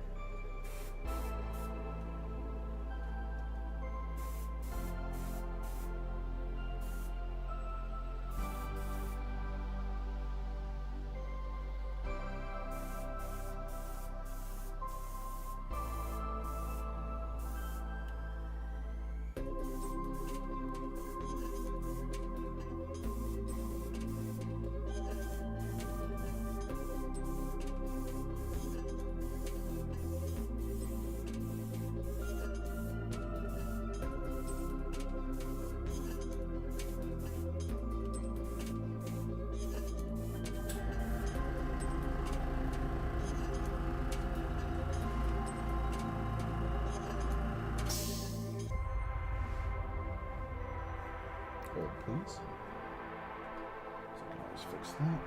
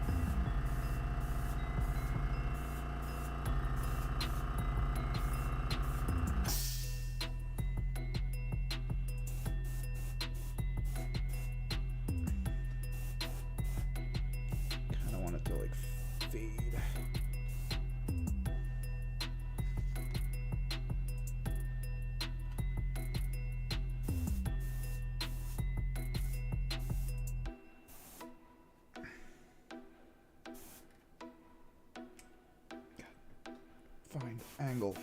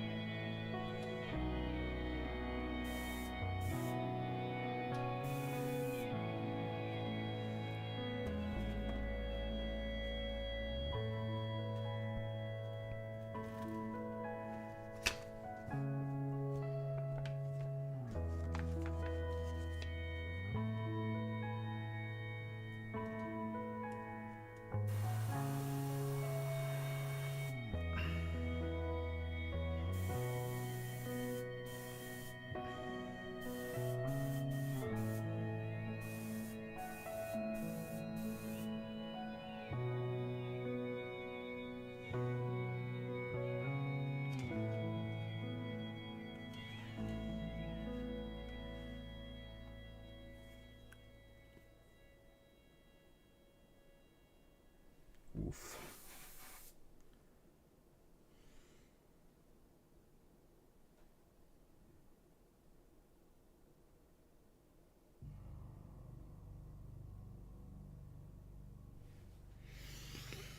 This is where the straight-on direction of armor color comes into play.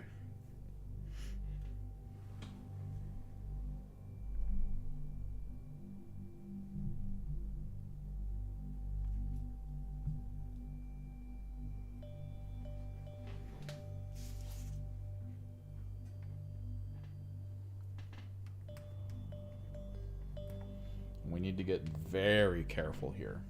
Very careful. I think we'll do the armor first, the basing of the armor, and then we'll work towards the head area with what I was planning on doing with the light pink that I purchased, the light magenta, as it were.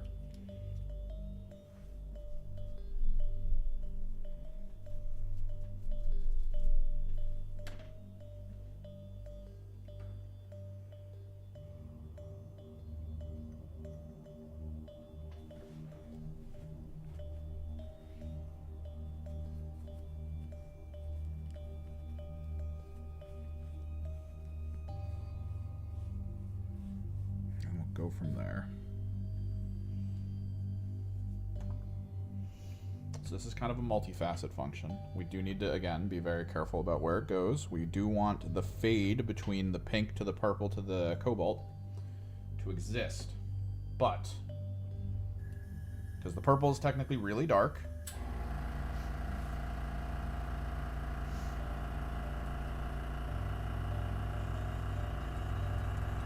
but the plan here with the armor,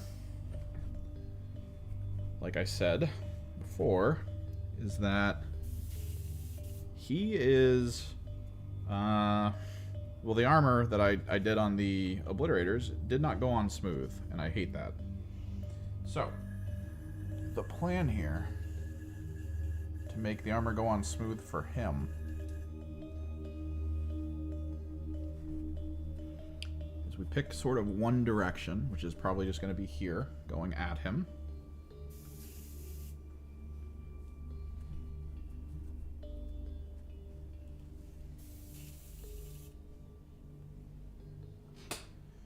And we take Liquitex White.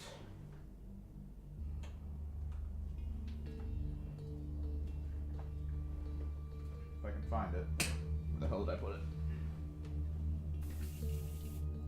The cobalt's gonna be a struggle to clear from the pipe.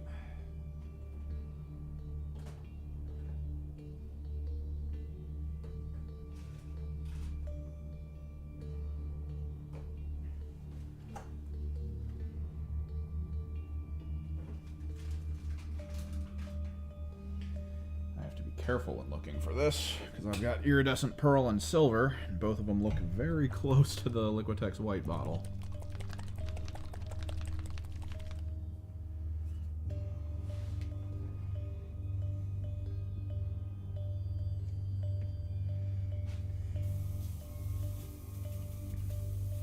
There we go.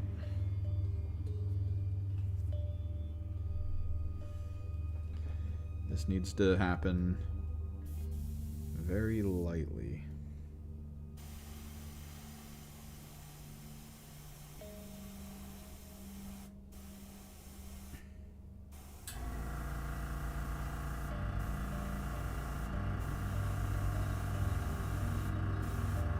Specifically on components that have armor buildup.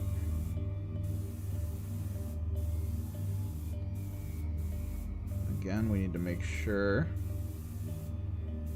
we get the gradation.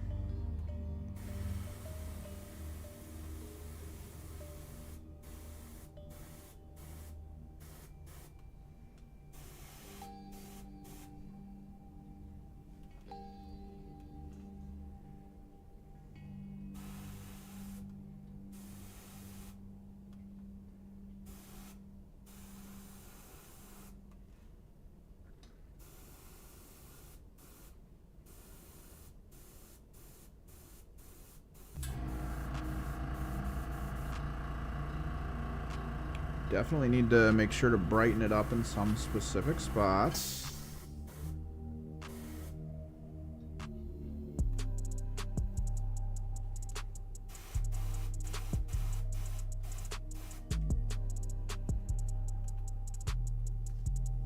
Simple enough.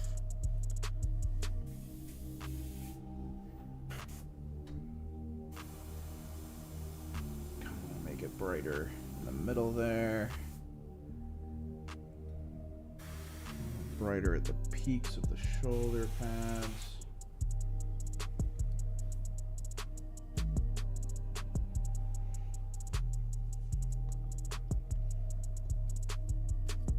That's about it for that.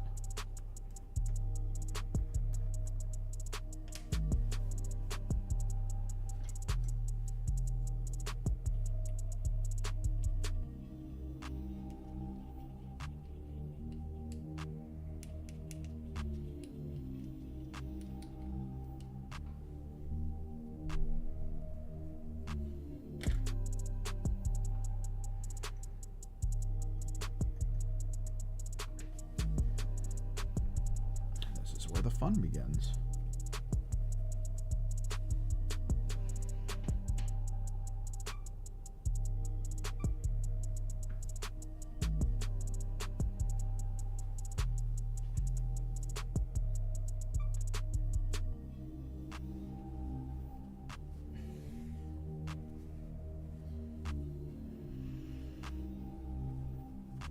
Clear the spout. We load in the purple.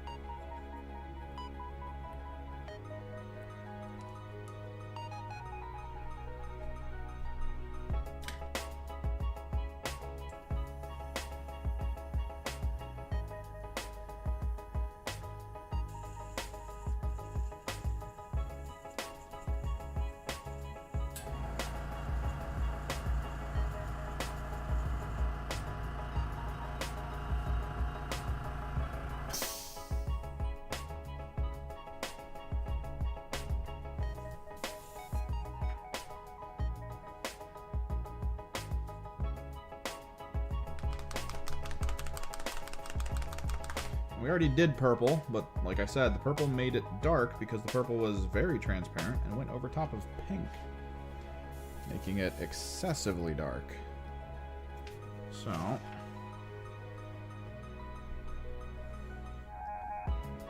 in this situation, we're aiming to mostly just hit what's white.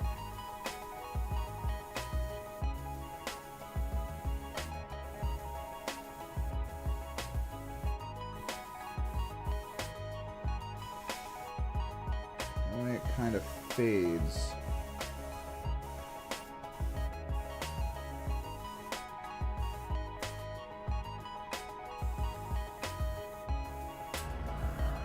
Because what they showed us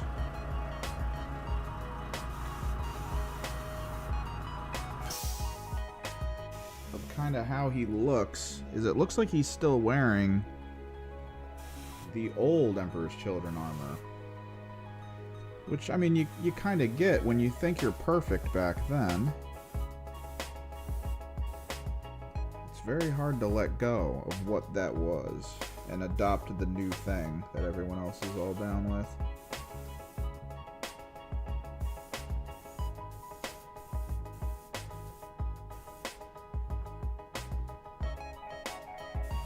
So this purple application is pretty smooth, which is what I wanted.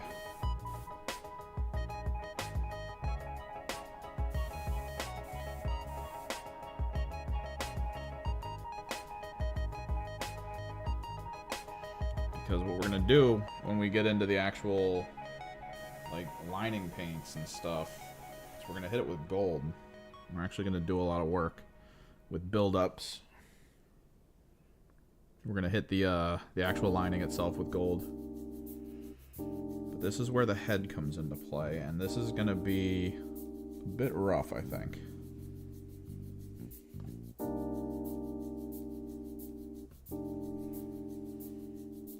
Because this is going to be head and wings, and I need to make sure not to hit like this core too much with it.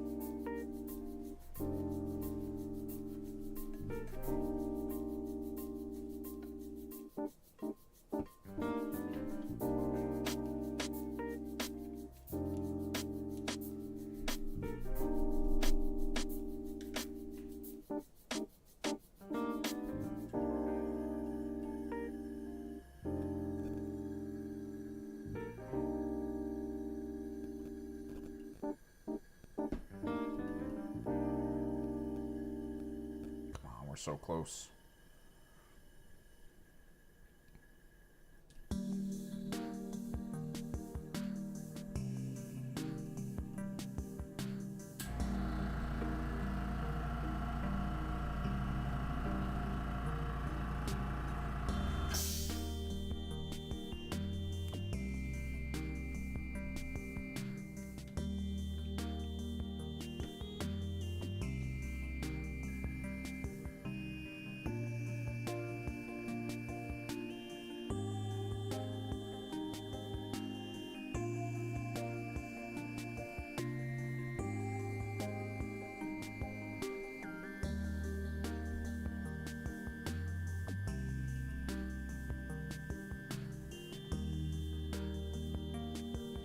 keep hitting the record button for my main screen here, and I keep thinking, oh, this will look good, and then I like don't turn it off for a while.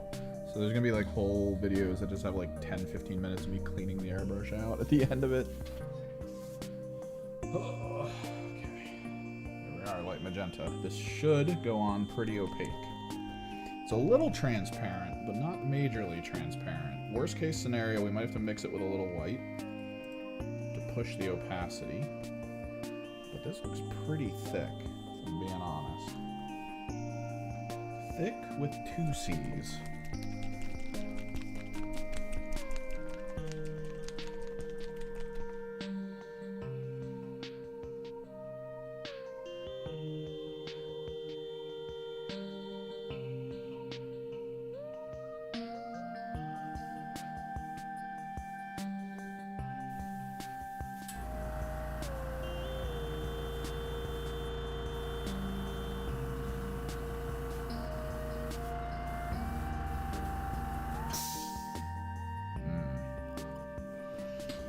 Okay, how do we do this?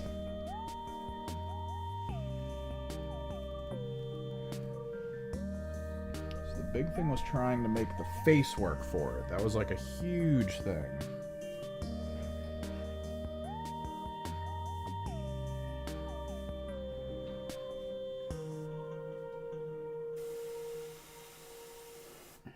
Ooh, it does lighten it.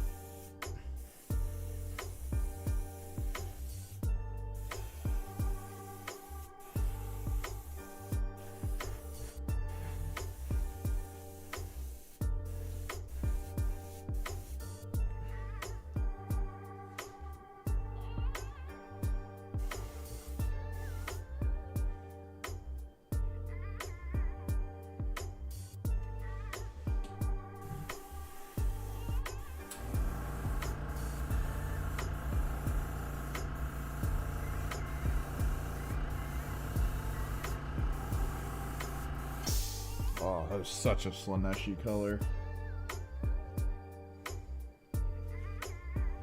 There's something so, like, grody about it. Like, it's just too fleshy, right? Like, it's just like, ugh. Ugh, brother, ugh.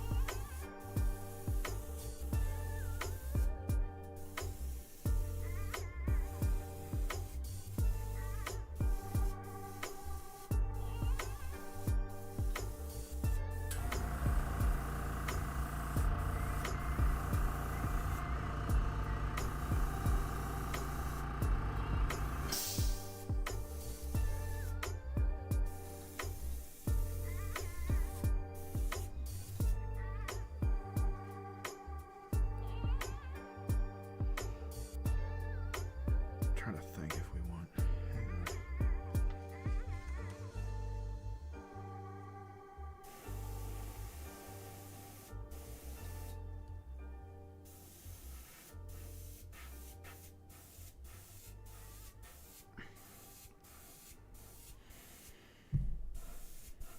Yeah, I want the undercarriage to be like a little bit hit by this.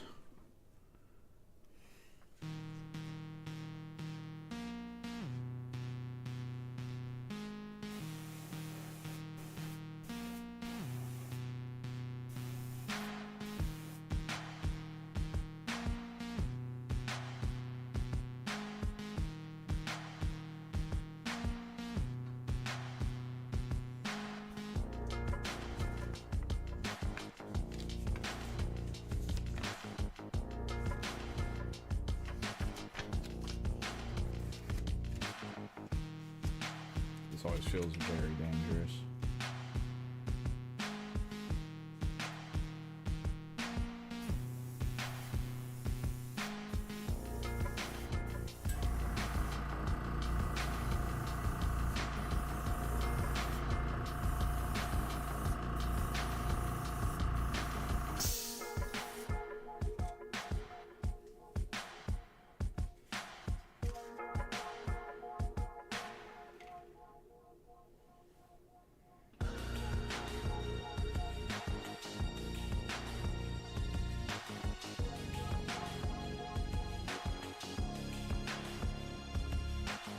Yeah, so this is about it, man. This is about the baseline. Kind of what I'm hoping for like the core, right? Like where he's gonna start from. This is the whole process for getting at least him set. Now the average, as far as we know, Emperor's Children model ends at the purple. But seeing as he had giant demon wings, I really wanted to see what the light magenta I purchased would do.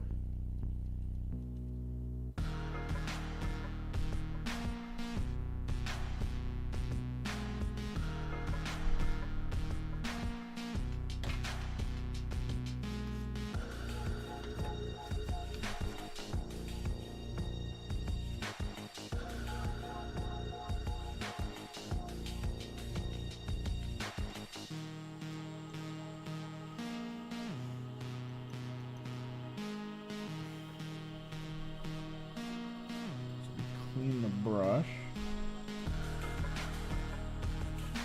Try and resituate the camera. Maybe pull it back a little, I don't know. Zoom it in, I don't know. Maybe zoom's a better option here. Get the detail as I paint it. And we're gonna start painting it. I don't know if we're gonna finish today. We're gonna start. We may have to do it a little more next week. So I do want to at least work on that video tomorrow. Video needs to be attempted. It's been too long. That's what I'll say. It's been too long. Holidays kicked my ass. I was in and out pretty much every week. Going places, doing parties. Saying hi to friends. Got a lot going on.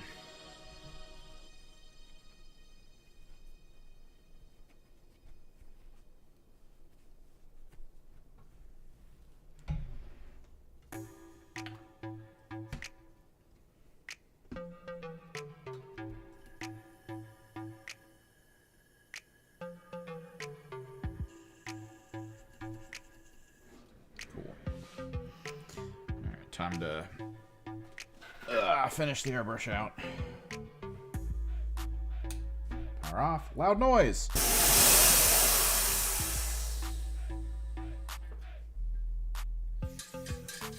Decork.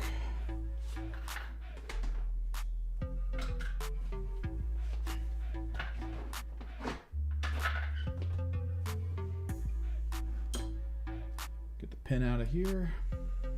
Maybe close my window soon. It's starting to get freezing.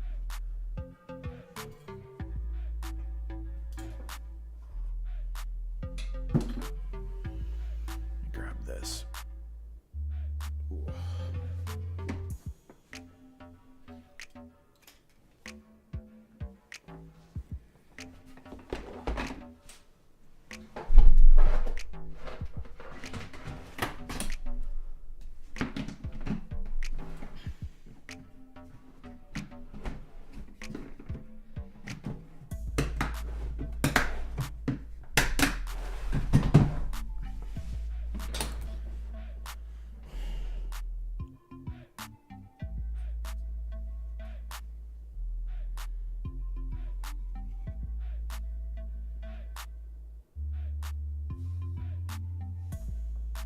How'd that get there?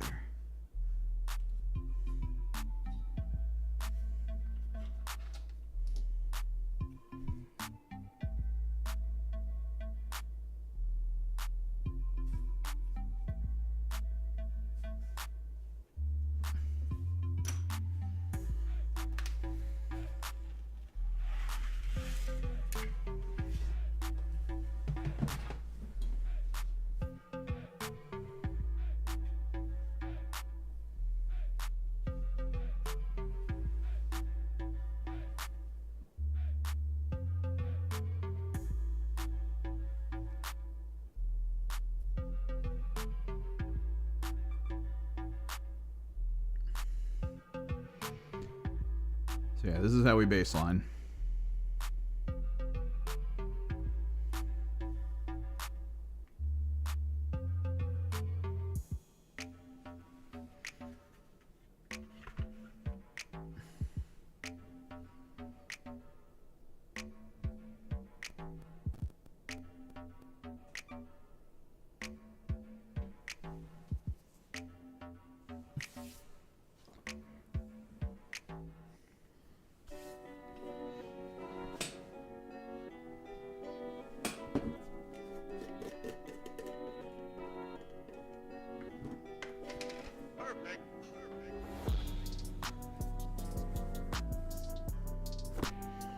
Now, the general idea that I've had kind of floating around in my head after we finished those oblets is that if we're going to do a metallic,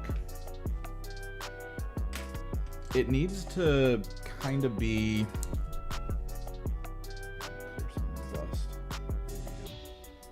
It needs to kind of be like a secondary thing. I feel like what I want the armor to actually end up having a lot of is more like almost a non-metallic metal, but not really.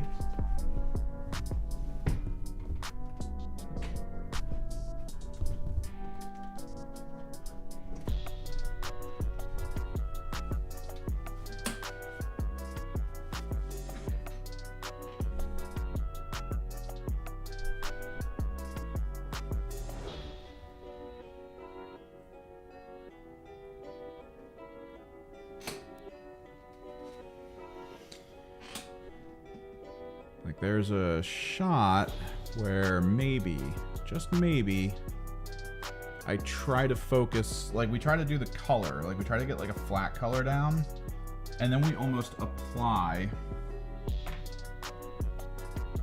an element of where we want the color to kind of go, I guess.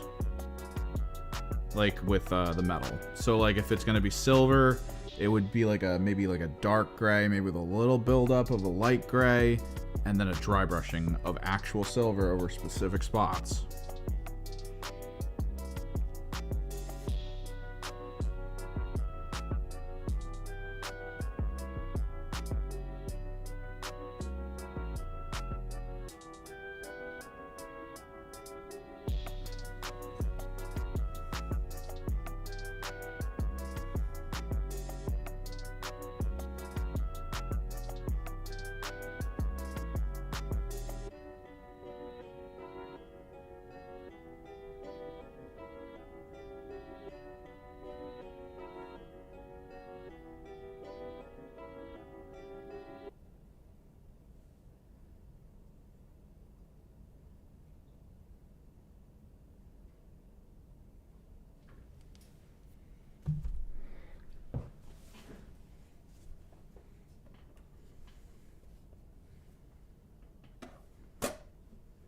I always screw this up.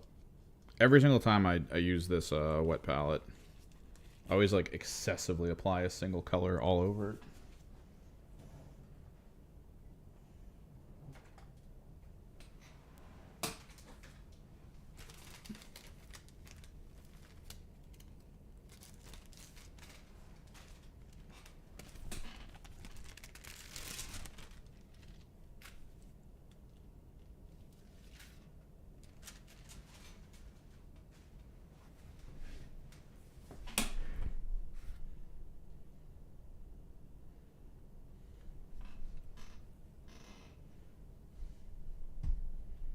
Is this image blurry? Like I keep trying to not make it blurry.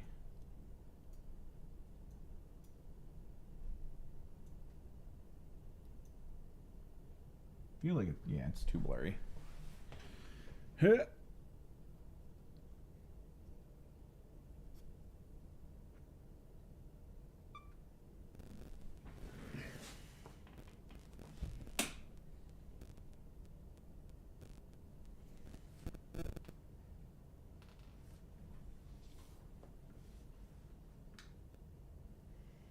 What do I need? I need water.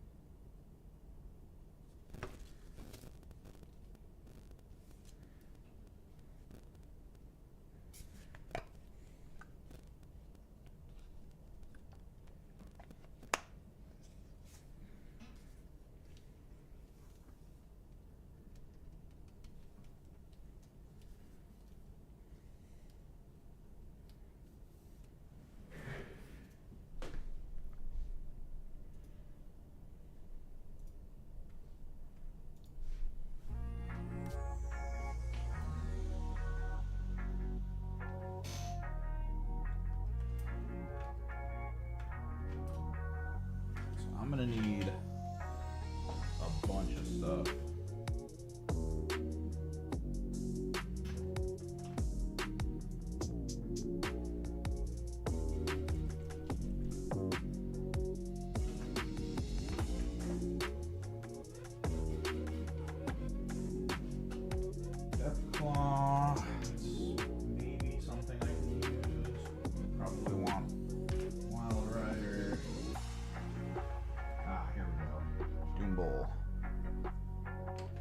Start doing the lining and the metallic with Doom Bowl if we want.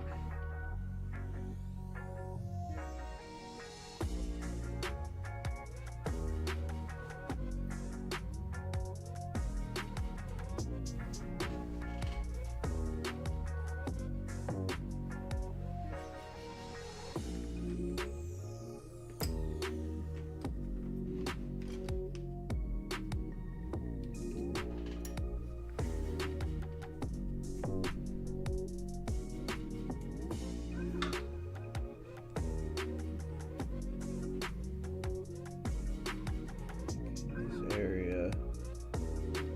Let me take a look at the details real quick.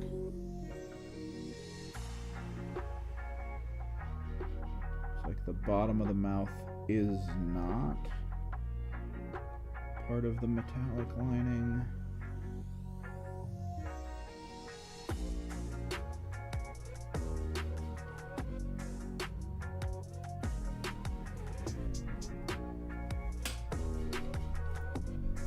Pull up reference. Yeah, I was right. Okay.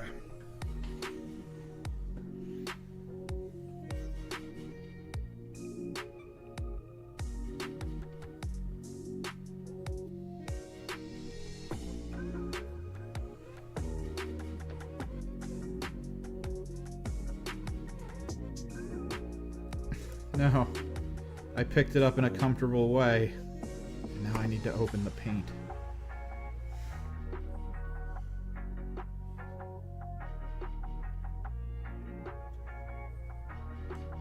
So like I said, the purple base we really need to be careful with. But we're mostly using it as like a where the armor is flat color that we then hit the outer borders with. I'll start with like a dark brown like this.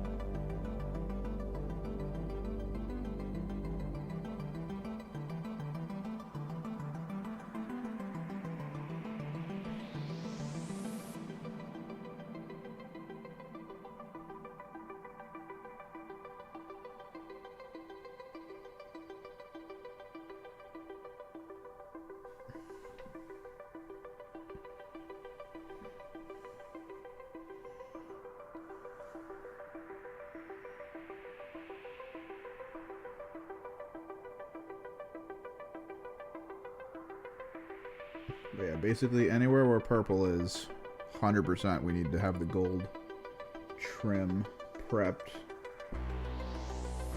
to at least a degree.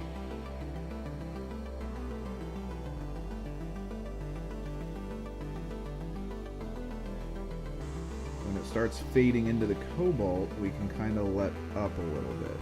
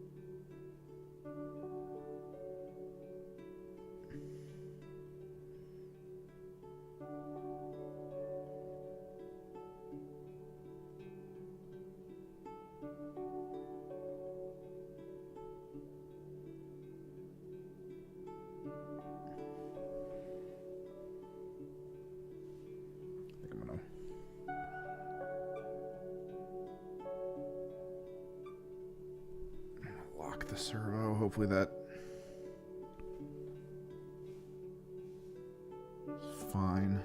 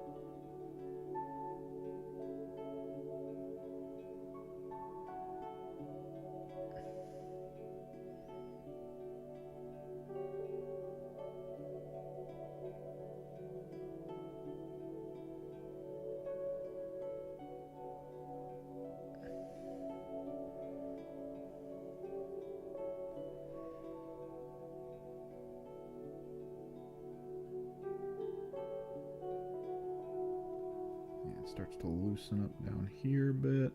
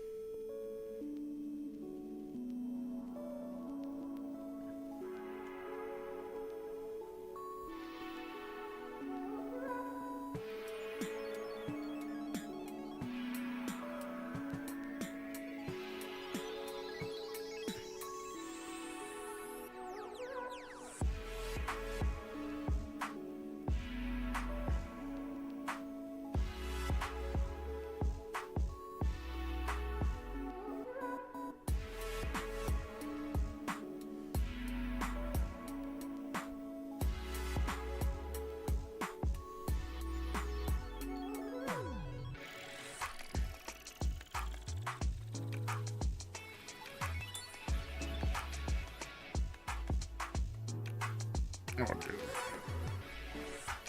Hand positioning so strong.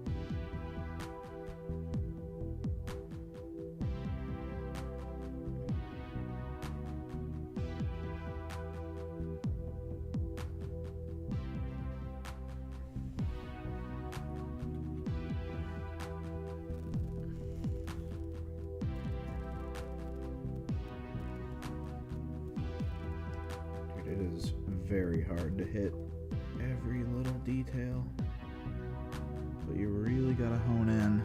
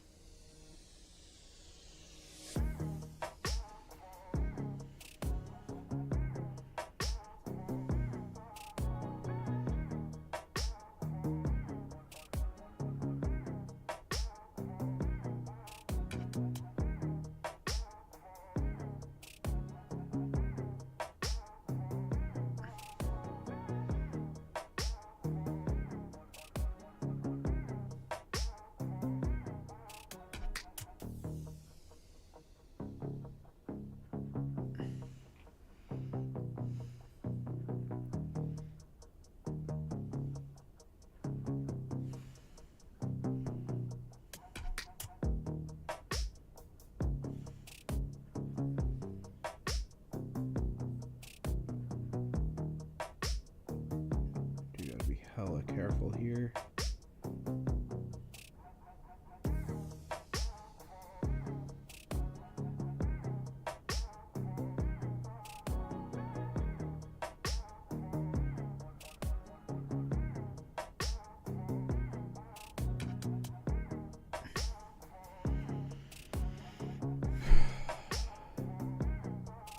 When I first started building this model, I started trying to picture how I was going to put it together in my head in terms of like color scheming. My first thought was, God, I hope this head is like separate from stuff. I was actually planning on painting the head completely separately and then applying it after the fact. But then I saw that the head and the neck were basically one and the same, and I was like, no, this is going to be a bitch. And it was, and it still is, and we're trying to get through it. Because I really don't want to touch the face, because the face has all the proper lighting I want, but I need to get into here.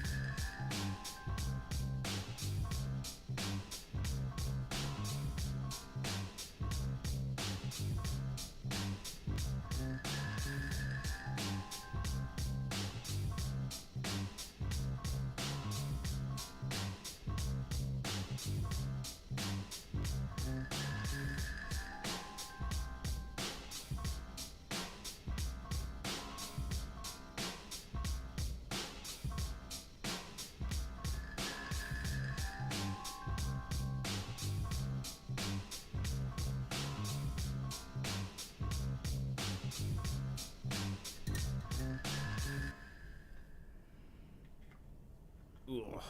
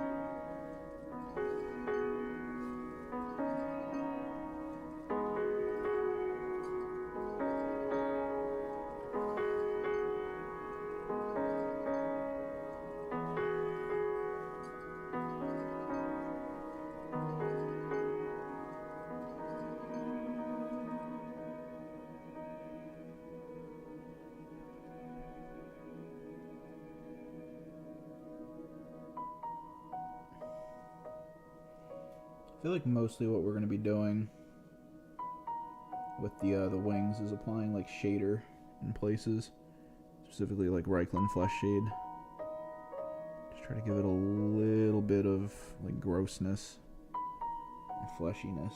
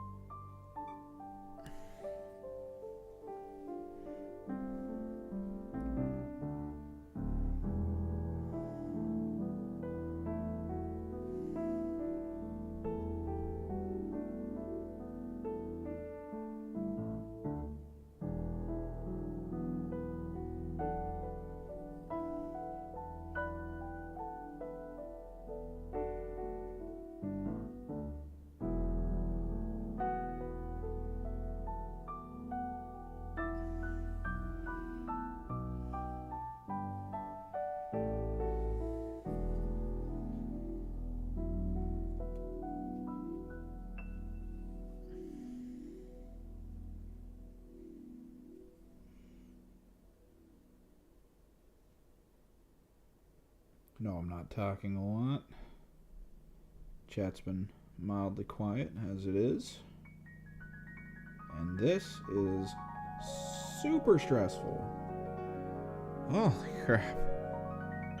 I can practically feel myself sweating. This is probably the biggest downside with focusing mostly on airbrush. Is that the thing you achieve with the airbrush, you don't want to undo with the layer paint. Because if you undo it, it's not the easiest to fix. You gotta kind of like fake some stuff, and it never feels perfect.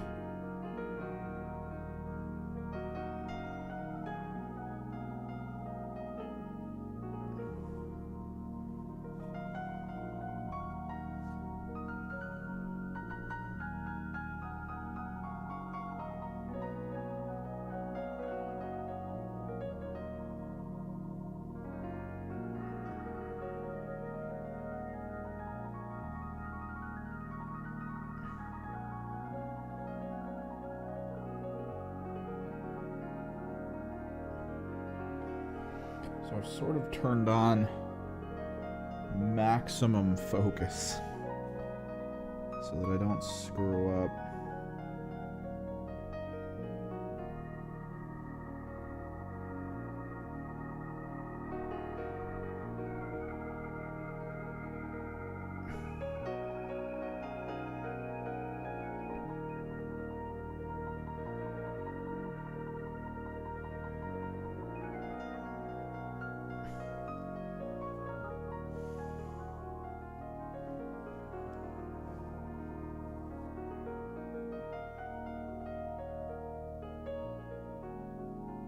Screwing up now would absolutely be the worst.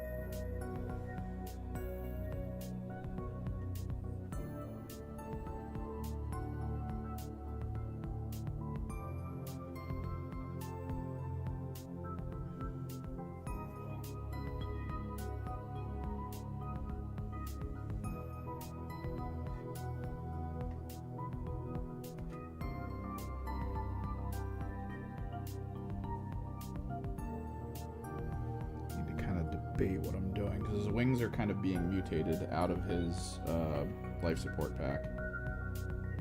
So, like, there's elements of the life support pack in there.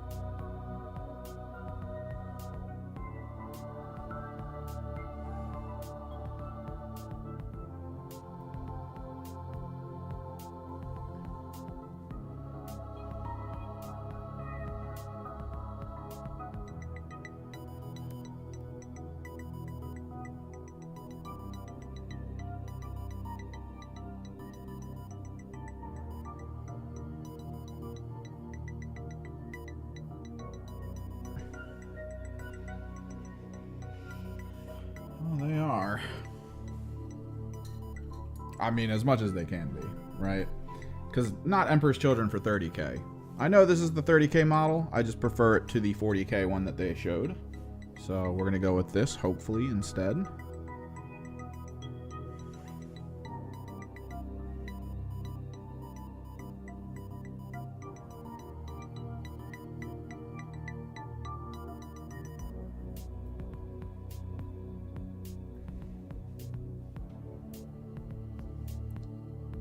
There really isn't much else that's out that we're aware of. And there's really not much else I can do.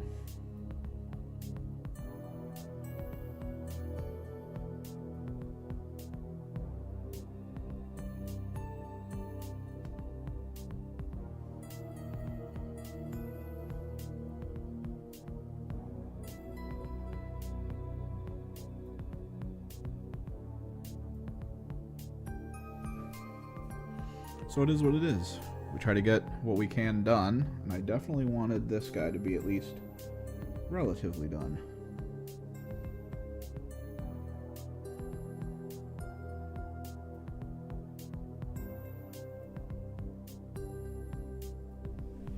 Because he is pretty amazing looking.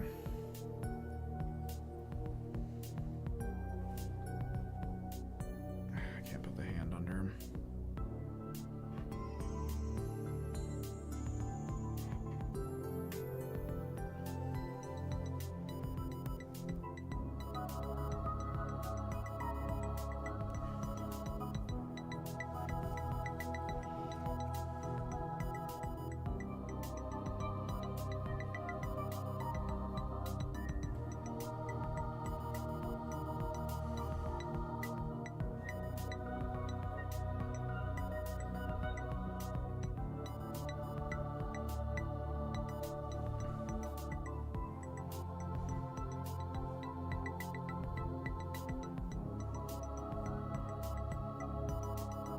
I might be annoyed when they make things like Mauler Fiends and stuff really good on their list.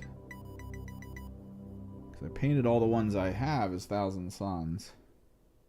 So, like, I at least have the models, but they're not going to look anywhere near as good.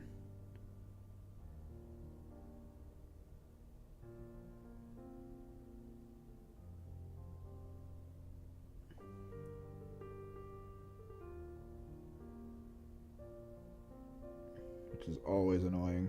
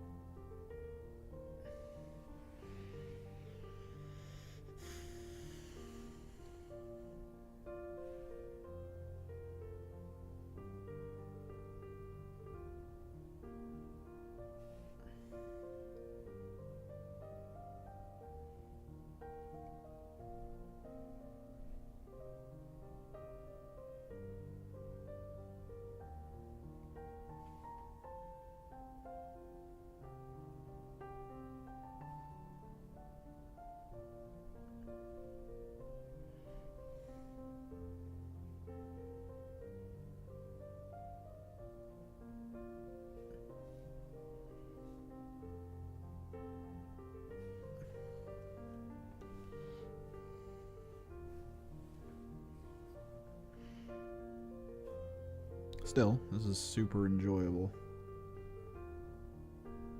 Lots of amazing elements to this model.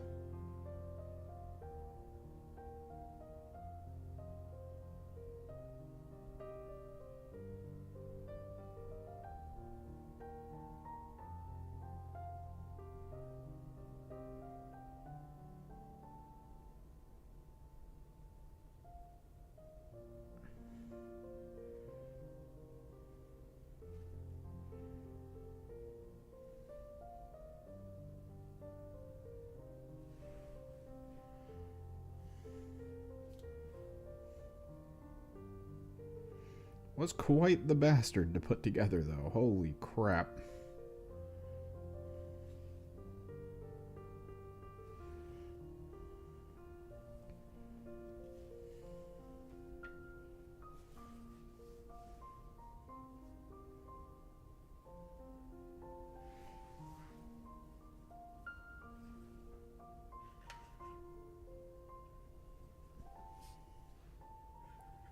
Let me decide what to do. I think we'll make the teeth gold.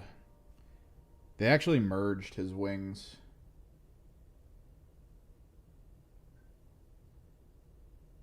With his life support pack.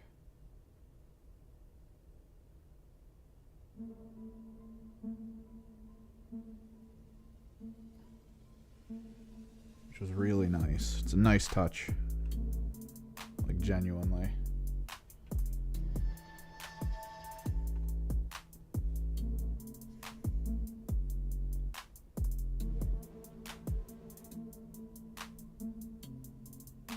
So right now we're just kind of flatting stuff in.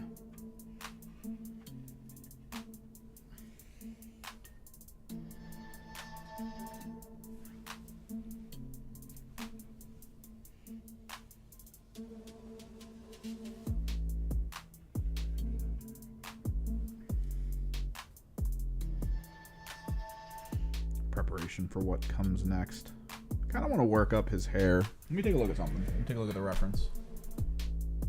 Yeah, I thought so. I hate it when they do this, but I also love it when they do it. His hair, maybe we do this after we do the white. Yeah. His hair has a ton of little, like, metal ties in it.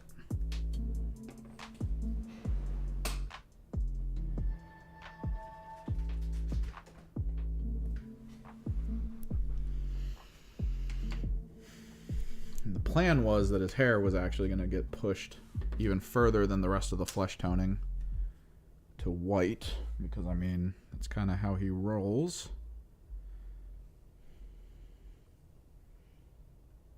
Question is, do we leave the interior pink and go white, or do we make his hair actually like silver, like a silver gray?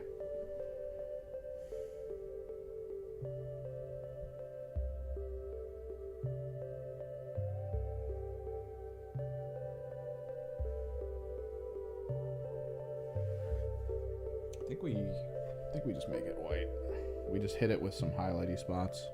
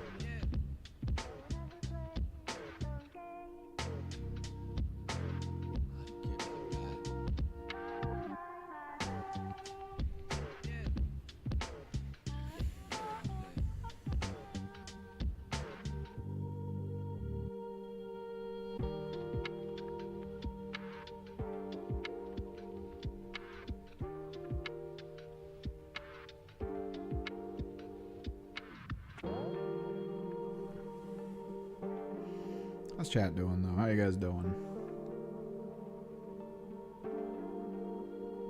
We're in quite the quiet time for me getting work done.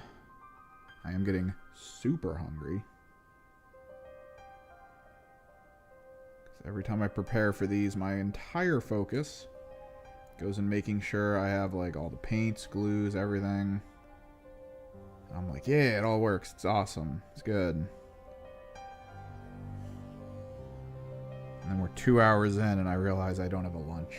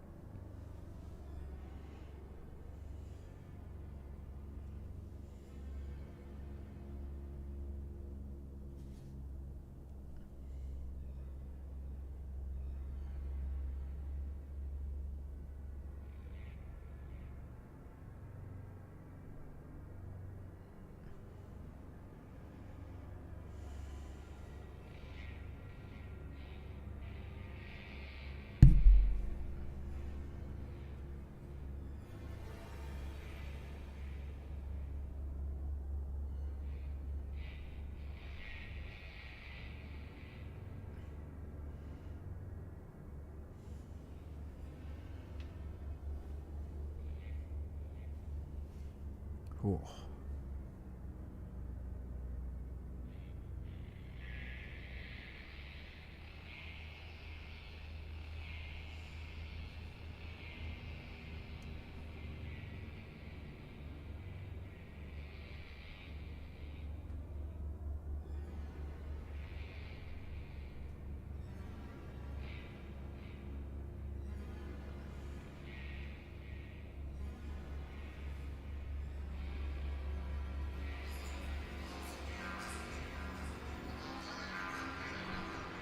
What is this?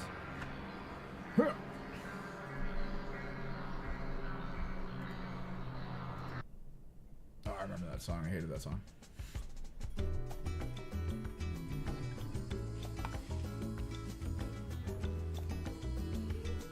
There we go.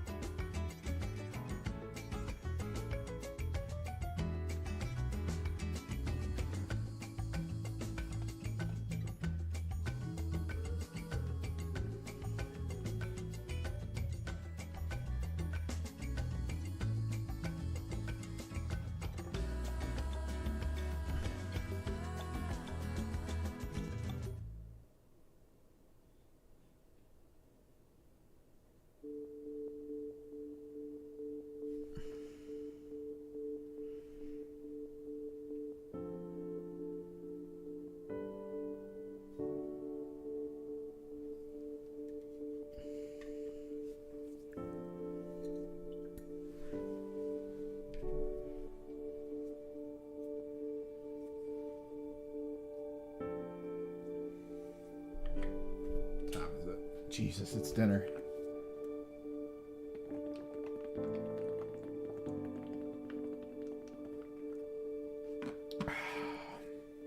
Probably no stream tomorrow, just a heads up.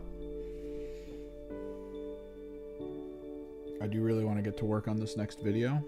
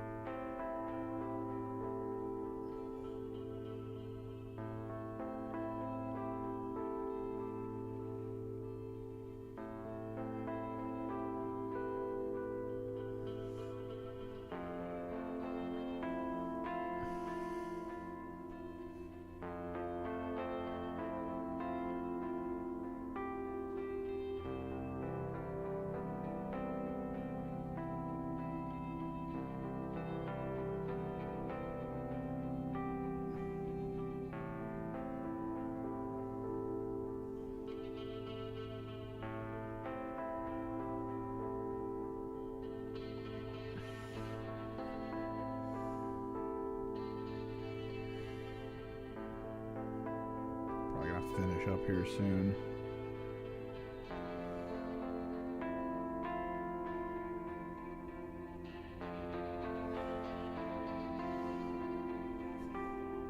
Probably pick this back up on maybe Tuesday. I got some stuff I got to do on Monday, so I can't exactly be around.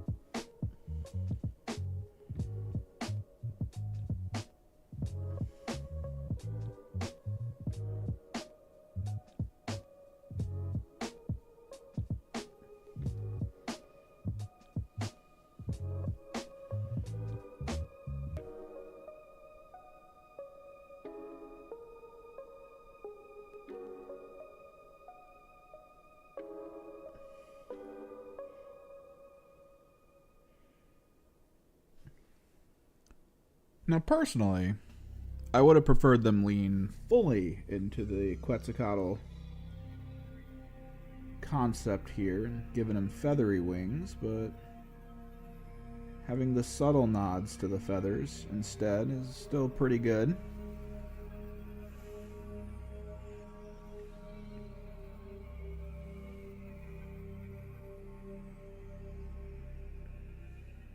I might actually change these now that I'm looking at them, but that'll be for later. I really need to eat.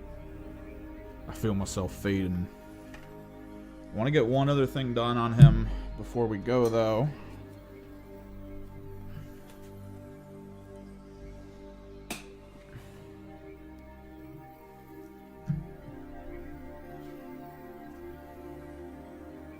Hopefully it's here.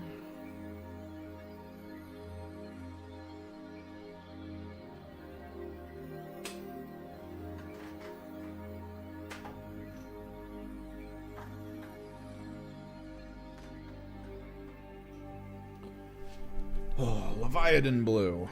One of the better... Actually, let's leave that open. One of the better Horn and Talon colors that I've ever used.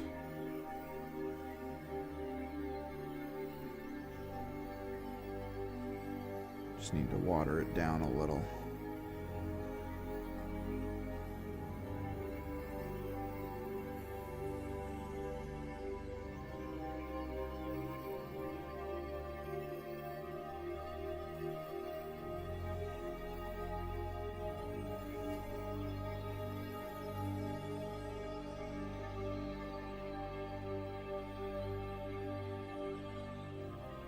Extra careful about its application.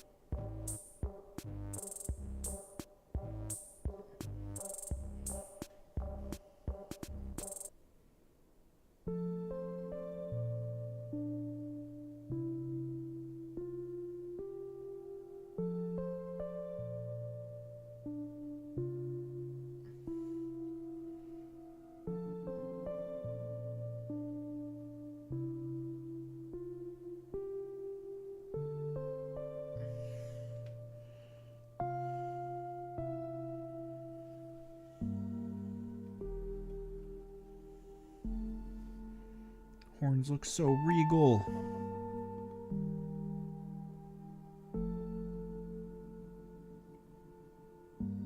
Watered down Leviathan blue over top of any like mildly light color is just so good.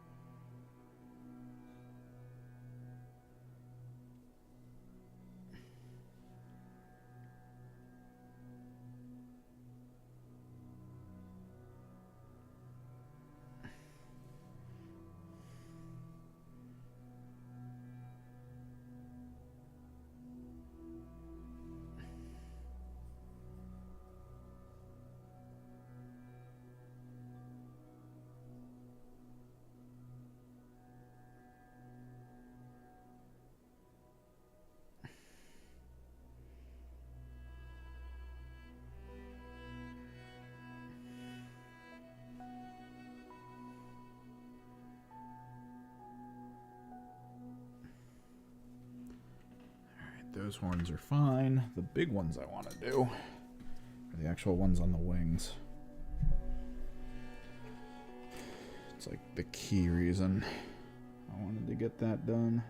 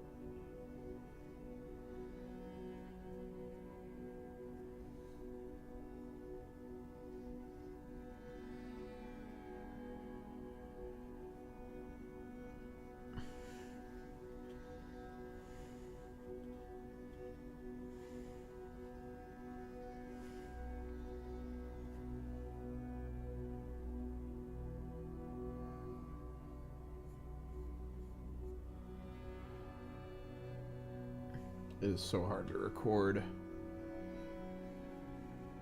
Freaking monsters for paints. Kind of hate it.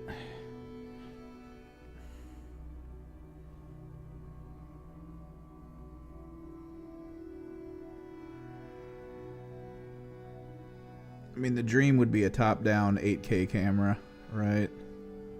That way I could just zoom in super close. Whenever the hell I need to.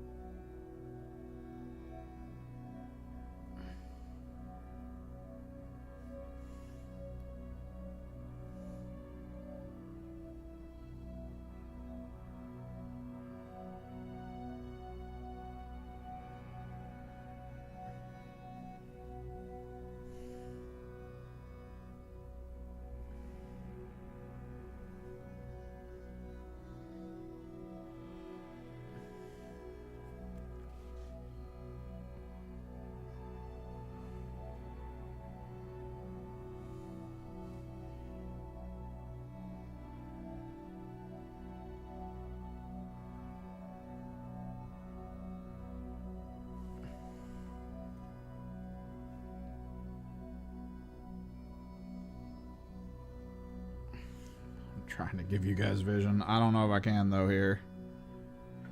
This is a bit too crazy.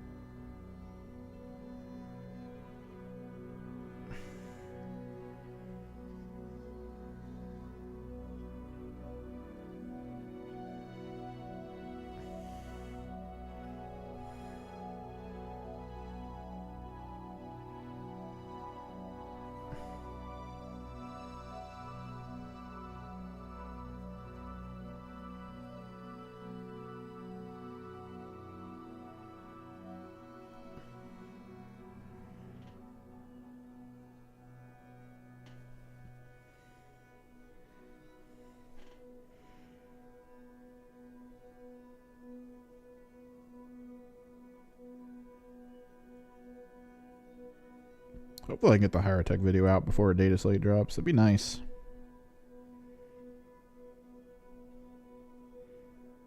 Again, I heard that LVO came forward and said that if a new data slate drops like day of, they're going to use it. Like they're not going to use a cutoff date or something. That's completely crazy to me.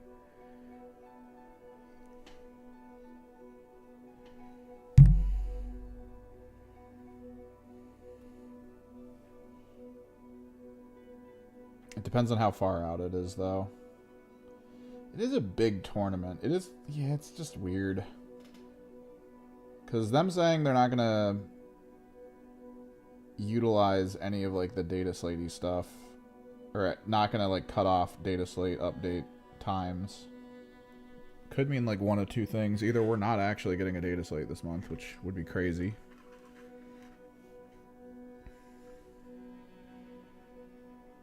Or they just really want there to be, like, a tournament, like a major tournament on Kill Team, where almost all the Astartes teams just get stomped if that's, like, the big change. Is the massive reining in of the Astartes.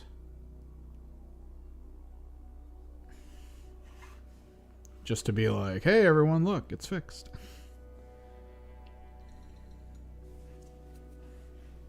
It's gonna be weird. Either way, I am starving. I'm gonna take some pictures and post them up on Discord. I gotta get moving though. And I gotta see. Supposedly someone was supposed to swing by, pick something up, but then that never happened. Whatever. No stream tomorrow. Like I said, I got work to do for the video, and then we'll continue this guy probably Tuesday. Tuesday, specifically. Tuesday. So until then, thanks for hanging out. See you guys in the next one.